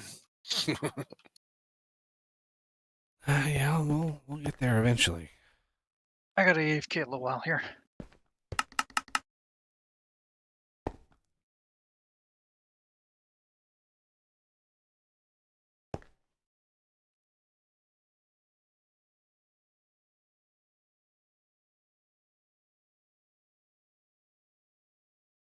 Need more heat.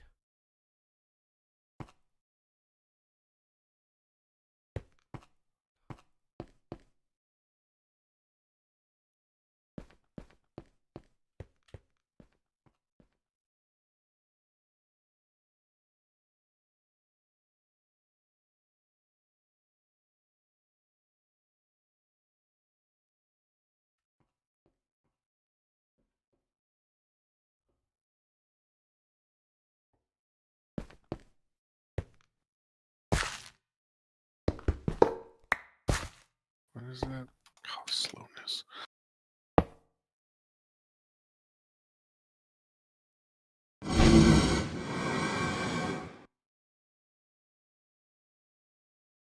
Well, why is this temperature going up so high?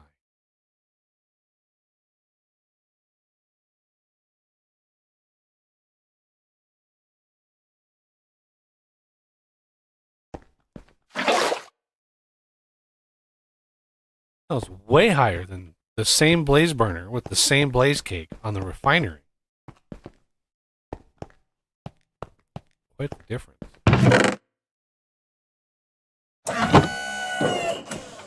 And finally,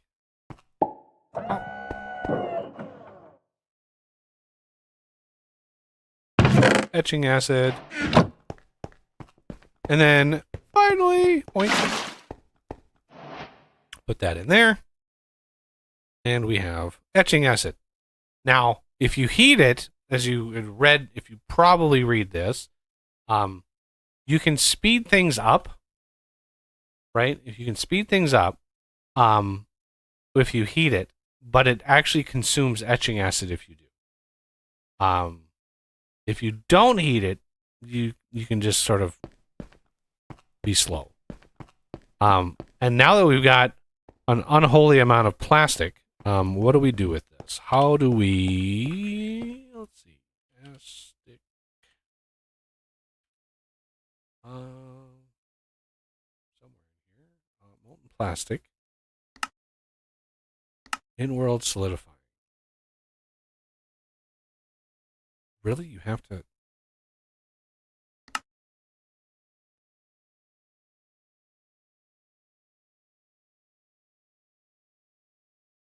What? Oh, that's industrial forward. In-world plastic.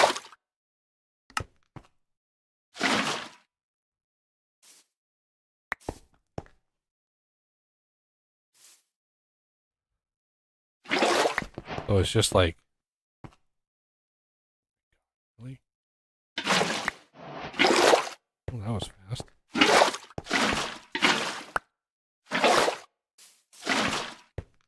Now, there's no more optimal way of doing this.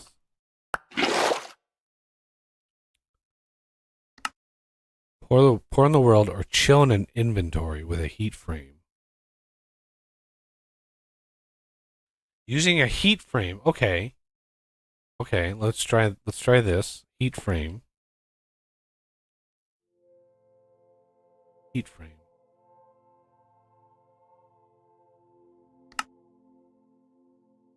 And we can come over here.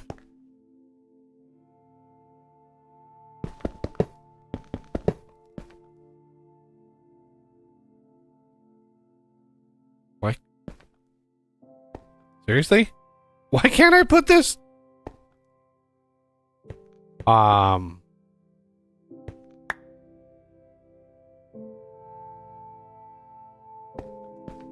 can be placed on any. Oh, I need a chest. Put maybe. Can you pop a chest right? I'm literally out of inventory space. I have no. That away. Chest. I need a chest. There it is. A chesticle.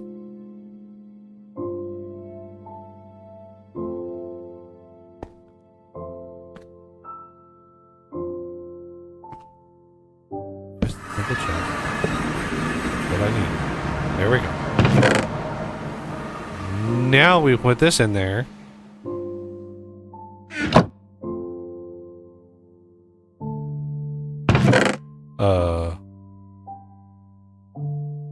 Pour into the world or chill in an inventory with a heat frame to solidify into plastic sheets.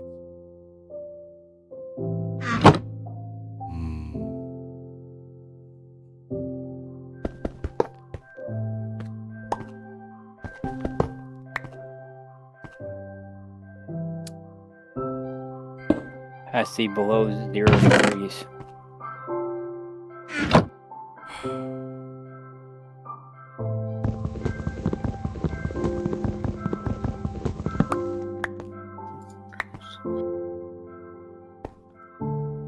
Alright, let's see. Good.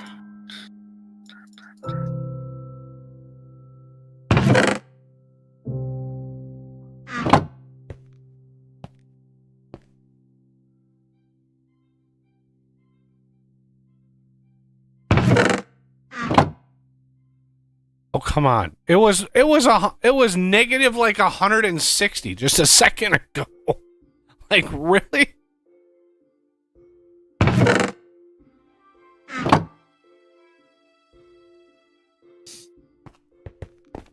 Nice. Yeah, these are running out of fuel.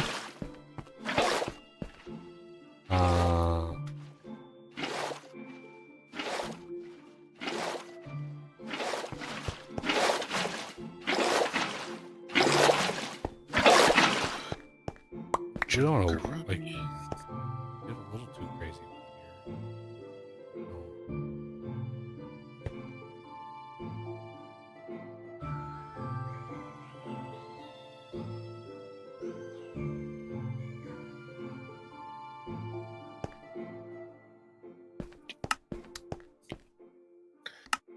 Part of me wants to edit the ore dictionary and make a craft for the industrial foregoing plastic into this plastic because it would be so much better.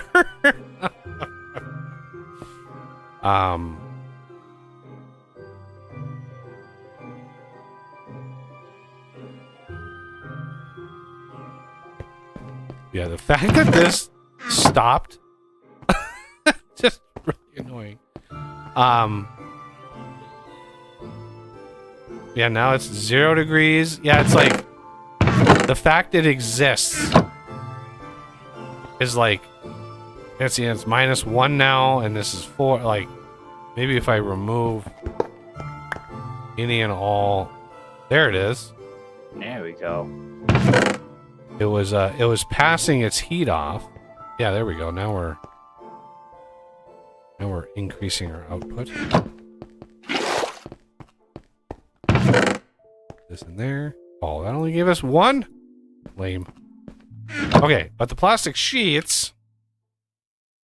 Let's look at what these give us. Obviously, the programming puzzle piece. Those are the main purpose of this mod, I think, is the drones. The drone system is so awesome.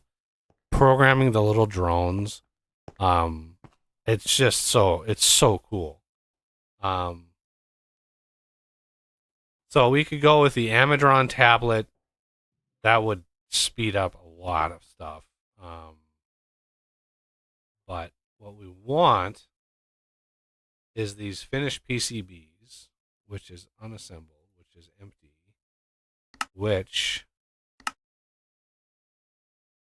we need copper nugget, Why does it show me copper nugget and then suddenly it shows me gold nugget?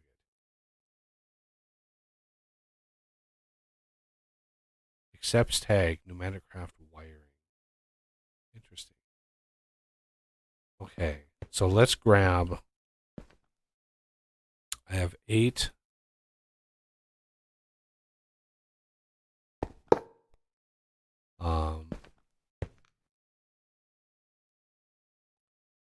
I'm gonna need.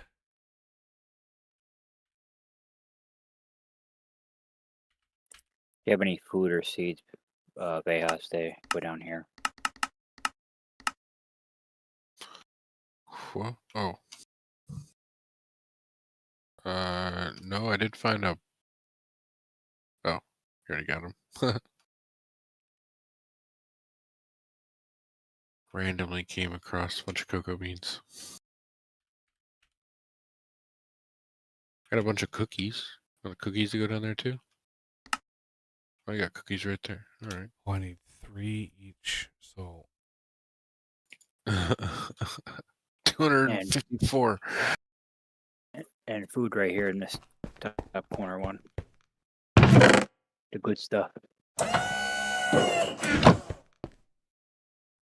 And this one, just put random stuff in that one. Nah, that's the good food. Oh, that's the good food. Yeah, and then when you get the empty bowls, you put them in the chest. Ooh. Yeah, I had fun with that. Put that in my backpack for later.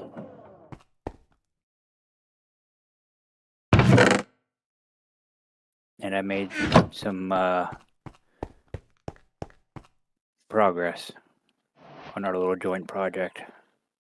Oh yeah. Let's see. Did you see the progress I made? Yeah. I don't know, does that look okay to you so far? Or? So, come see what I did, and you can be the judge.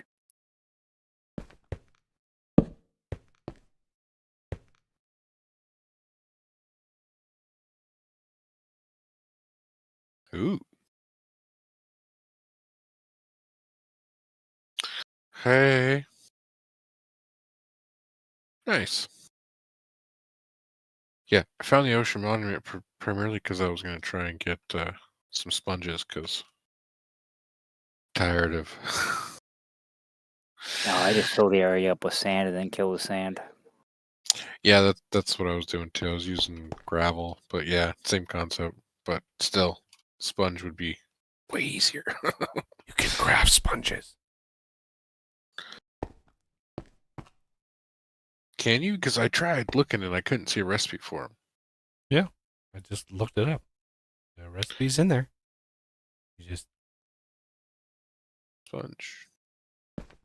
No, no, no.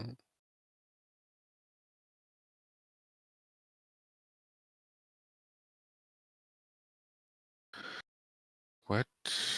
No, no, no. it involves yellow wool. If you're for some reason like colorblind or something. I don't. Oh, that. Oh, okay, I see.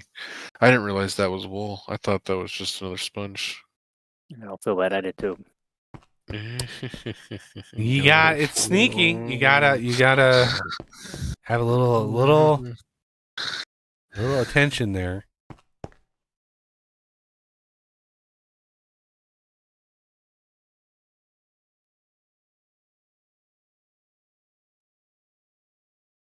See. Eject to any.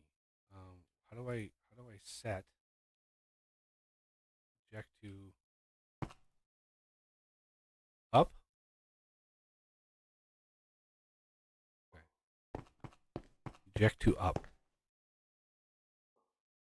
And then can I insert my chest?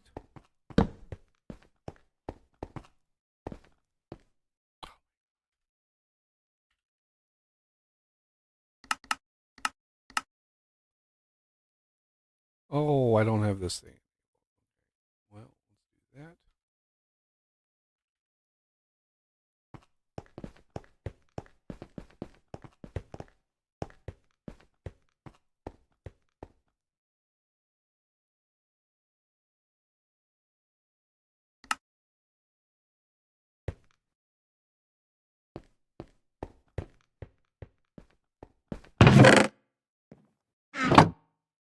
goes.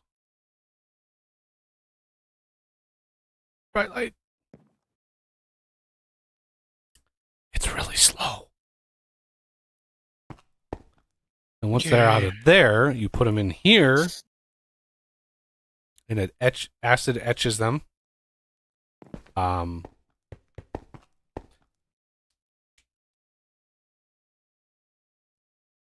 This kind of crafting process, I mean, would be possible with vintage engineering. I just don't know how many people would have patience for it.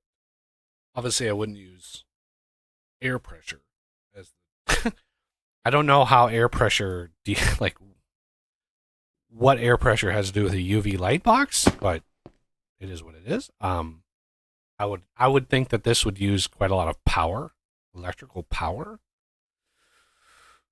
But you could do a UV light box, electrical power. You could do the acid etching. This is a really basic crafting mechanic.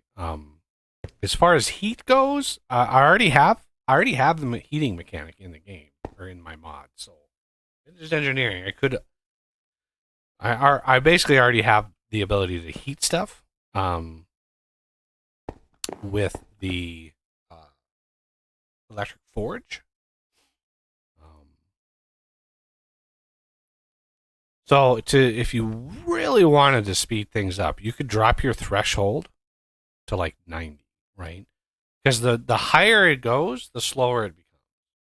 So like the amount of time it takes to go from like 90 to 100 is about the same as it takes to go from like 50 to 90, right? It's the curve like really like dives off on the end, and it takes a really long time.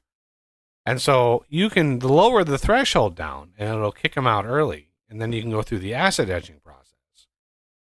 But if they're not 100%, you have that percentage chance that it's not successful to etch them. And if they're not, this is where you see the failed PCB, right? The failed PCB is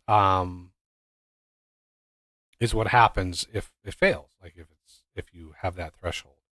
And then you'd have to basically smelt it or blast it to return it to an empty PCB, which starts the whole process over again.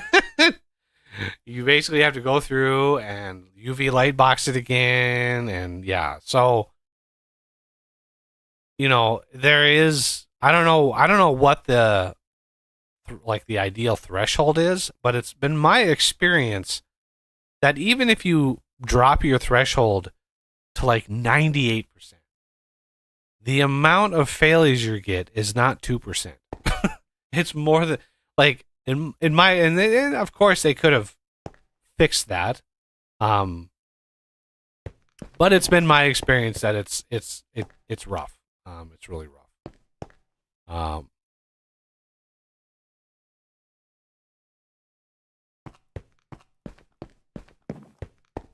I'm waiting for this very first one. We're at 70% right now. Can somebody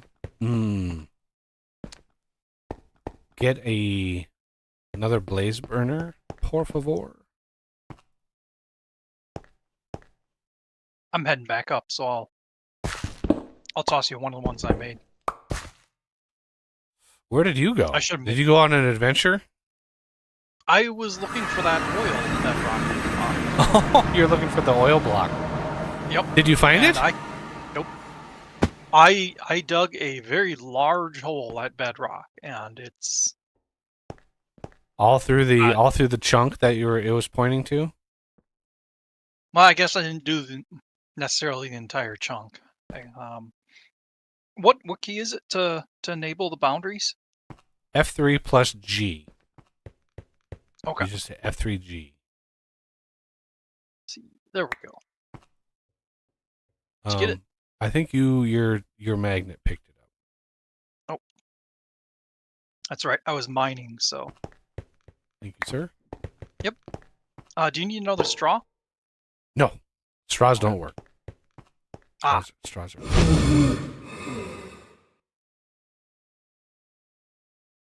Yeah, it's weird. The superheated blaze burner heats the refinery less than it heats the thermal pneumatic processing. What? Why is that? That's really bizarre. Is the refinery just consuming it so quickly?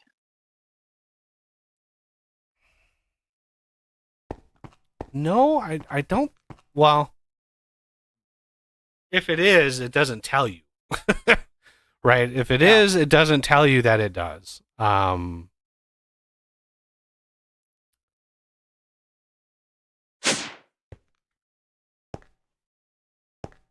20 bucks of diesel. Yeah, if somebody wants to maybe work towards, I'd like to see a little prototype of a system for this diesel to see if the bucket system actually works with an arm. So we'd need a depot, arm. I've already got buckets are easy. But yeah, I'd love to see if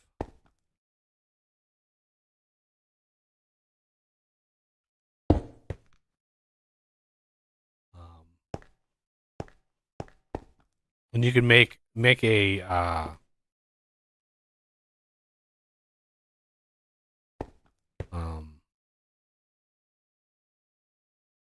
words. Ah, yes, of course, words. Just lost my train of thought. Yeah. Electric motor for the rotational power. I as words. I don't know what the best insulation is. I'm assuming the compressed stone is the best insulation, but I'm not 100% sure.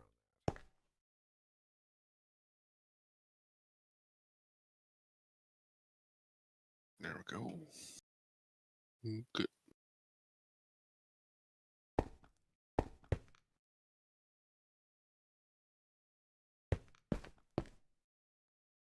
Yeah, the blaze burner. It's weird. The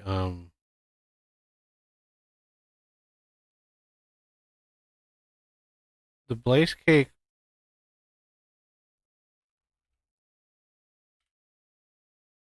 Doesn't actually show. Why does the blaze cake not show in here? But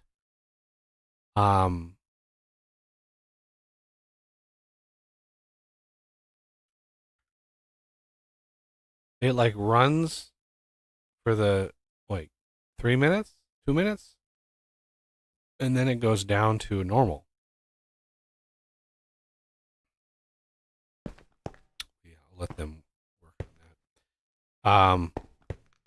And then what we can do, I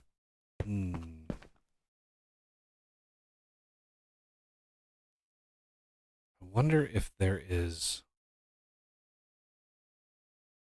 a way.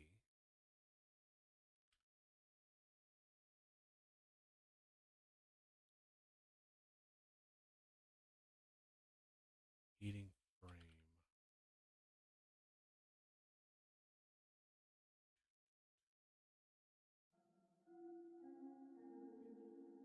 Any inventory.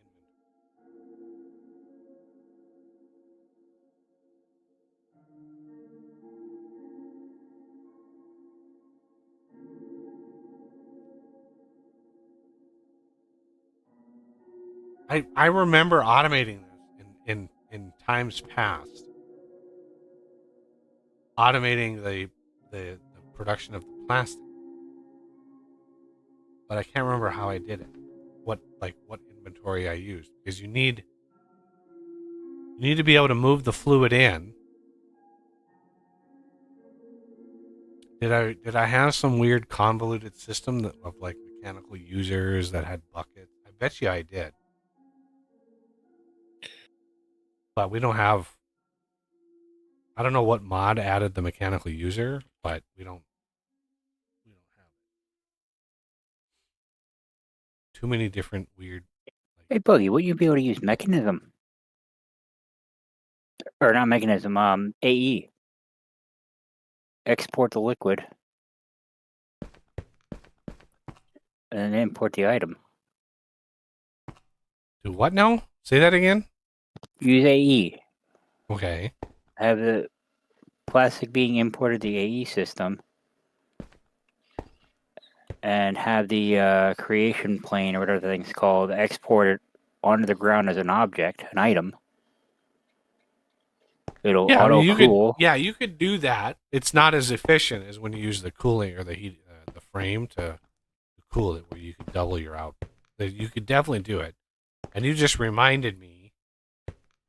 Oh, God. You just reminded me of the Run! craziest ass, like, the way to cheese this system even more. I'm gonna cheese. This is gonna be maximum cheese, by the way.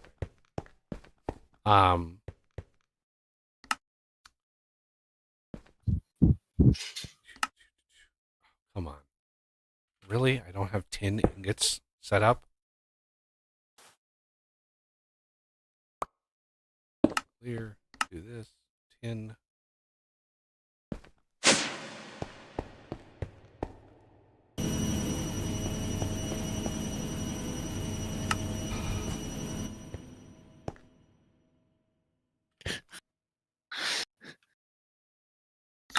Did you put this bat in here?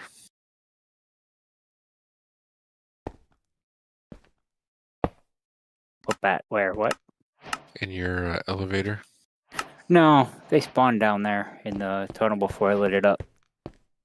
They've just been flying around down there for a while now. All right, I'm gonna test something really quick. Well, it's currently seated in one of your seats inside the elevator. Leave him there. He's fine. You have a passenger now.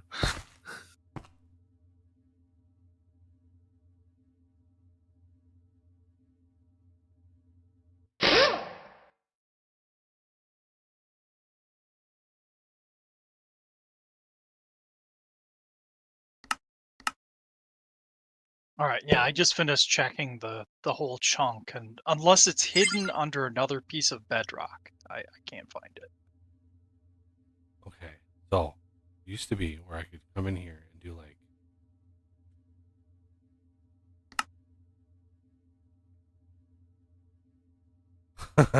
It still works. That'd be awesome.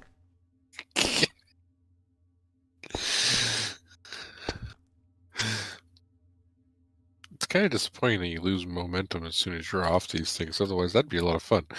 Yeah. 191 Celsius. I just realized that this temp is in Kelvin. Oh yeah. So what happens if we like double?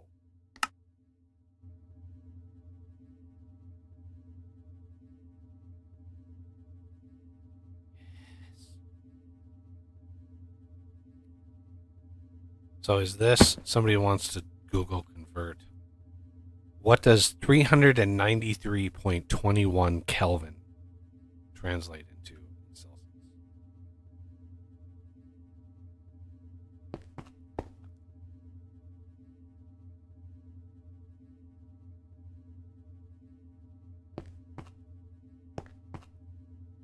By far the best, easiest way of generating heat.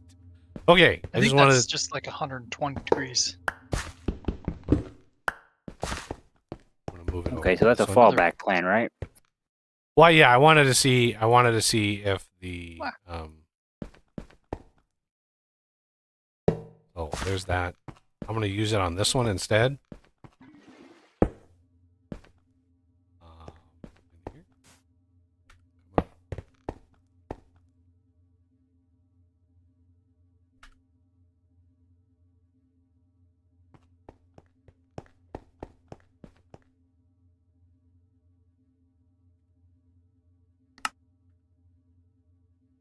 There we go. The temperature. Um.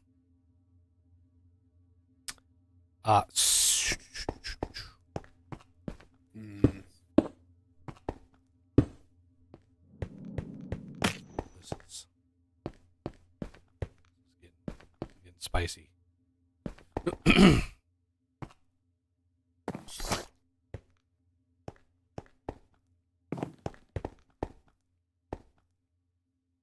that. Okay, whatever. Must not have a texture, I guess. I don't know.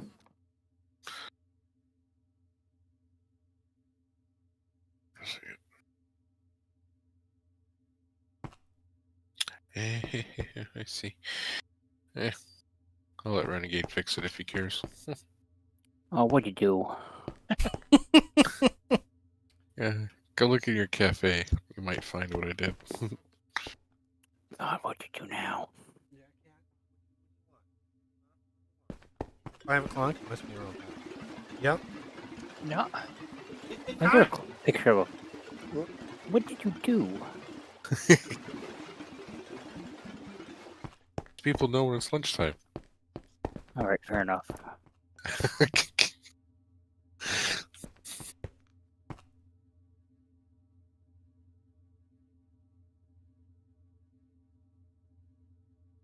Oh, I can actually convert it right here. Okay. 543 Kelvin is 270 Celsius. Let's see what this is doing.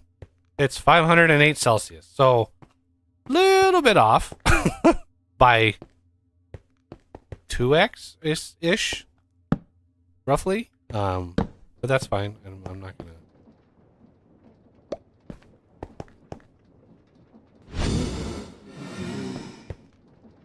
Why is that not superheated?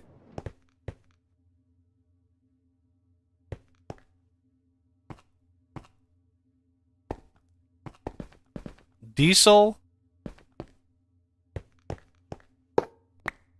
From Pneumatic Craft. Use.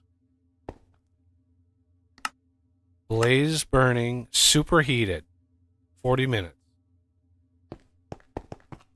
Not superheated. 40 minutes looks like it's about accurate. 2,400 seconds.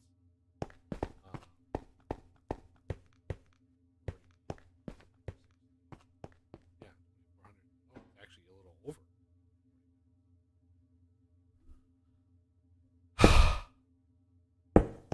But not superheated. That's disappointing. That's very disappointing. I mean, we could basically... it'd be funny to pump it into the diesel generator, take all the power from the diesel generator, and put it into the resistive heater, and just heat it that way with the big, like, immersive, or the big immersive, like, diesel generator multi-block.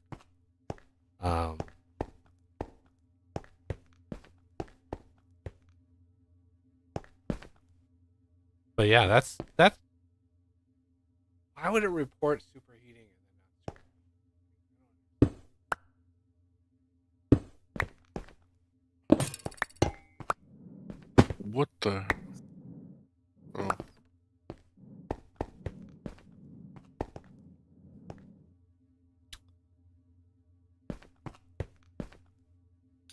It's like trying to pick a fight. Knowing that, pal? Yeah, probably is. I'm probably about to get yelled at.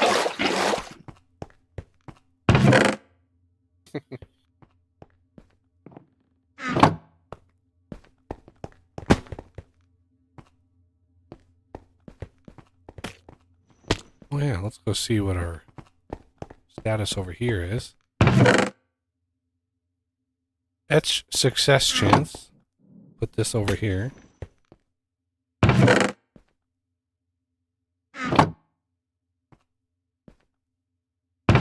Oh, it just finished another one. Look at that. Put this one in here too. Luckily, the etching tank can hold a lot of these. And then once they're done, They turn into something. And I might want.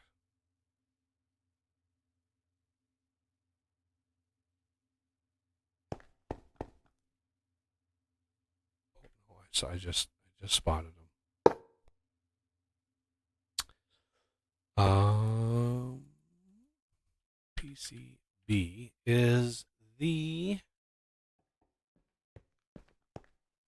finished, I think. No, unassembled. That's what we need. Unassembled. So the unassembled PCB is what we're going to want out of here. Well, we're actually going to want all the things. So,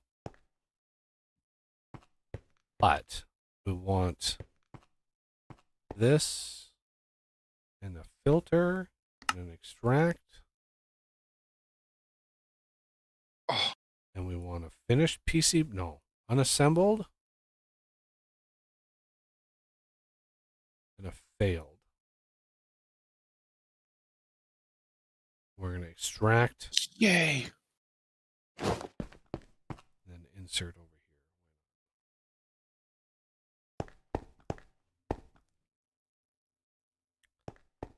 here.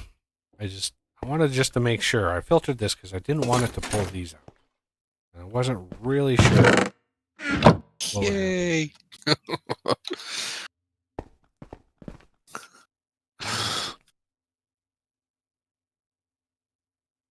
Want to verify this is going to work. No more jetpack.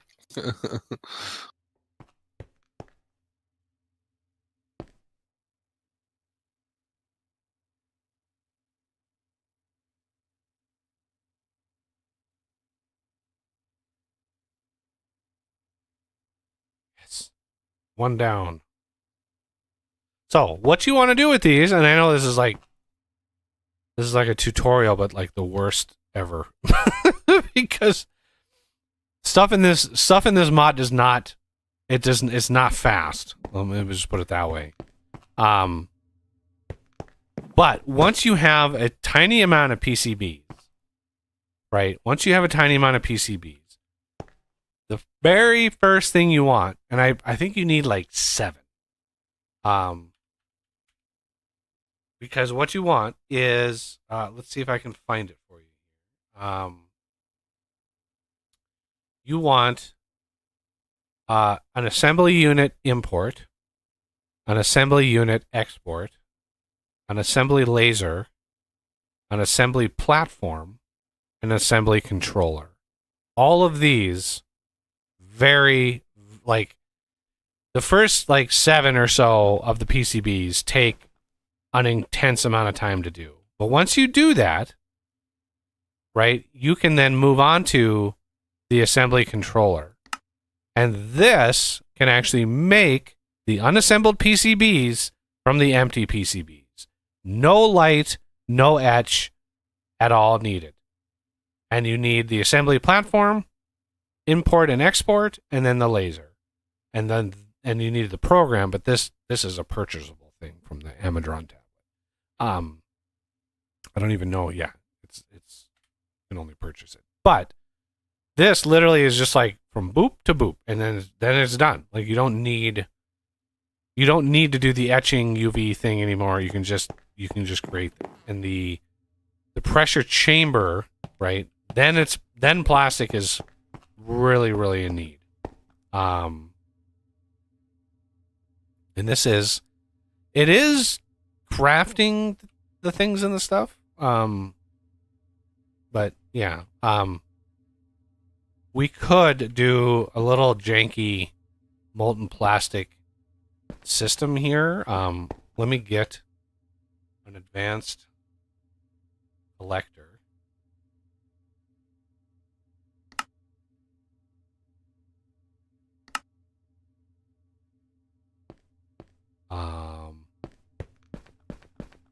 And we're going to want a chest with the advanced collector on it. we are going to whitelist plastic sheet. Now, if we try the AE system way, let's see. There'd be a better way of doing this.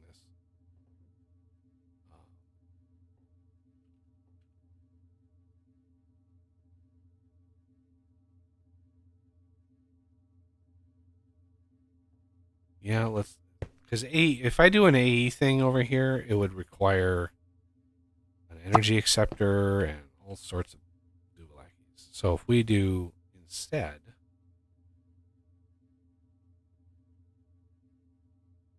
some mechanical pipes, which we don't need excessive amounts. Fluid placer.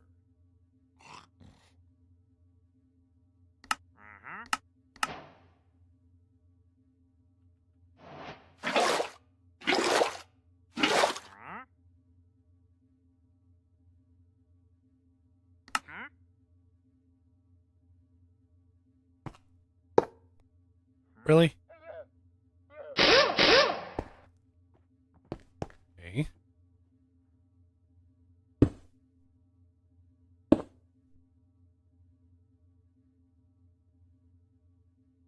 Nope.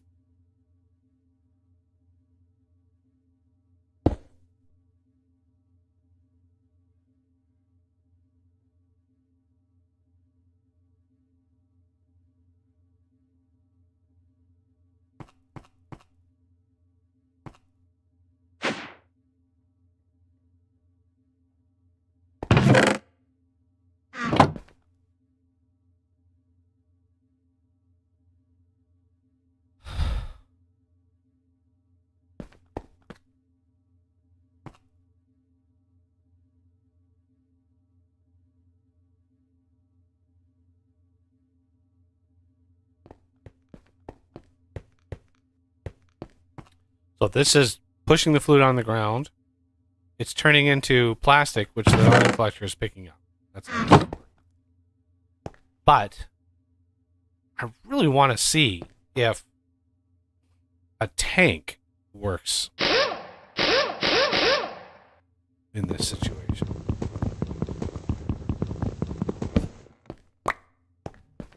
Like, what happens? Would the tank, like,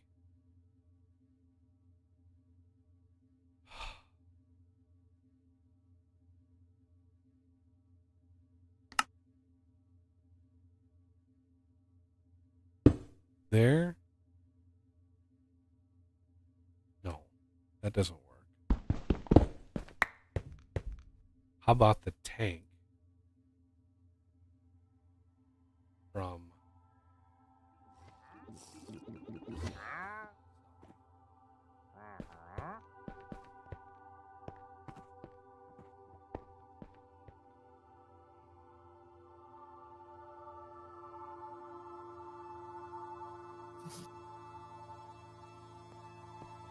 not a bad size. 512 buckets? But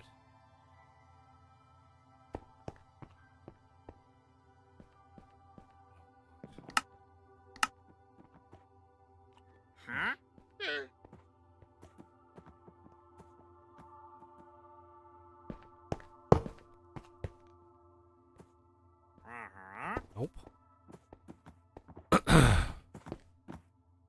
So oh my god. This stupid freak, this guy is so effing annoying. If he didn't make so many weird noises, like, I would be fine, but the fact that he walks around your base and just like, "Mah," and it just, oh my god. Like, you Renegade's taking him out. Okay, so obviously, oh, I still hear him. You didn't?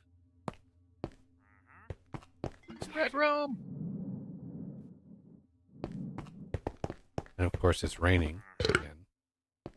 It's always raining. This is why I added the rain shield to the mod pack. Get him ready. Get him. Sometimes they have good. I haven't turned them off because sometimes they have decent um,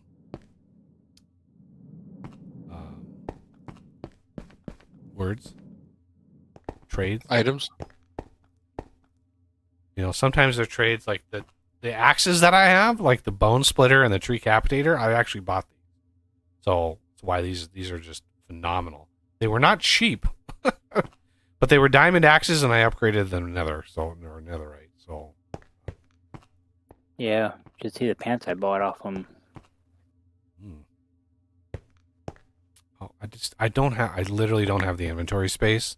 You can tell me what they do, 'cause Got protection 5, mending, unbreaking 5, and rebounding 10. what's rebounding do? Melee attackers may find themselves much further away. Oh, so if somebody hits you, oh, I didn't do it. If a monster hits you, maybe that's when it. I don't know.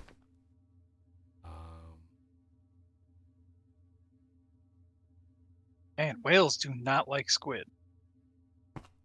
They're natural enemies.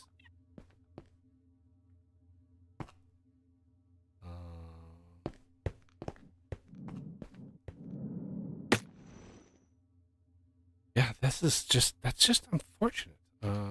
So.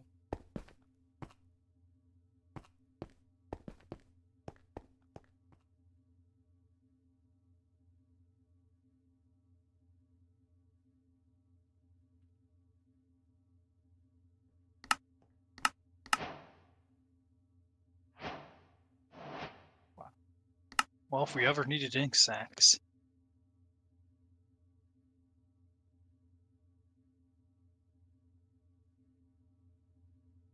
Cat, I know. You don't have to tell me twice. Just in case you forgot.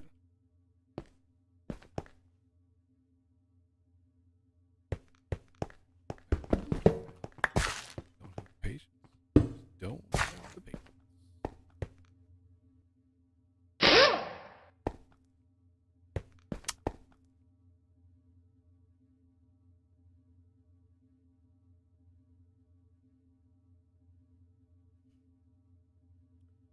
All this is basically a temporary setup anyway, so let's stop this.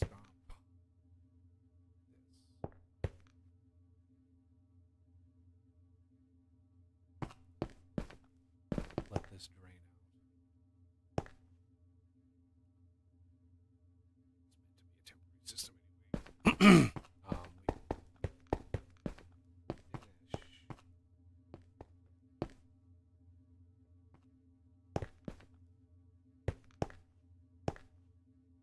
Oh, whoa.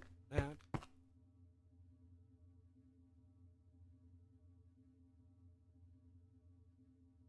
I actually found oil, not a oil bedrock thing. Oil. At least I think Underground? so. Yeah. What mod is it? Does it tell you? I'll have to get a little closer to it to be able to tell you. It's pushing me away.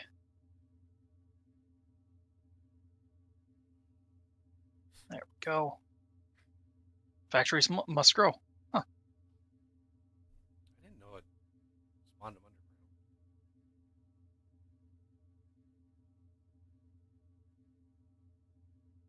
Is there a? If it's not a bedrock, maybe that's what the compass was pointing to. Yeah, maybe I need to dig straight down. Yeah, maybe that Um, the oil block is somewhere under that bubble. I don't know. I guess I haven't seen anything. yeah.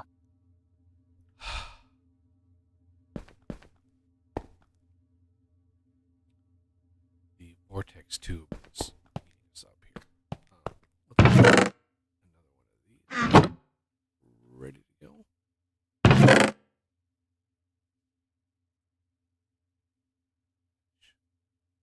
Oh, there's 20.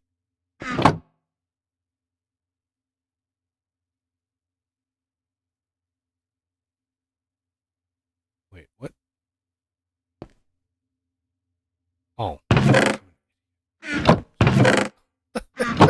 It's the ones that go in here. Yeah, cat. Be my lap companion until it's time. Although yesterday, I gave her, it was TREAT time, and she was very judgmental. She would not eat. I got a couple different varieties. I had to throw an entire bag away because she just like flatly refused to eat. Wow. And then last night, I'm sitting here, and Vejas was on, and I hear weird noises. Weird noises are always concerning. And I look over, and I was working with duct tape the other day, and there's like a wad of duct tape on the ground, and she's licking the duct tape. She won't eat the treat, but she'll lick the duct tape. And I'm like, what in God's name are you like, what is your little brain processing that, like, yeah, No, literally licking. I had to throw the duct tape away, and it was all wet. I such a weird cat. Yeah, when I first brought her home, my dad basically gave her to me. She'd been there for like 6 years. So I bring her home. For the first 6 months, 6 to 8 months, she would throw up like once a month at a minimum. Like, and I was like going crazy. Like, what in God's name is going? Well, it was because I hadn't like cat proofed my house, and she was literally eating all of the random shit that was on the ground, like stuff that under a chair or under the desk or just like random stuff. And then she would eat it, and then 2 days later she would puke it up, and it's like, yeah, that lasted for a good 8 months, and it finally started ebbing because she would eat it, and then she'd go right back and eat it again if I left it on the floor. Yeah, she basically went through the whole place and ate all the garbage off the floor. So now it's just hairballs.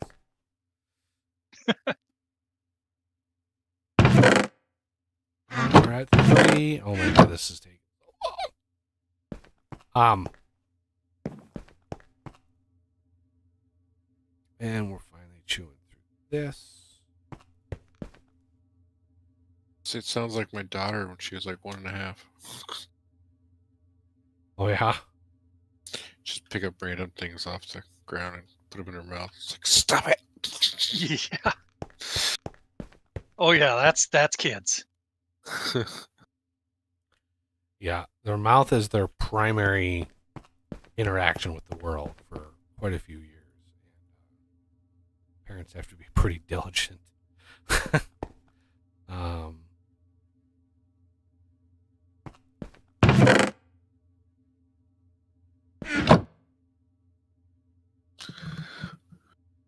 But it's hard to resist the purrs.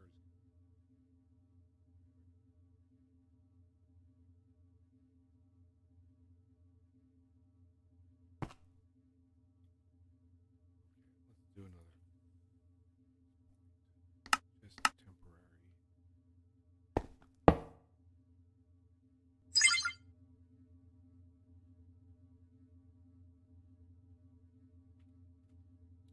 Oh, by the way, I did watch some videos to try and help me out with this, and one of them I saw somebody dug beneath bedrock, so he was in creative, and he looked up, and there was a whole bunch of the oil blocks on the, the On bottom. the underside of bedrock?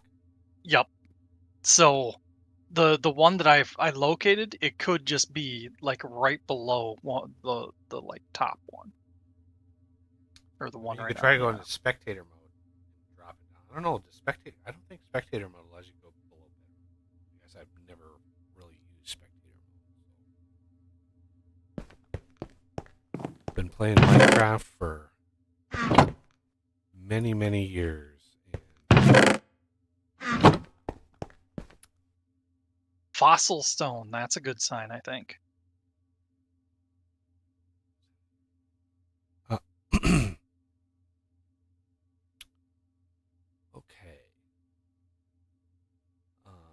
those away. Put those away. Those away. Put that away.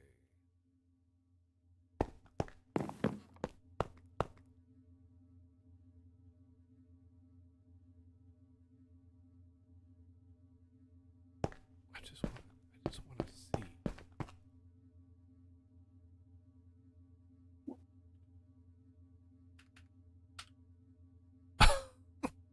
Just give me a K. What happens? Yeah.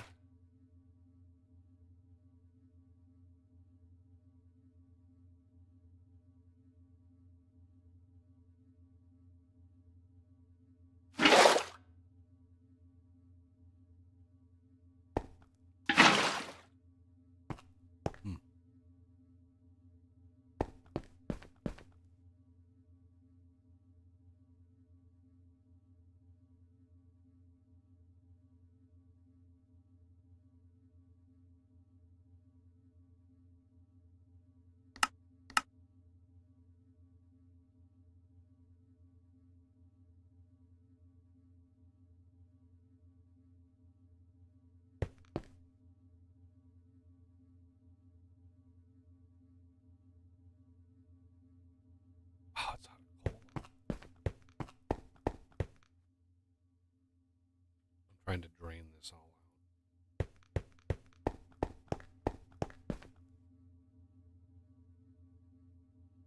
It's going to take a while because remember it only uses 100 millibuckets for every bucket, so it's quite the ratio.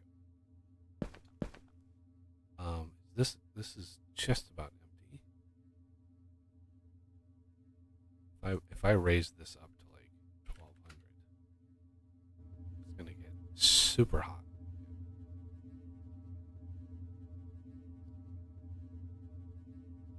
Okay, so I did find a fossil stone. If you wanted to come down and kind of take a look at, or oil deposit. If you want to come down and take a look sure. at what it looks like. I did do some digging, and I moved the buckets around to make sure that I was looking in the right place. So it's not pristine, but Well, if it's not pristine, then let me clean up my inventory a little bit because it's a disaster.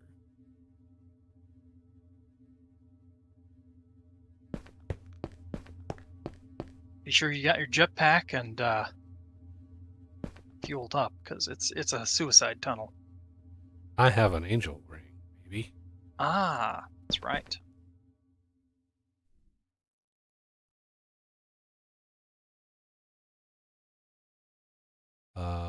Is it straight down from up here somewhere? Yeah, right where I am right now. 384, 231. There's kind of a cap above the. I didn't want people accidentally finding it. Negative 57 is like kind of like the floor. Ah, there you are.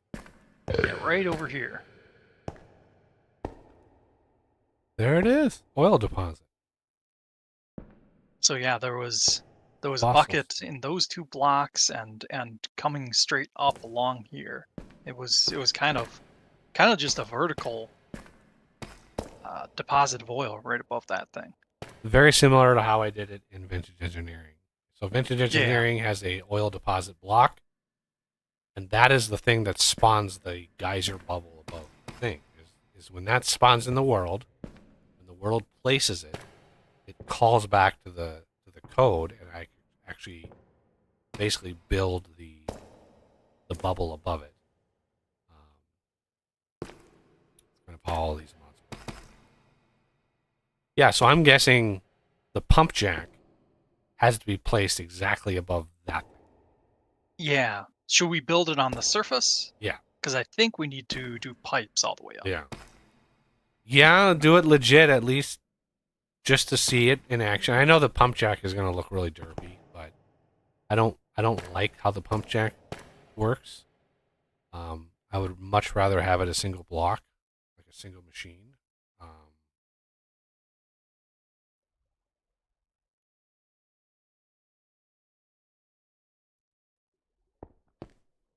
Whoa.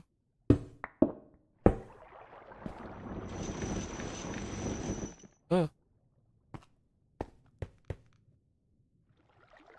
What is this from? Oh. Whee. Oh, you're up here. Yeah. Yeah, that was how I kind of was narrowing it down. So yeah, the other potential deposit is like right. Oh yeah, right on top of this one. Or under this one. Hmm.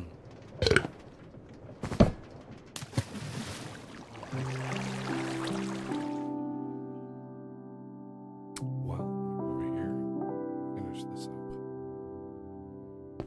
We've got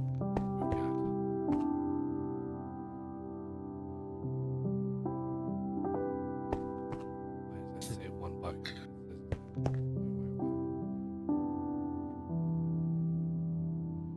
Right, this is empty. Yeah. Uh-oh. Yeah. Found the mining tunnel, I think. Yeah, the old one. Oh, The old one? Oh, okay. Do I need to redirect the... Well, if you kept going in this path, you're gonna ride right into the barn. This one?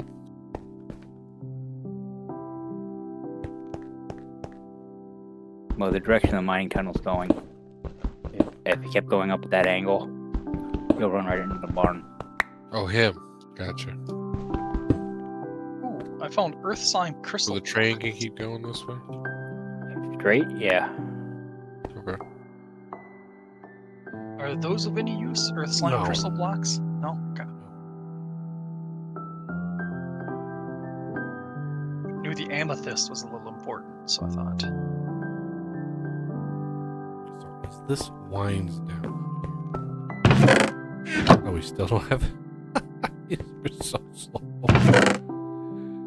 Okay, so the actual craft, we need capacitors to finish the PCB. So we have the unassembled. To finish them, we need 2 transistors and 2 capacitors per PCB. And yes, you can loot these now that you got a good understanding of the process. You can basically use what you loot, and I think Whoa. there is. Oh, I right, could have okay. sworn there was a bunch of stuff. Somebody must have used it. Because this backpack was definitely not all of the pneumatic craft stuff that we had. It just seems like we had way more pneumatic cylinders. I know we had enough pneumatic cylinders for this craft, but for some reason they disappeared. So they went somewhere. I don't know who or where. There's a few I in know there. I know there was a backpack over here that had a ton of pneumatic craft stuff. So we've got Looks some like- capacitors in there, some transistors. It looks like a lot of it was dumped into the AE system.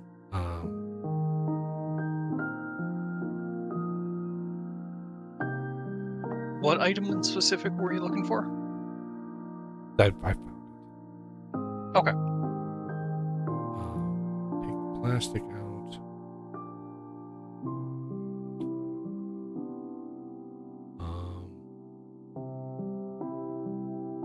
But the recipe for these is just more pressure chamber, right? Redstone, copper, and plastic. And then the other one was copper, slime ball, and plastic. So you just got to be mindful of what you put into the pressure chamber, not to overwhelm it. But you basically take the PCBs that you have. Ooh, there's another one we can etch.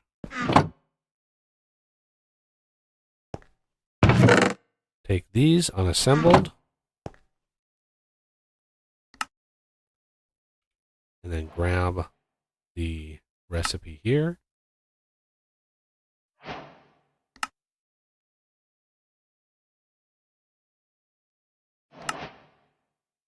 For the finished PCBs. And then these is where you get the assembly units.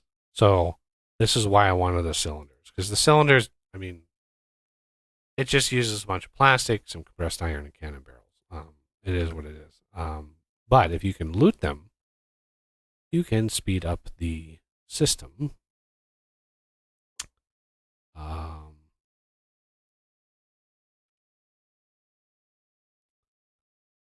We don't want to do the drill just yet.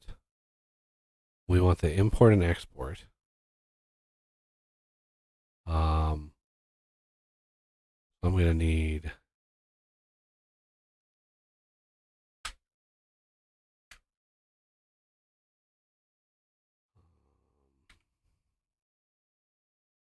let's export. We need one of these.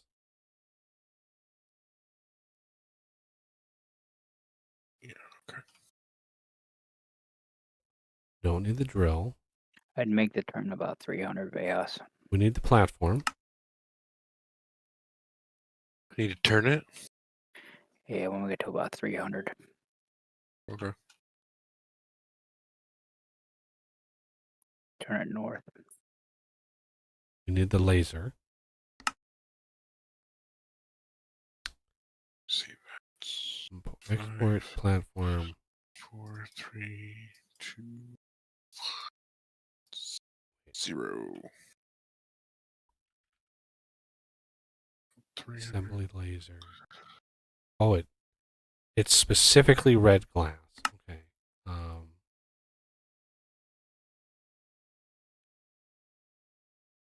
So we'll go that way, which means we need to go. So there's the laser. And we need the import. Oh, last torch. Did I pick up any coal? Oh, I did. Yeah, they're the same recipe, import and export, and you can swap between the two. So, why do I not have hoppers in here? Jesus.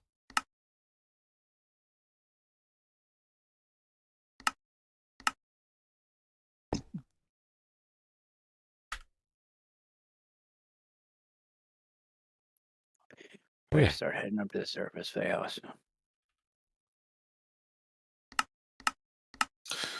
When you start going up, okay. Yeah. Now, an import. That is going to be more tricky. Yeah. And unfortunately, we need one more. Ooh, we need 3 more for the assembly controller. 3 more PCBs. And life gets much, much easier. So, to actually start this process, we're going to need access to some air. You always need air. But basically, you want to set up your laser.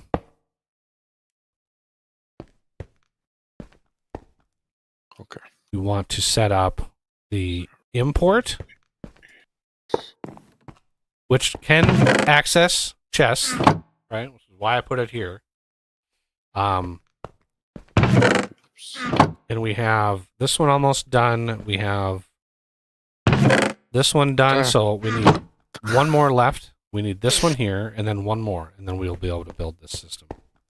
And we can do the platform here, and we can do the export like here, and we can have another chest here. Now, what we're missing is the controller thing. So we gotta wait to build that because that's where the air goes in. Is the controller. Don't remember that. It's not actually going to work. And this is where like looting pneumatic cylinders and transistors and capacitors. This is where really helps the process. Let me grab some plastic, and we're going to make an Amadron tablet. I need. Let's see if Keep forgetting I need to be in this. Literally nothing is crafted.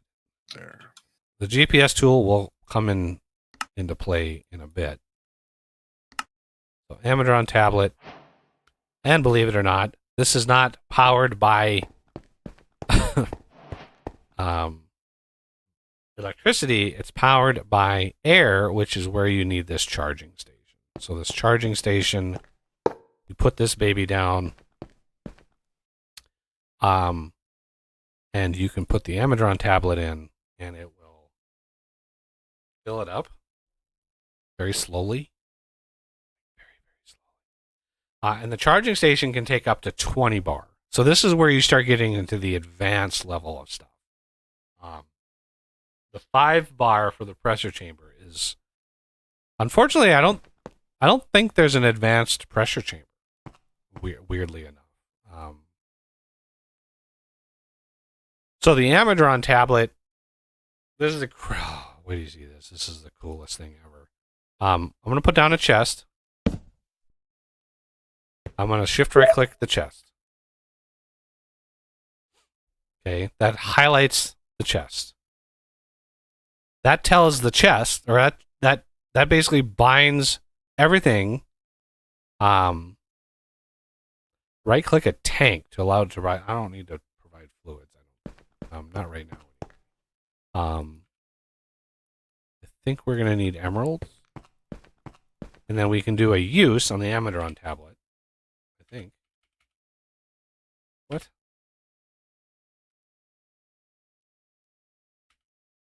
Yeah. What? That was weird. So we can sell it to get emeralds. We can sell kerosene, but I want to buy the laser program. Yeah, right here. Laser. That's going to be 8 emeralds. If you can buy the drill and laser, but you need to craft the drill. Otherwise the program will be like drill is missing. Obviously, and you can buy other things and stuff. But 8 emeralds is what we want to put in there. And then we want to do, I don't know if he's even looking. He doesn't seem like he's looking. But we're going to do this. And we're going to do...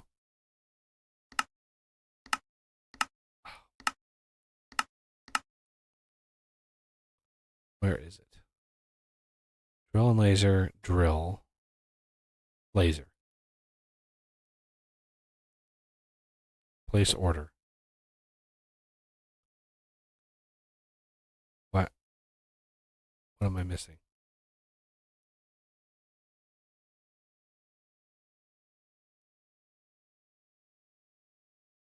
Eight emeralds, orders in basket.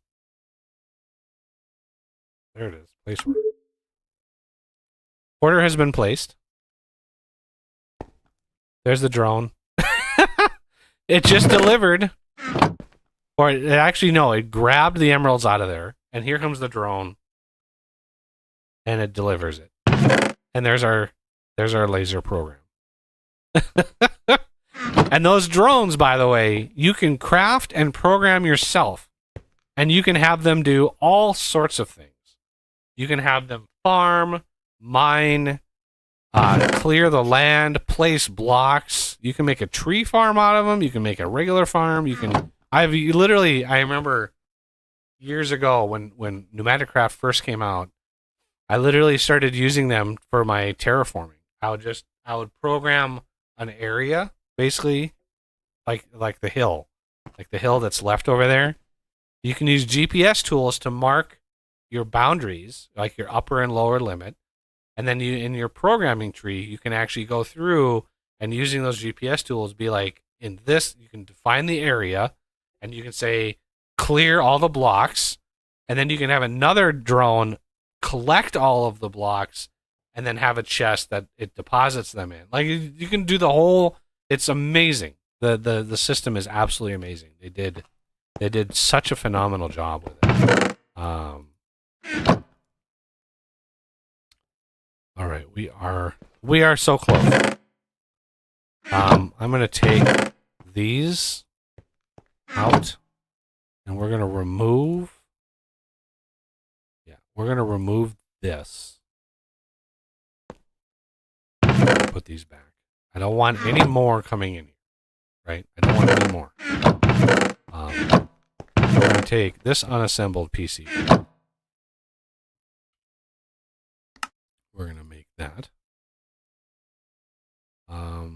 Did we have any more PCBs? I don't know if you can.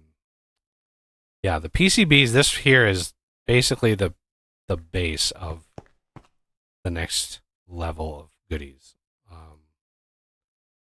You always want your first push to be getting this laser system up and running. And it just new daily offers now we're getting advertised. New daily offers now available. It would be nice to be able to just straight up grab a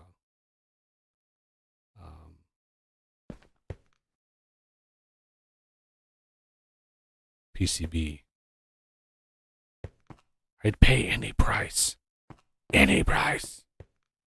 be able to buy PCBs. Just give me 10 of these. That would speed up this tutorial immensely. Now you can imagine if I'm recording and I have done a whole series of Minecraft in, what was it, 116? It's called Minecraft My Way. I did a whole series. We even built a cathedral and all that kind of stuff in the series. But I ran through literally every mod that I had in the pack, kind of a tutorial. So you can imagine this entire stream today is 5.5 hours so far. And in one episode that I would cover this process of getting these things done. So you can imagine how much footage and stuff that would have to be cut down and how much skipping of information. Like a single 20 to 30 minute episode is actually 5.5 hours. And this is where YouTube sort of like, it doesn't matter like how long a video is. YouTube just doesn't reward high amounts of time into a single episode.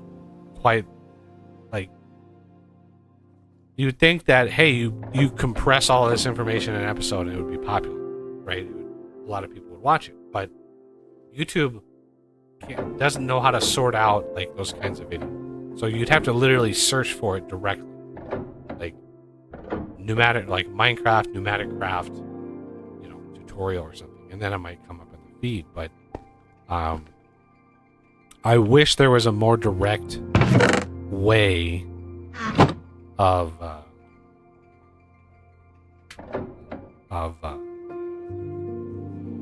having like high effort videos actually naturally do better. Sort of like the cathedral video that I put out for Vintage Story. I mean, Asanai, that's a total, you combined all of our time, that's a total of 300 to 400 hours of work went into that. And that video has been viewed maybe 1,800 times. Right? And I've seen other people's channels do videos that are way less that get hundreds of thousands. So why is it that video didn't go viral? I don't even. If somebody out there knows the secret, I would love to know how to basically make videos like that, like do better. Because I started watching. There's another YouTube on Minecraft that's popping into my feed, and just in the last year, he went from 10,000 subs to 100,000 in the last year. And I'm like, I've been doing this for 9 years. Like, what? What's the secret? I'm missing something. I'm missing something fundamental.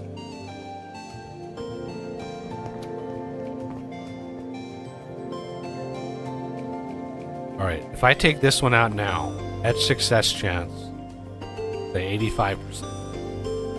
Because it's going to take another 10 minutes for this thing to hit 100%. I guarantee you. We could chance it. We could chance it and risk it failing and having to go through this all over. See, that's the rough part about this process. Do you wait the 10 minutes and guarantee an output, or do you do it now and run the risk? Because the way that RNG works in my life, I would say that it would probably.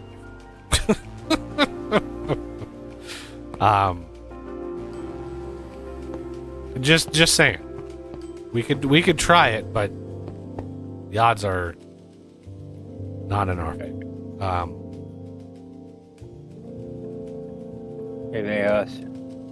I wouldn't go any further than where you're standing right now, where you're gonna come up underwater. I'd See that? turn west and then go up. Might clip the water a little bit, but not as bad as if you go that way. You're gonna end up right in the middle of the river. Oh, I'm waiting for this damn thing. 89. Oh, so we chance it at 90%. 90% etch chance. Let's chance it. Let's chance it. Are you feeling lucky? I'm feeling lucky, and just in case, I'm gonna put another one in here to start the process. just for for funsies' sake. Say we go. Etch success chance 90%. What are the odds? Anybody chat? Would you like to throw the odds to see if somebody's like, oh, 90, of course, 90%, you're gonna get that done. But in my experience, Here. 90, it's like, doesn't matter what that percent is, it's always like a 50-50 coin flip. Maybe it just feels like, it just feels like.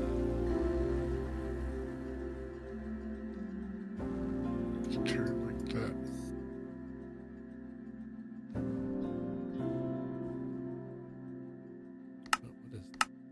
No idea. What does this button do?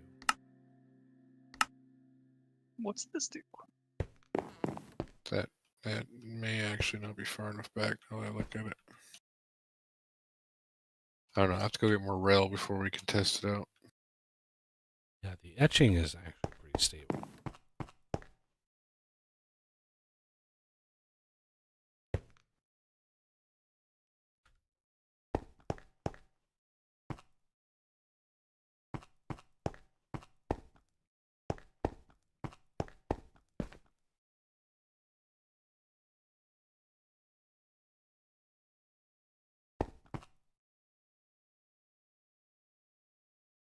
Alright, I'm gonna go use the bathroom really quick while we wait for this.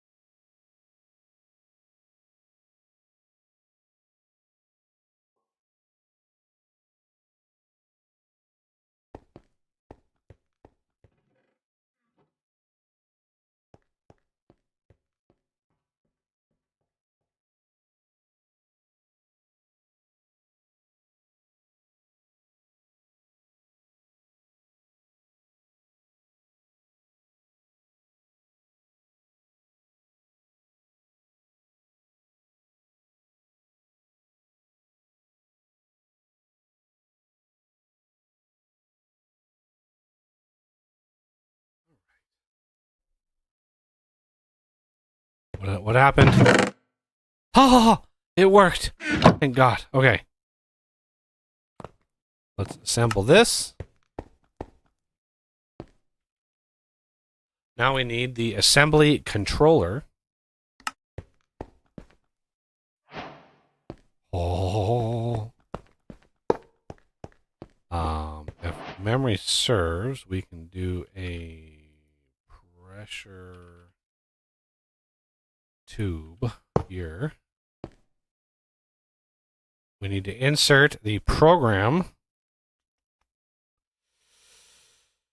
There it is.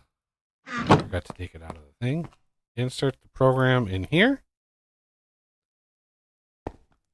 And now it needs pressure, which means we need first to remove that.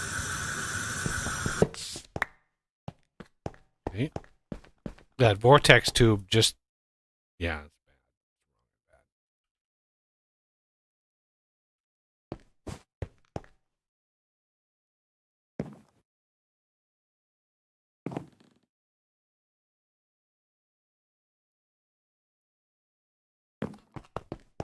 And now you can actually see it working. Very slow at first, of course. You can see it's pulling out the empty PCBs.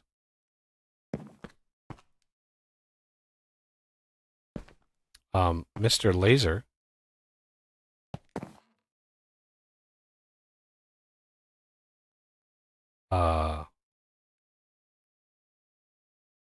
Excuse me.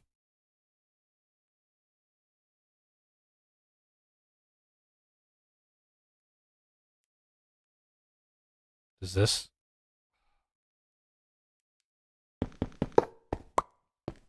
Fine. Redo it. Okay, you need to not have a magnet on, please, when you're in. I don't have a magnet on. How did you pick that up then? I have no idea. I don't have a magnet on though. That went in my inventory. Weird.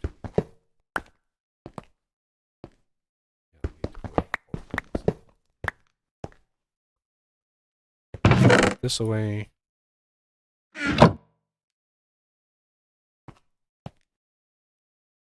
Platform. Import. Export.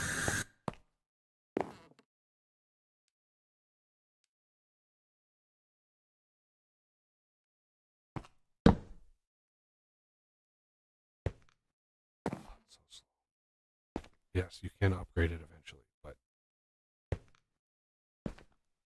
and I have no idea how they program this. So I just can't even. I just don't even want to know how they program this.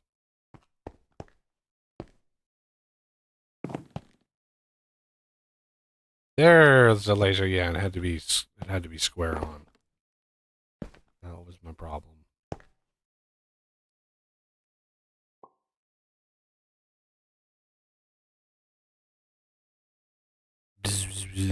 Laser noises. Laser noises. And just like that, no more etching, no more UV light box. Come on, export. Why are you? There you go. Took a while. Now, when you speed it up, it takes more air, so you need to sort of ramp up your production.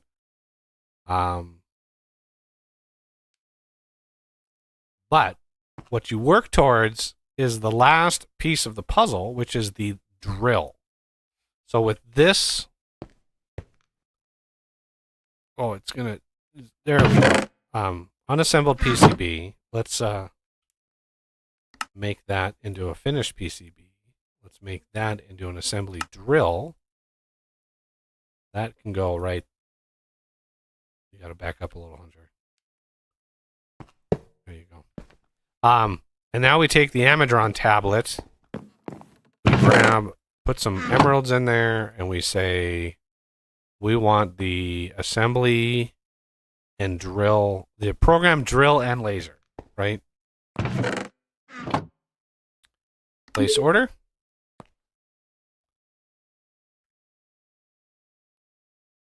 And there they go. And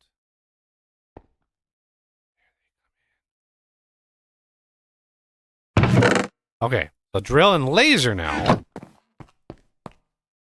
it's a little bit. Put that in there. We don't really need the laser. I mean, you could do another setup of these, but the drill and laser, basically lets you craft everything depending on what your inputs are. And if you want the next tier of things, the pressure, the advanced pressure tubes. The strongest type of pressure tubes, they can be camouflaged and two bundles can be placed on them for additional 20 bars is what they support. And this is, it takes pressure chamber valve to make them or drill and laser or the compressed iron. So, and you get 8 at a time, which is not bad. So if we go here and we say, let's put in 2 blocks of compressed iron and see what this thing grabs. So obviously, if you're going to automate this, you could put a pattern terminal, like a pattern provider on here, and we probably want to put it in blocking mode just because you don't want the crafts to sort of get all wonky. But of course, the upgrades, you could do a security upgrade. Security upgrade and it just makes sure that it doesn't blow up. It just makes sure your pressure doesn't build. But you can see this thing. This is not an advanced. It only goes up to 5 bar. So even with the advanced compressors and stuff, you're going to need to put a valve in to limit the pressure coming into this. But you're going to want to do that because you want quite a lot of air, a lot of pressure on the back end to sort of push. And because when you put speed upgrades in, it gets rough. Look at that. Is when it comes to speed, PNEU speed upgrades actually are not bad. Drop of glycerol.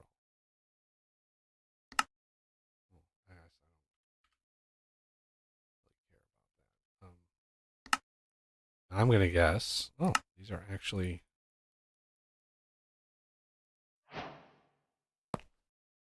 If we put how many are allowed in here? 10. But watch the air. The air is just gonna disappear.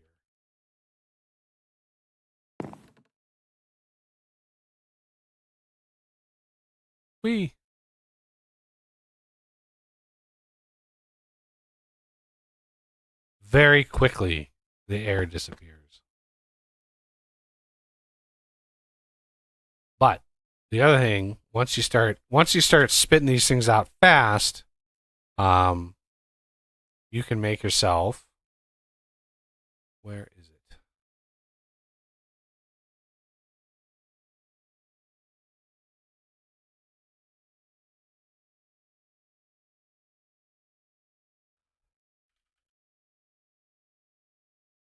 Flux compressor.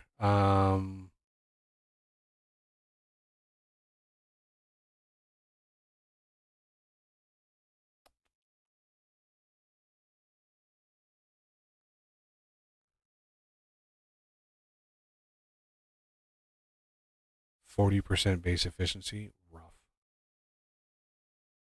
Where are we? Need to go up to 77.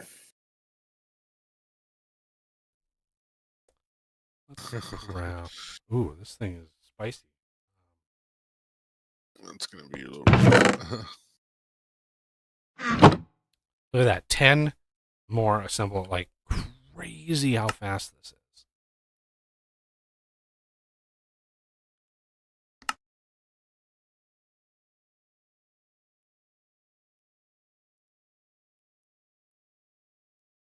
Okay, there's 10 more. And that's the last of our transistors.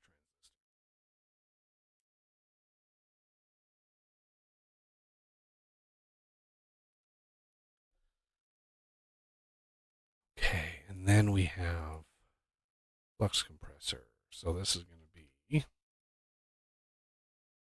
just want to see one of these in action. Ooh, turbine. Do we have any?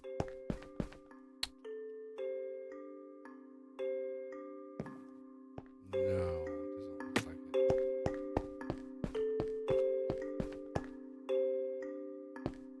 Turbine blades are kind of a pain in the ass to make. Gold and redstone. We have to make a turn south here pretty soon. Oh, maybe not.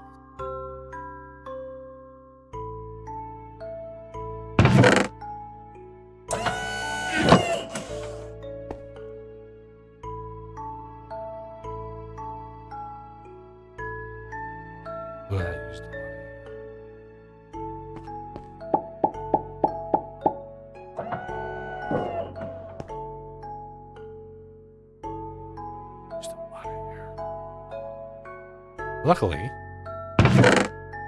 I'm making a thing that makes more air. Yeah, this thing stopped because it doesn't have enough air to run. So let's do a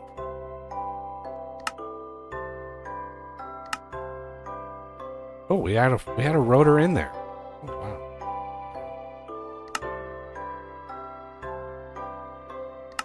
All right. I'm just curious as to how much air this thing can go up to 20 bar. Ooh, that's spicy. Let's do this on a high signal.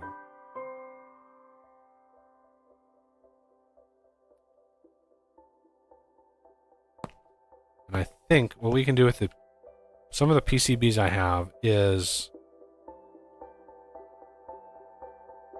what was the name of that? Oh, there it is. Yeah, we could make Module this, expansion. So this is really nice because you can upgrade the pressure tubes here, or the whatever this is kind of called. go like in a big circle. As it's Now moving you up. can emit, right? We can advance config it. This thing is so cool.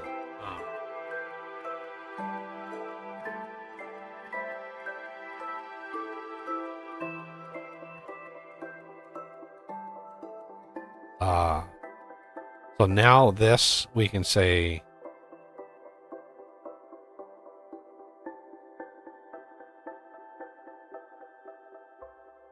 what do we want to do here?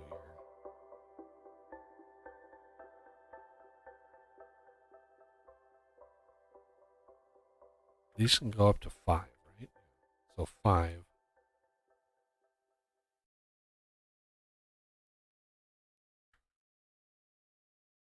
Emitting redstone 12. So this is your redstone line here.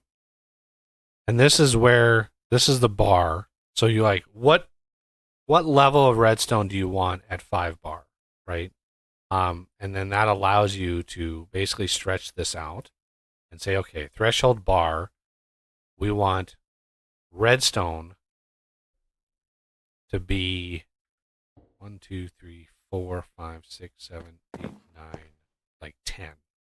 10 at 5 bar. So you pull this back a little bit, just shy, and this should shut off the system. And yeah, it's made for the higher level, and we should have. Why are these not running?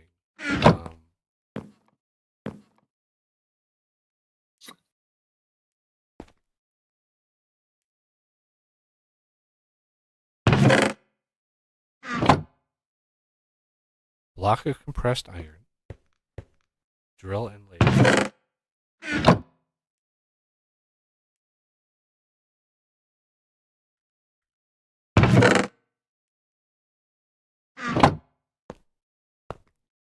Not. I gotta go. All right. Alrighty. Yeah. See y'all later. See you later.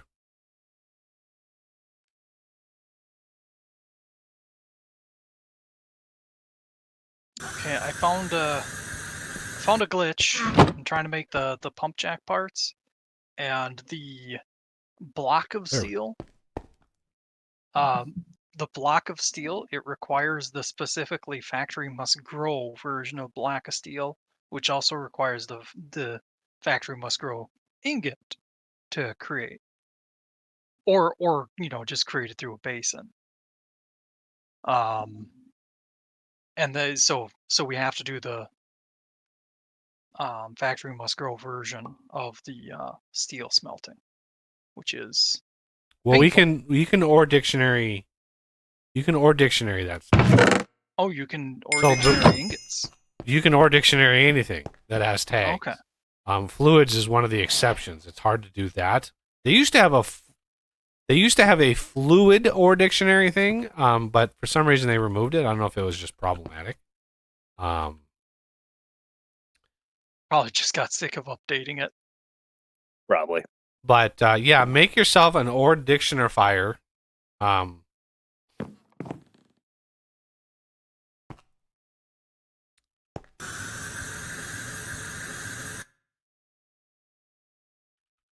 I'll tinker with it from there. Probably Be right figure back. it out. All right.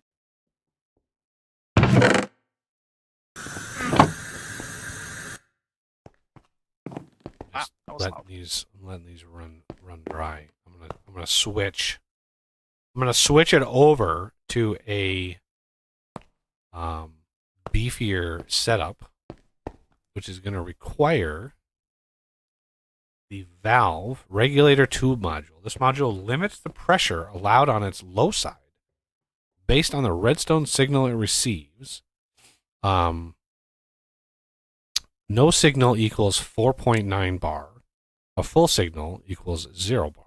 No air allowed through. So what's nice about that is with no signal, it should be fine. 4.9. Air is always allowed to travel backwards through the regular, usable as a one-way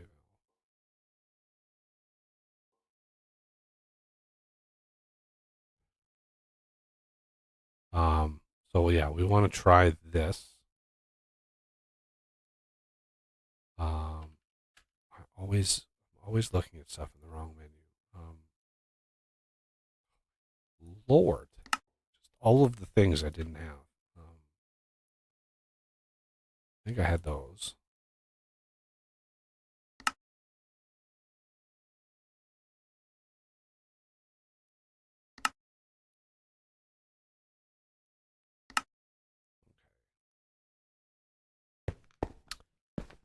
All right, once these are out,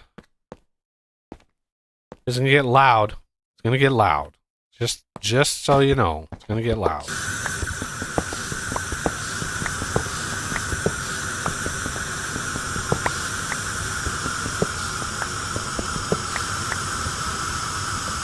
Let them all drain out.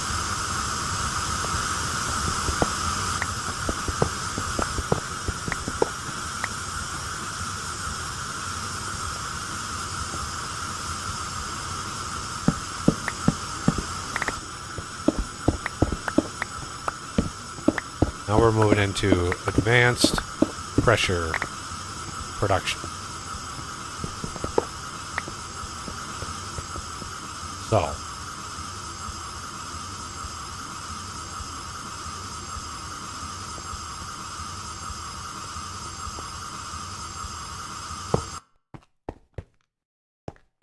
let's move it back a little bit. We want to give ourselves some room. And now we have this with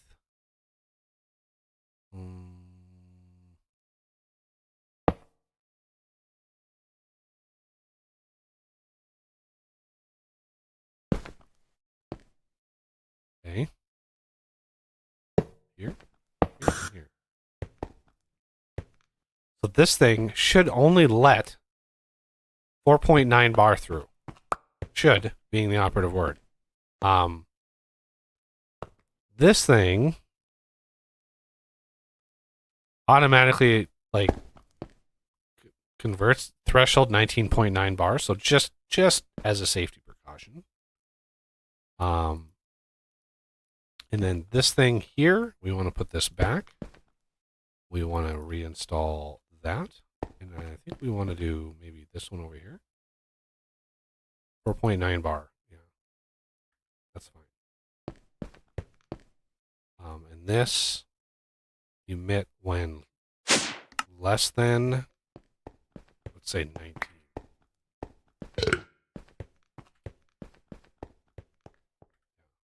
So this tube can have 19 bar, but 4.9 can only go into there. Otherwise, things start exploding, and that's bad.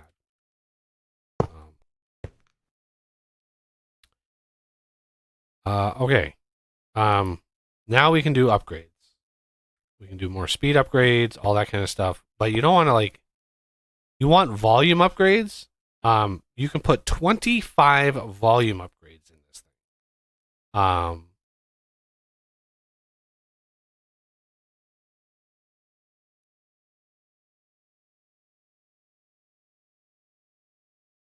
Oh yeah, we need a temperature mitigation as well. So that means we need these over here.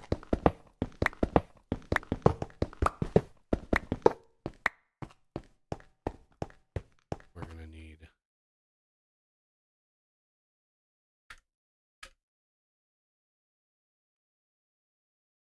some heat pipe. Thermal leg? What is that? Which can transfer you.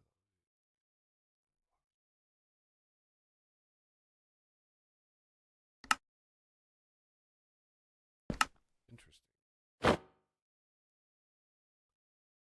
Heat pipe.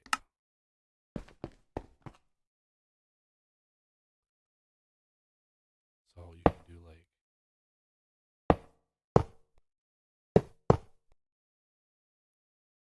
just might as well put the other one in.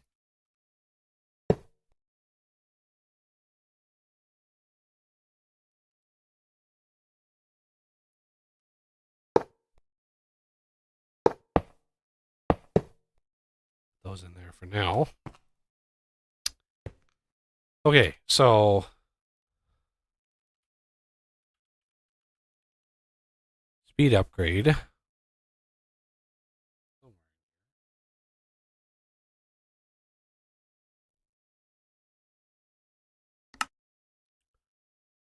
There it is.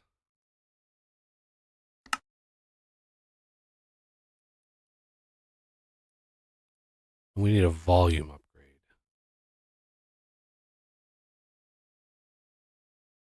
What is that going to look like?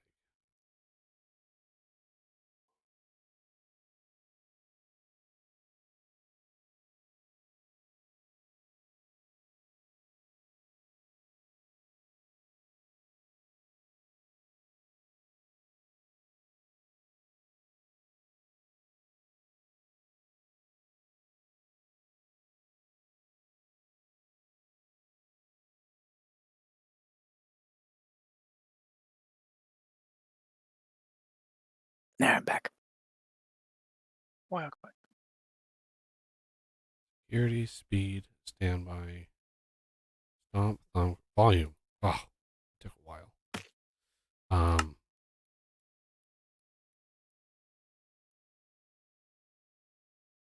Ooh, I'm gonna need some more. Ooh, maybe not.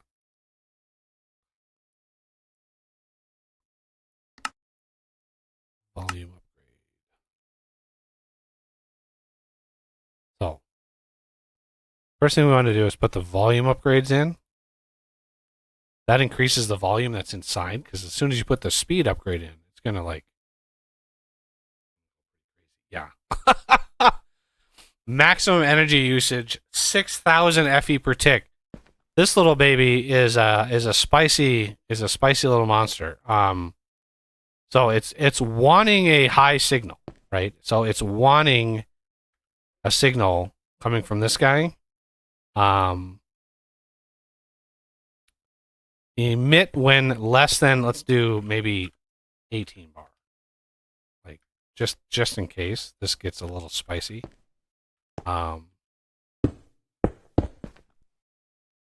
we're going to do the repeater here. And heat is skyrocketing. Heat pipe, you're not doing what you should be doing. You can see how fast this thing is pulling some RF, that's for sure. But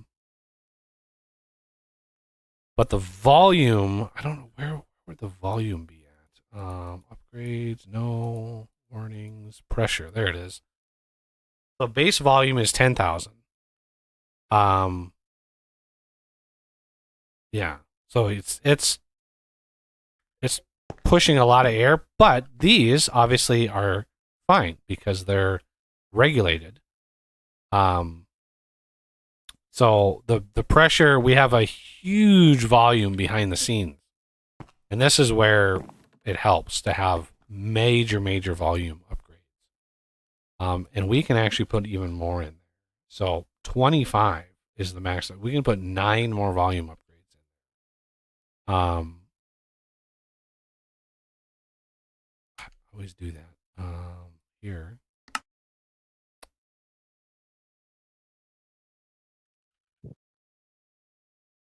Pressed iron.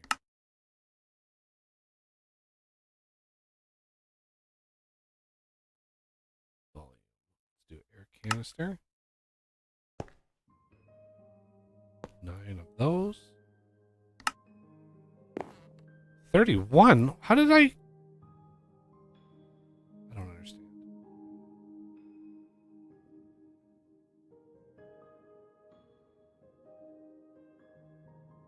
Oh.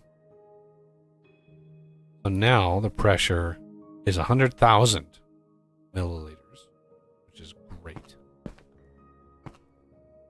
So there's a huge volume of air behind here.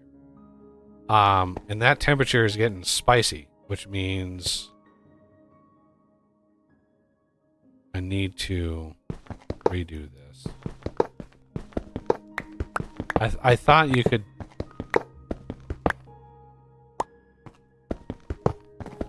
have these like far away, but you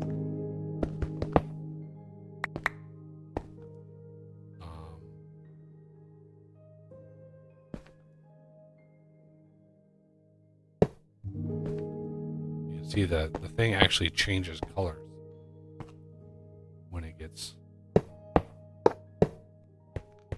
hot. Now you could take the heat, obviously, and move it over here and use it for the refiner, right? So depending on how optimized you build, you can sort of take the heat from one place and use it in another place and not waste it. 100% possible to do it that way. I would have to completely move this around and move it over here, and it's definitely something you can do. But yeah, this was getting a little on the warm side.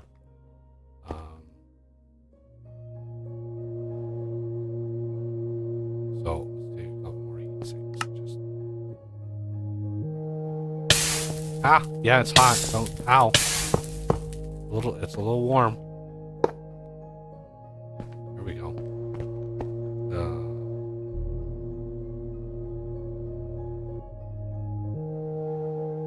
Not really sure of the math behind how they dealt with the heat, but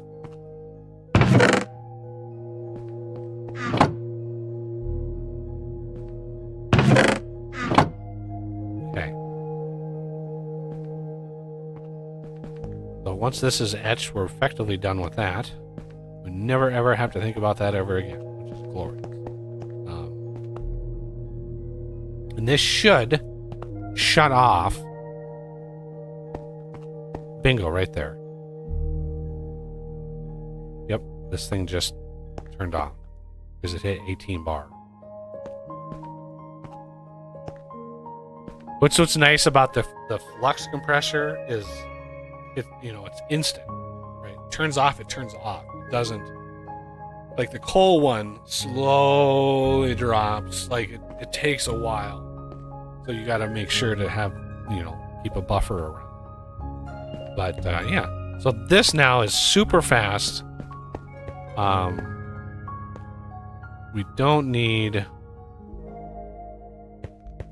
Well, let's put this stuff away. That away. Module expansion. All of those. Pressure tubes. Heat pipe we don't need. Emidron tablet I don't need anymore. Plastic, we had a ton of that over here. Kind of putting everything in this back. The pneumatic pack here.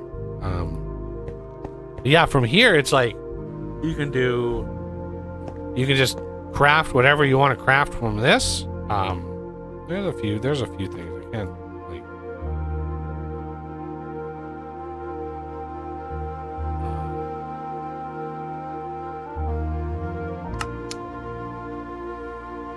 I have no idea what this is. But yeah, the main reason is these PCBs. It's just so much better. Netherite drill bit. Haven't really experienced that. Never really had to get into the mining aspect of it. Yeah, and that's basically what we have with that. And then what you can do is you can build a larger pressure chamber if you wanted, which it just makes it so when it's moving things back and forth, it doesn't consume so much. It doesn't drop in pressure so fast. But in order to make these actually move more quickly, you can actually put upgrades in, right? So you can do speed upgrades in both of these. So let's do speed upgrade. I don't know how much sugar we have left. We have plenty of sugar apparently. So I'm going to take here, and I'm going to do 10 speed upgrades on that one, and 10 speed upgrades on this one.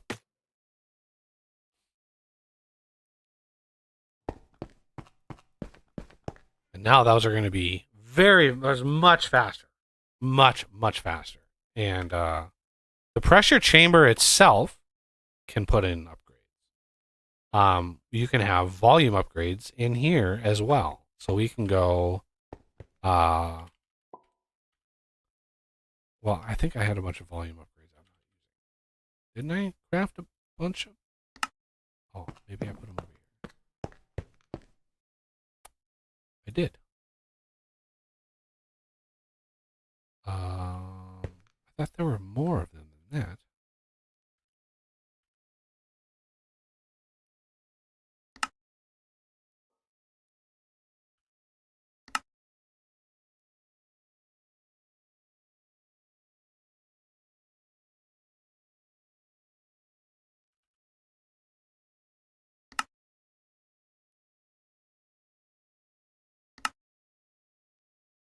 Literally need one more.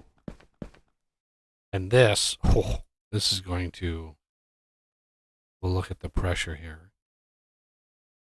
Pressure, base volume 16, poink, 160.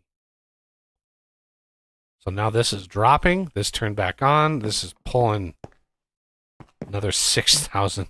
That's a lot of power.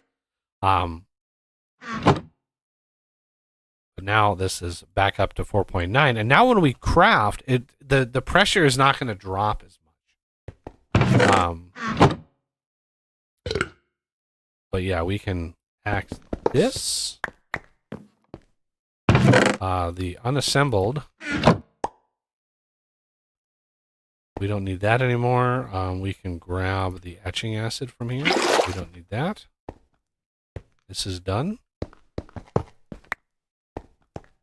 Put this away.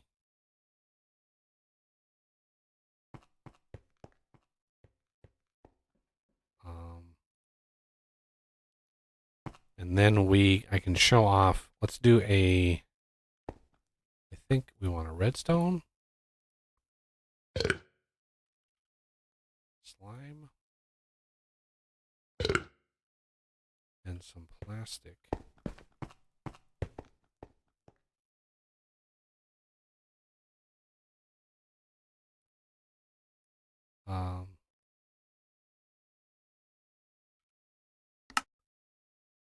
Yeah, we want transistors and capacitors. So the slime ball, oh, we need nuggets. Okay. Gold nuggets, copper nuggets. We have so much copper. This is probably fine to use copper nuggets. Oh, those are different. Copper nugget. So now this is going to be super fast.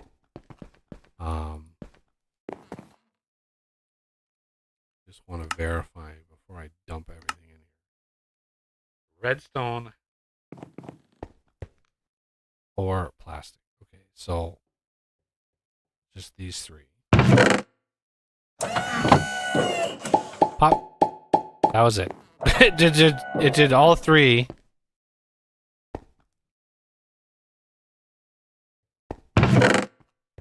And there's the capacitors. Why does it look like there's still stuff in there? If I put redstone in there.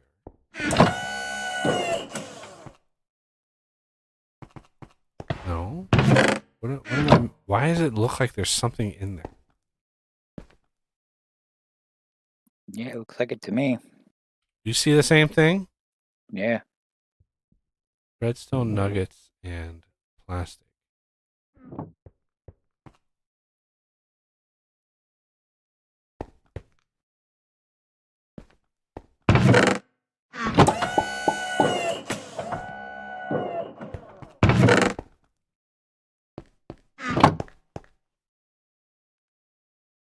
Am I missing something here? Like, feels like I'm missing something.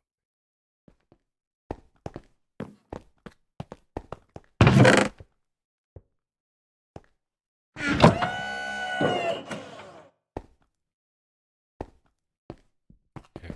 Well, we're gonna have to do just export all.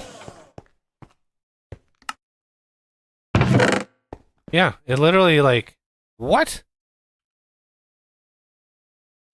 Oh, my ratios were off. It used 3 nuggets for every other. Okay, that's why everything went bad and wrong, because I put.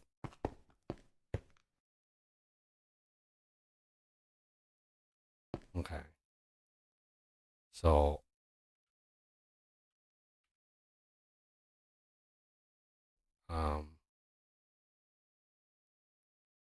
so if we put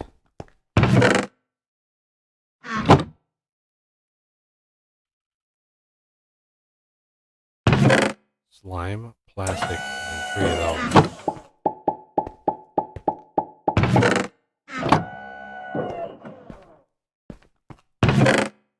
There's 64. But why is there...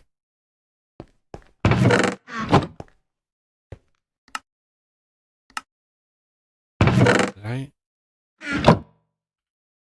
Oh, there's 2. So the other recipe needs 3. This one needs 2. Jesus. Consistency, maybe?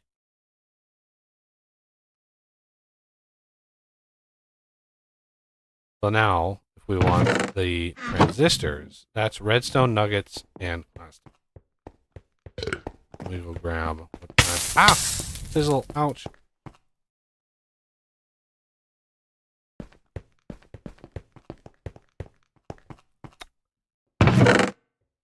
Oh, redstone. Now, just to verify, redstone, nuggets, and those. Okay.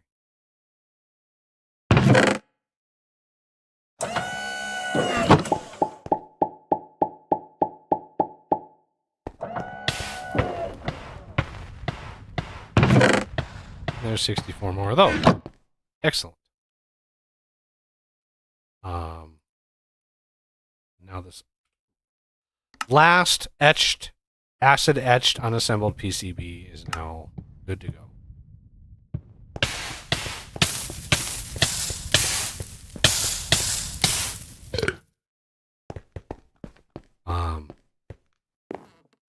remaining plastic. Well, it can be used for many things, but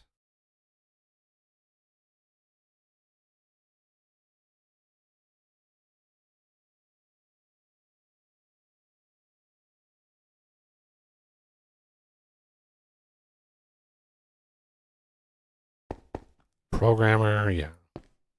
So if we were gonna really go deep into this, we don't have time to do the drones today. But the drones, you just craft the drones with the things, and you build a programming table.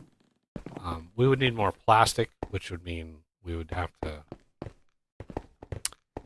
basically redo the system over here. I'd like to pull the heat from this system over to here. Basically rebuild this. And now, this thing we can actually use the charging station.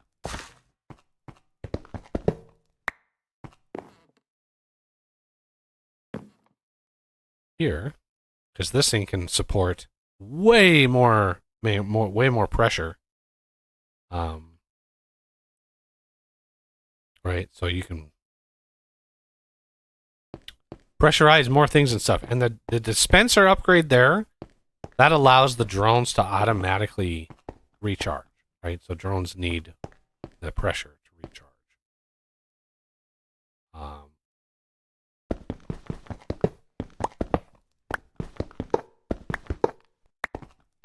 So we did this.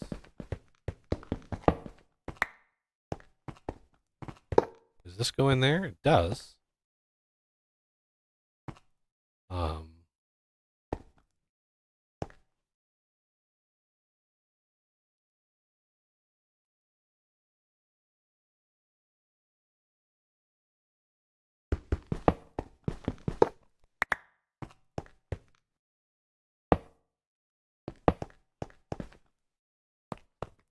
Oh.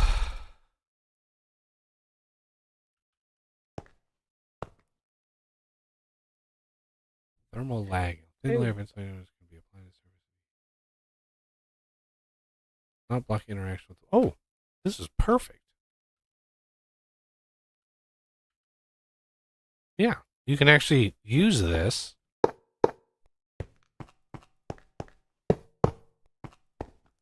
Even on the front. And you can still interact with the thing. That's beautiful. Not really sure how laser IO would handle that. But if we take this is just all the jank. There's so much jank. Couldn't you put the vortex tube in place of that heat pipe to keep the compressor cool? Yes. You could. But it takes pressure. Right? So it's kind of a Catch-22. Yeah, well, not casual. It's like you need pressure to cool it, but the fact that you're using pressure means the compressor is going to be on, which means it's going to generate heat, which is going to need more pressure. It's just like it's an infinite loop where you're using the pressure, and then that pressure goes into cooling it, which uses air, which needs to be compressed. It's just, yeah. It's a delicate balance. So I don't know if laser IO. I doubt. Yeah, you can't. Can't do that. So if we do insert on black, yeah, and then this back here. Well, we do this underneath, maybe. Down here, and this one down would be extract. There we go.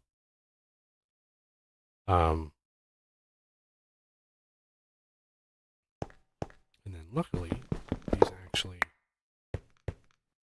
keep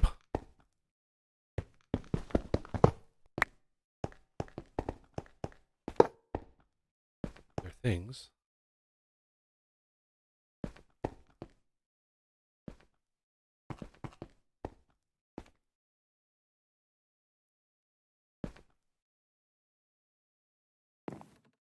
No, not that one. There we go.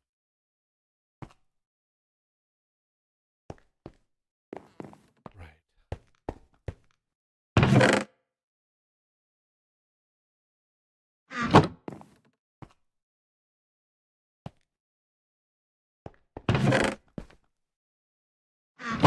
And then we have this one.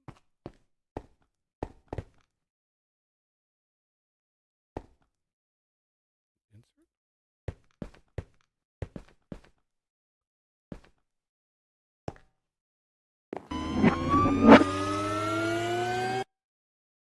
What in God's name was that sound?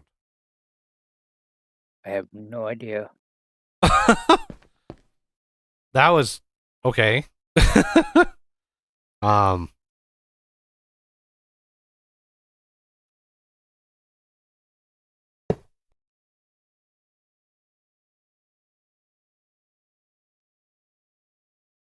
There, that thing is entirely encased now. Oh, I know what that sound was. What? Hunter just yelled down the minigun. Yeah, I grabbed one. I saw one with holding 5 on it. And I was gonna ask, how did it get holding 5? That should not be possible with our current enchantment.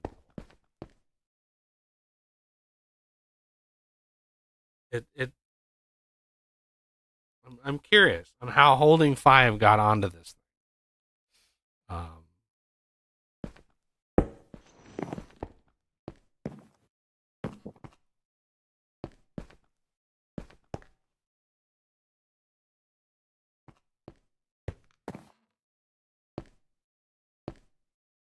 Actually, looks like it can go up to holding 12. I mean, yeah, there's a lot of levels of the things. I'm just curious on how holding 5. Oh, the city combined 2 books. Oh.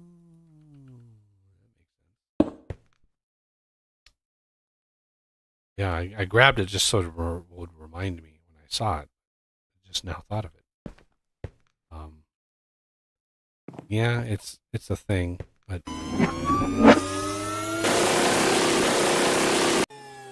it uses bullets really fast. Well, it is kind of like the hallmark of a minigun, isn't it? Yeah, it's definitely. I mean, if you use them slow, it wouldn't be a minigun anymore. It wouldn't be a minigun. Yeah, it's definitely true. All right, so this thermal pneumatic thing. There's some recipes that actually require pressure, like vegetable oil. Gasoline can be turned into LPG.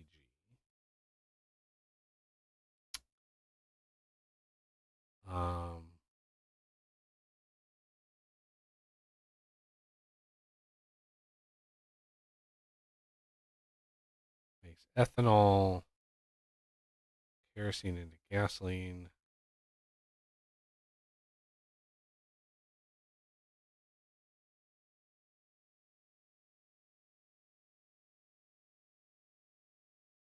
Ethanol, lubricant, yeast.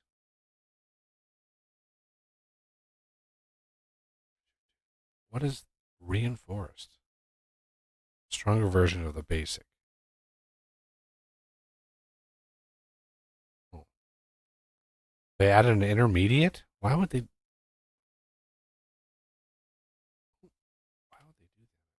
that? Yeah, this is not jumping out. Like, you can turn diesel into kerosene, turn kerosene into gasoline, and then gasoline into more LPG. So we could, in a roundabout way, take all of this diesel in here and convert it up into it. It would take like 3 different steps though, and a huge amount of like heat and air. I don't know if that would be worth it.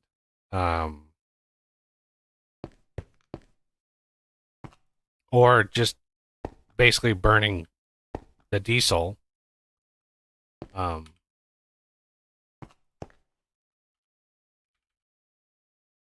We look at diesel. I'm not even think about that. I tried. We tried, everybody, to do this superheated. It just didn't work. I don't know if this is the diesel.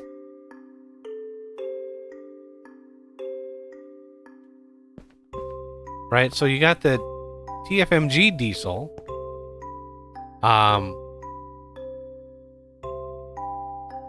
Got the immersive diesel.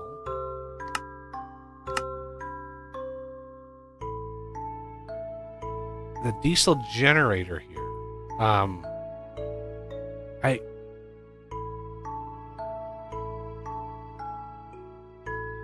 I want to say that this could easily burn the diesel, but we don't know.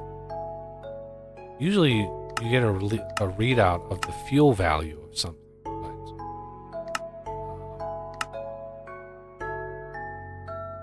Like if we look at biodiesel, no. If we look at this diesel, no.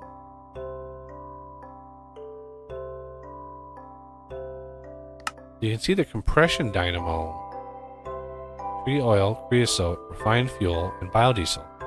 So we wouldn't be even able to put the diesel that we're getting out of this in dynamos. So it's like they didn't or dictionary it, or they didn't set it up right for fuel values or cross mod compatibility, I should say.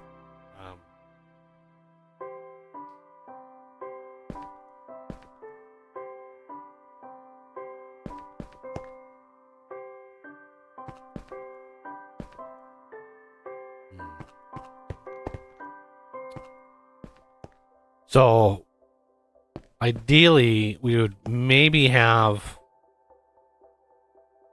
one of these crafting it. I don't know what is lubricant. I mean, other than the obvious. I know if you're using an oil one, you can lubricate the pump jacks. Yeah, that was immersive petroleum that allowed you to do that. Yeah. It's one of the other reasons I love that mod. I really, if the immersive petroleum person is out there, like I love that mod. I'm gonna try to replicate as much as possible in vintage engineering because it was just so well done. The only thing I'll probably not be able to do is the weird abstract way that they did prospecting, where you just had to like you had like the drill that would prospect the ground, and it would unveil like abstract deposits like that. I have no idea how any of that was generated, but so yeah, lubricant doesn't look like it has a lot of uses. Not at least in this iteration. So yeah, I guess we would make it into kerosene, which it needs 300 degrees. Holy Moses. And at least 2 bar. 300 degrees and 2 bar, and you make kerosene. And then that at 300 degrees and 2 bar makes gasoline. And then that at 300 degrees and 2 bar makes LPG. So that's 3 steps. That would be 3 thermopneumatic plants that you would need to clean this up a little bit. Because you take all of this and you'd push it into a thermopneumatic plant. Then you take that output and then that output and then finally push it into here. Could be done. It could be done. It would be a royal pain. But yeah, this is now stable. It's safe. It's not gonna explode.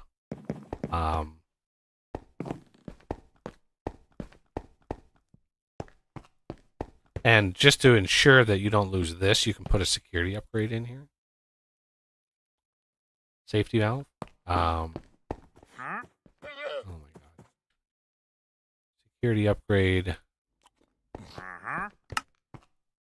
Does he have any trades? Bane of Arthropods 10, Mending, Looting 5, Unbreaking 5, Fire Aspect 5. Let me peek at it.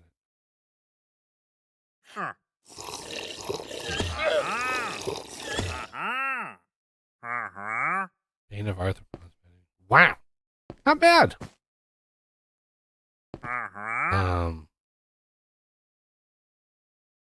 Cool. The sword, like, swords are less damage than axes. This is why I like the bone splitter that I got, because just its base damage is more than a sword for some reason. I don't know why they did it. But yeah, it's one of the things I learned is the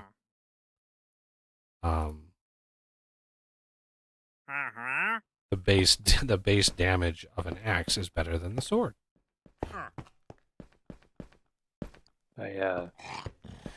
Your future wizard's tower. I put a floor down. An idea for a floor on the first floor. Well, it's definitely not going to be square, and it needs to be not going to be square. I like the floor though. That is very woo. Yeah, I'd like it, oval, circular, maybe. Sort of like if you picture the Harry Potter movies and the Burrow, right, where the Weasleys lived, the sort of like weird ramshackle like house that they lived in. That's in my mind. That's what I'm picturing. Is this like oddly impossible structure that's held together by magic, but okay. Little pieces jutting out of the sides, and it's just like almost chaotic, but a little bit orderly. Now the bottom floor is probably the only place that we're going to deal with, so everything above it is going to be, just fluff. But anyway, oh shit.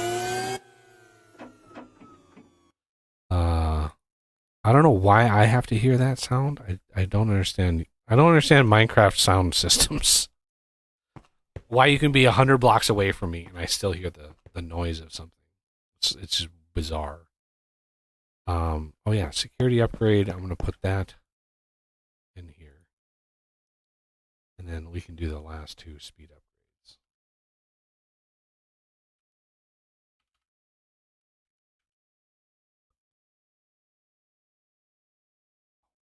I think I've almost got the pump jack all ready to go. Huge pain in the butt. Yeah. I mean, kudos for getting it that far.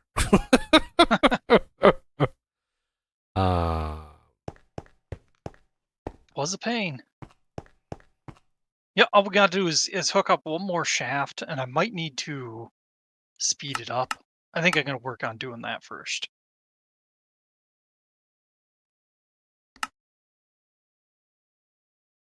Be a pain if it was slow.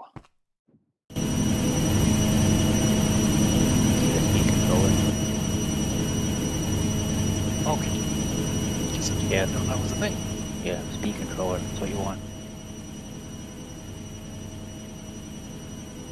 Oh, precision mechanism. They're already made. Oh, good. Yeah, behind the diner. The outside has a little setup for it. There's already a bunch made. Okay. Wow. I just crafted a full stack of compressed iron blocks, and it didn't even like... the pressure chamber didn't even hiccup. It can spit all those out so fast. Beautiful. Absolutely beautiful. Yeah, this system is rock solid now.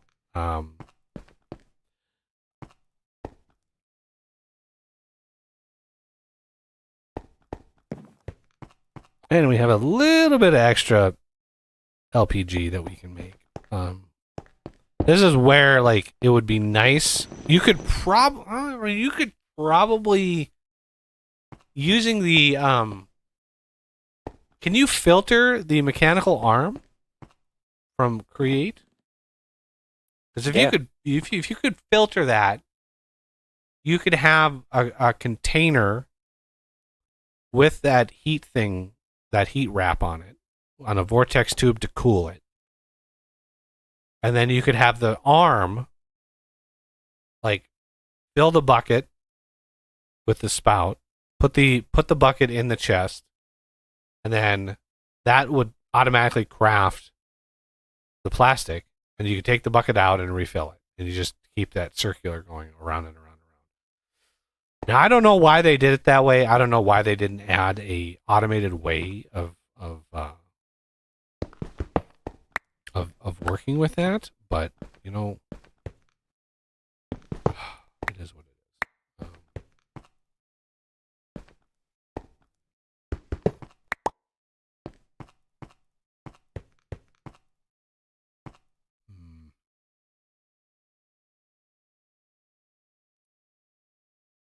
Yeah, this is Yeah, most rig something up that does that then. most definitely not a final way of doing this. And I definitely didn't want this to be. I don't want this to be here like permanently. Oh no, that's not what I wanted right there. I wanted that with some of. No, I was, here, yeah. Okay. Because, yeah, didn't. Suppose I should have used the ponder thing. Ah, I see. Ultimate thermodynamic conductor. This is what I want. I'll put it down so you can see what you do. You have the input there. Output there. Okay. I'll be over there in a second. It'll take me a sec to get this re-rigged.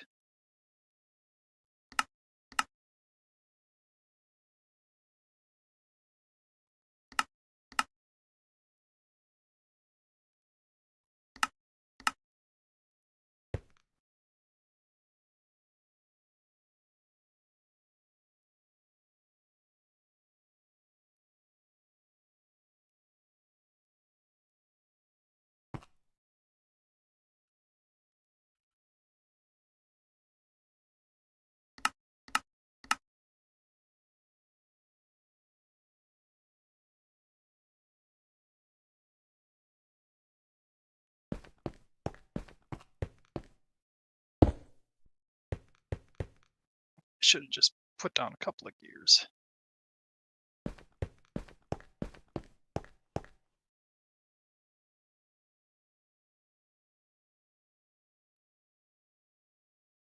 It's off by one.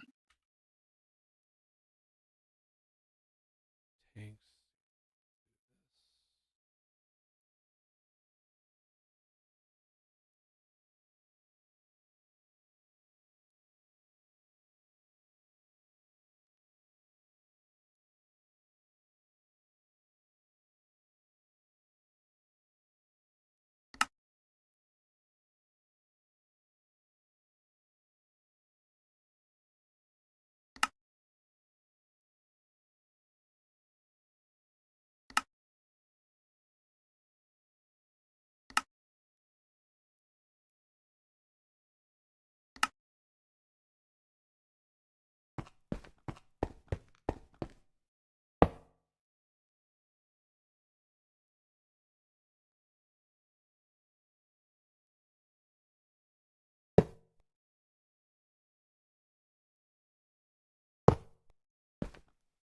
Oh, is it actually hooked up? I don't want to. No, it's Okay. disconnected yet.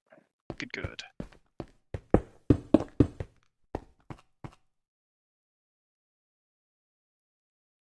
And then what you do is, once you have it hooked up, you come over here on the side of this. See the 16 there? Yeah, right click and then. And then you can just slide it up and down however fast you want it to go. All right.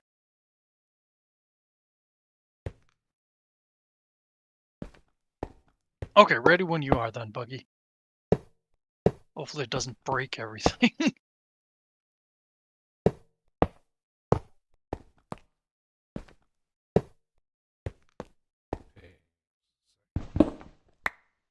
Yeah, no worries. Take your time.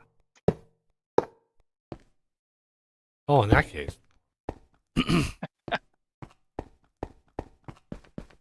How you getting the fluid out of it? Magic. Okay, that's what I thought. Just checking. Those are very sturdy looking wires on there. Oh yeah. So what we got to do is place the last shaft here. One thing that wasn't documented was that the top there, those top 7 blocks, need to be glued together. I was looking in the ponder thing, and it's just like, yeah, we're not going to tell you. Yeah, it uses the create mechanics to do that. Yeah, there's crude oil in there. Yep. That's nice. So black is the ender tank. You can pump that oil in. Okay. Do we have an ender tank on us? Oh, excellent. Yes. That's a white one. So we want black dye. And you don't want to hook. You do not ever put things in a tank that's white. Yeah. 'Cause then every time you place a tank that's white dye, it's gonna have whatever it is in there. So that's why I always craft them with colored wool. So I'm always I don't ever remember using a white tank. Maybe at some point if I have a latex setup that's separated, but I usually don't bank huge volumes. Okay, I could have swore I had like a million ink sacs on me.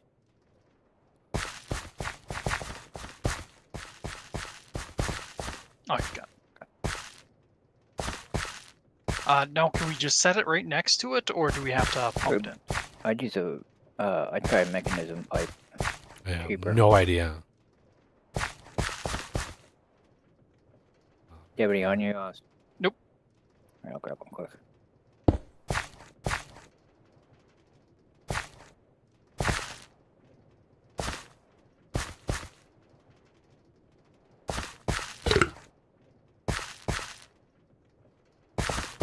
Oh, it looks like it worked. Yep. So yeah, it says it's empty. Ah, there I saw a little flash with it in there. All right.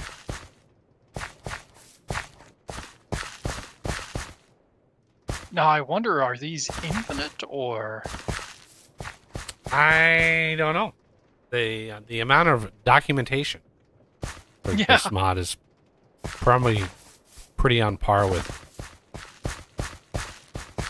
other mods. But yeah, I definitely like the immersive petroleum pump jacks better. Yeah. The gluing, I mean, some of the gluing, makes sense. It's all right, but yeah, this type of gluing, it just doesn't. I mean, the immersive engineering one or the immersive petroleum one it actually looks like a pump jack. Yeah. This one doesn't. I mean, it's close. They did pretty good with what they had, but the immersive petroleum one also, you can slap down the lubrication thing, and it actually changes the model so it looks like the lubricant is actually moving. Like, they did such a good job with it. I really wish I could attract the developers of those kinds of mods to Vintage Engineering, because could you imagine how crazy they could go and just how good it would be to have that kind of functionality in a literally a modding API that really doesn't need that much work to upgrade from version to get the Angel Belt upgraded. I did a lot of work adding a config file, integrating the config values in with the mod itself. If I wouldn't have done that, right? If I wasn't interested in doing that. I actually, with the base game API changes, I was able to make the mod even more efficient because they took the wearable items and they created a set of actual base classes for wearable, like item wearable, and all of the item wearable base class had all of the custom drawing stuff, right? So before, all of the wearables, you had every single wearable had basically a copy and paste of the same exact functions to draw them on the player, because the renderer, like, it has to be like what attachment point on the player, what the orientation is, what the rotation is, like all of that stuff. So they pulled all that out into its own class. And so I basically took my Angel Belt wearable. I didn't even need to do it, but I made the Angel Belt wearable. It's almost no code now. Whereas before there was a ton and ton of functions that had to be in. So they actually made it better. Now it still would have worked had I not done that. But it would have been replicating the same code, which you don't need to do.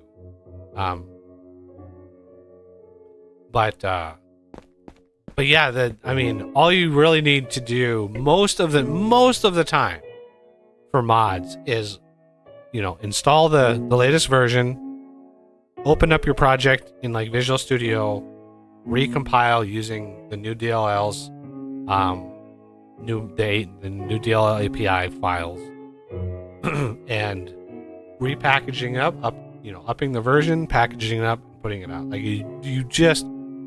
it's very rarely do they make such a fundamental API change that you have to do it. And even when they do that, even when Tyrone adds API changes, he usually makes every effort to make it backwards compatible, so existing mods don't completely break altogether. So yeah, it's like massive amount of phenomenal coding, and it's just a pleasure to work with. Versus Minecraft, which is not. I've looked at Minecraft code. It is. When you open a class and the first three pages on your screen in a Minecraft class are all imports, where you're importing values and functions. It's just this giant block of imports, and then you have a little bit of code. It's like, how you keep track of that in your mind, like all the different things, I don't know. Maybe the modding API is better or something. But brutal, absolutely brutal.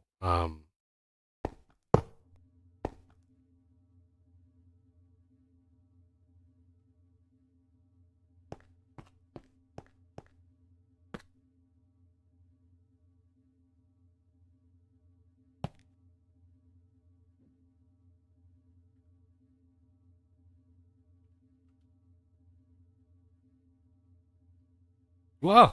God, sometimes my screen just bugs out. Oh baby, look at that! Look at that heat go.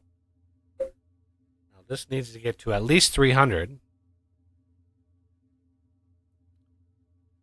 Yep, there's 300. Excellent.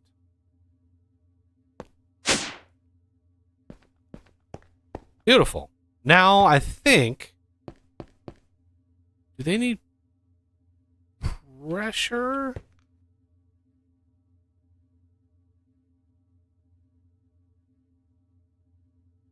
Diesel.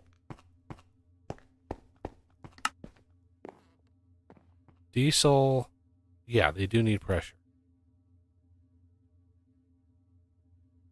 These can hold 10 bar. Oh my god, 10 bars. So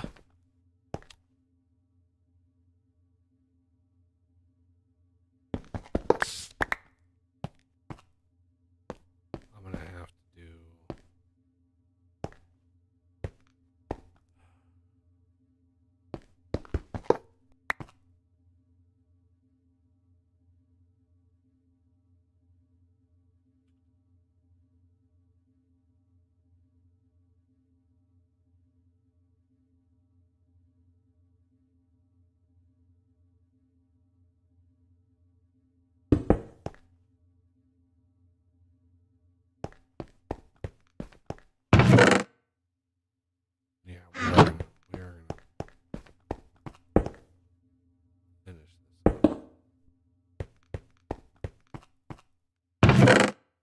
sure.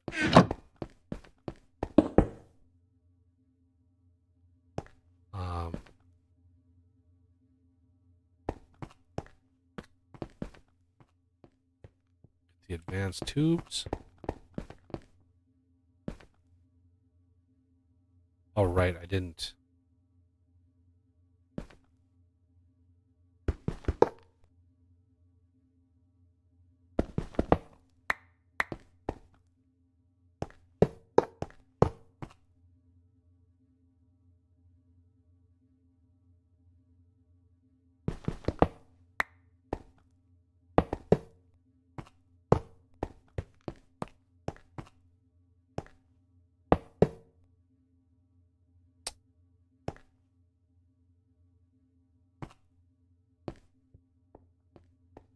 I mean, this is already regulated, so I could go out here like that.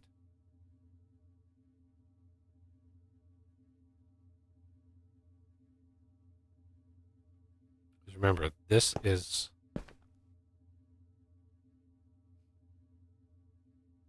one's coal.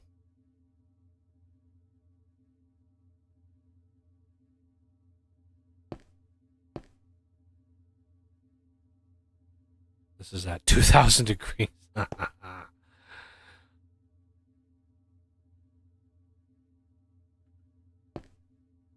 um, 2,000. Wow, that's some spicy meatballs right there. So these are all going to be connected here. So I want this. Stupid.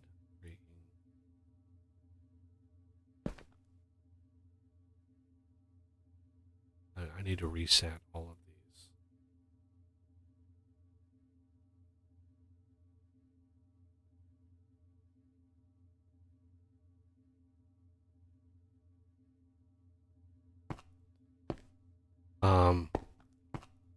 Because these four at the very least have to be, well, plus that one maybe. This one at the end. This is the one that I will grab. Fluid on extract on the south side. Right. And then that will come up here and get pushed into there. All these other ones I don't need to worry about. So this one at the very least has to connect with this one down.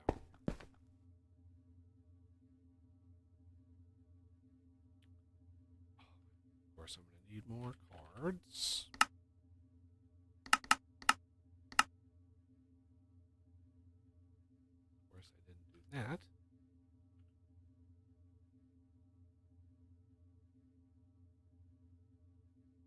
Okay. Let's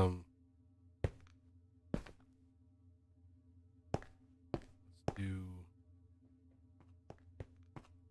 that.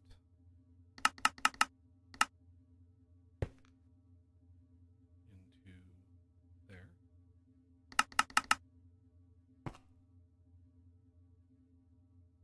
Okay.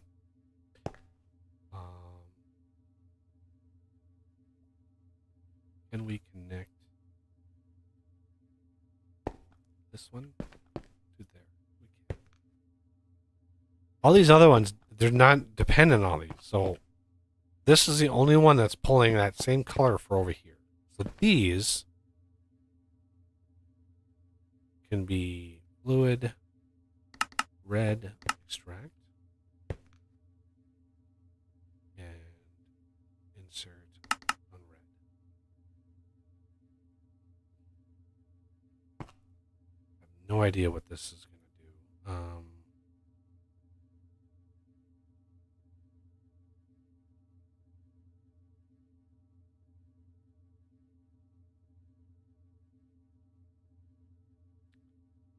It was diesel, right? Yeah. No, I don't want lubricant. Craft diesel, bluish. Okay. So, fluid. Channel 3. Extract.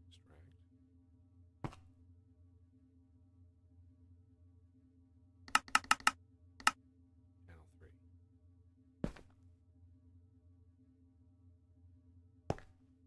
And then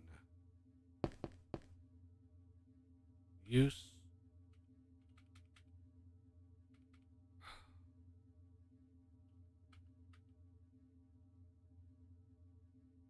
Kerosene to yellow. So blue.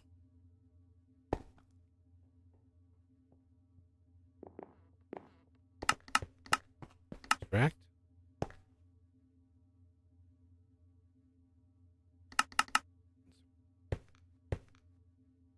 Maybe, possibly. We'll see. Let's hook it up and see where I went wrong.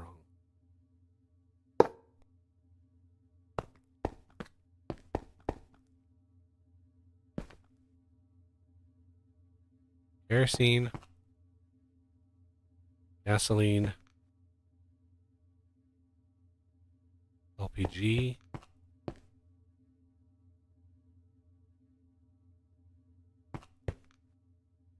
and this is heating up because this is running again.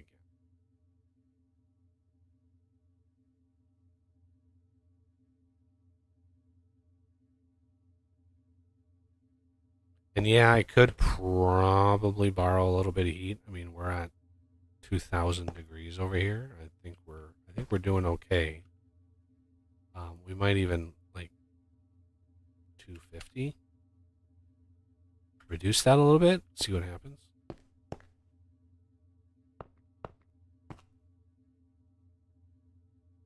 There's probably a lot of heat inside the pipe. Usually, Mechanism Ultimate pipes are brutal as far as like their internal capacity. So there's probably a lot of heat stored up in that pipe.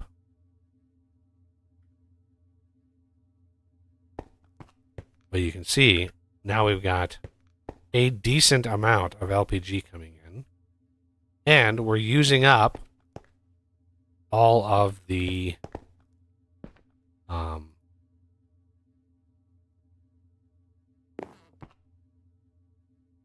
dispenser volume. You can't put speed upgrades in these, unfortunately.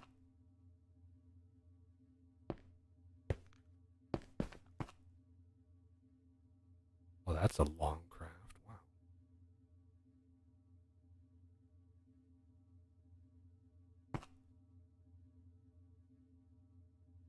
What is this?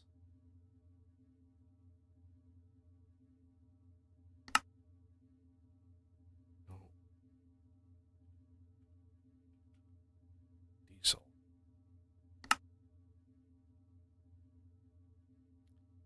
Takes in 100 and gives you 80.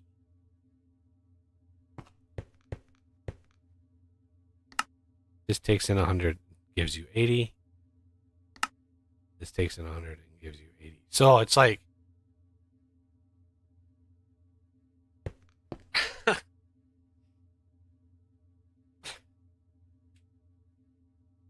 it's a 20% loss for every step. Is that multiplicative? 20% times 20% times 20%? I don't know.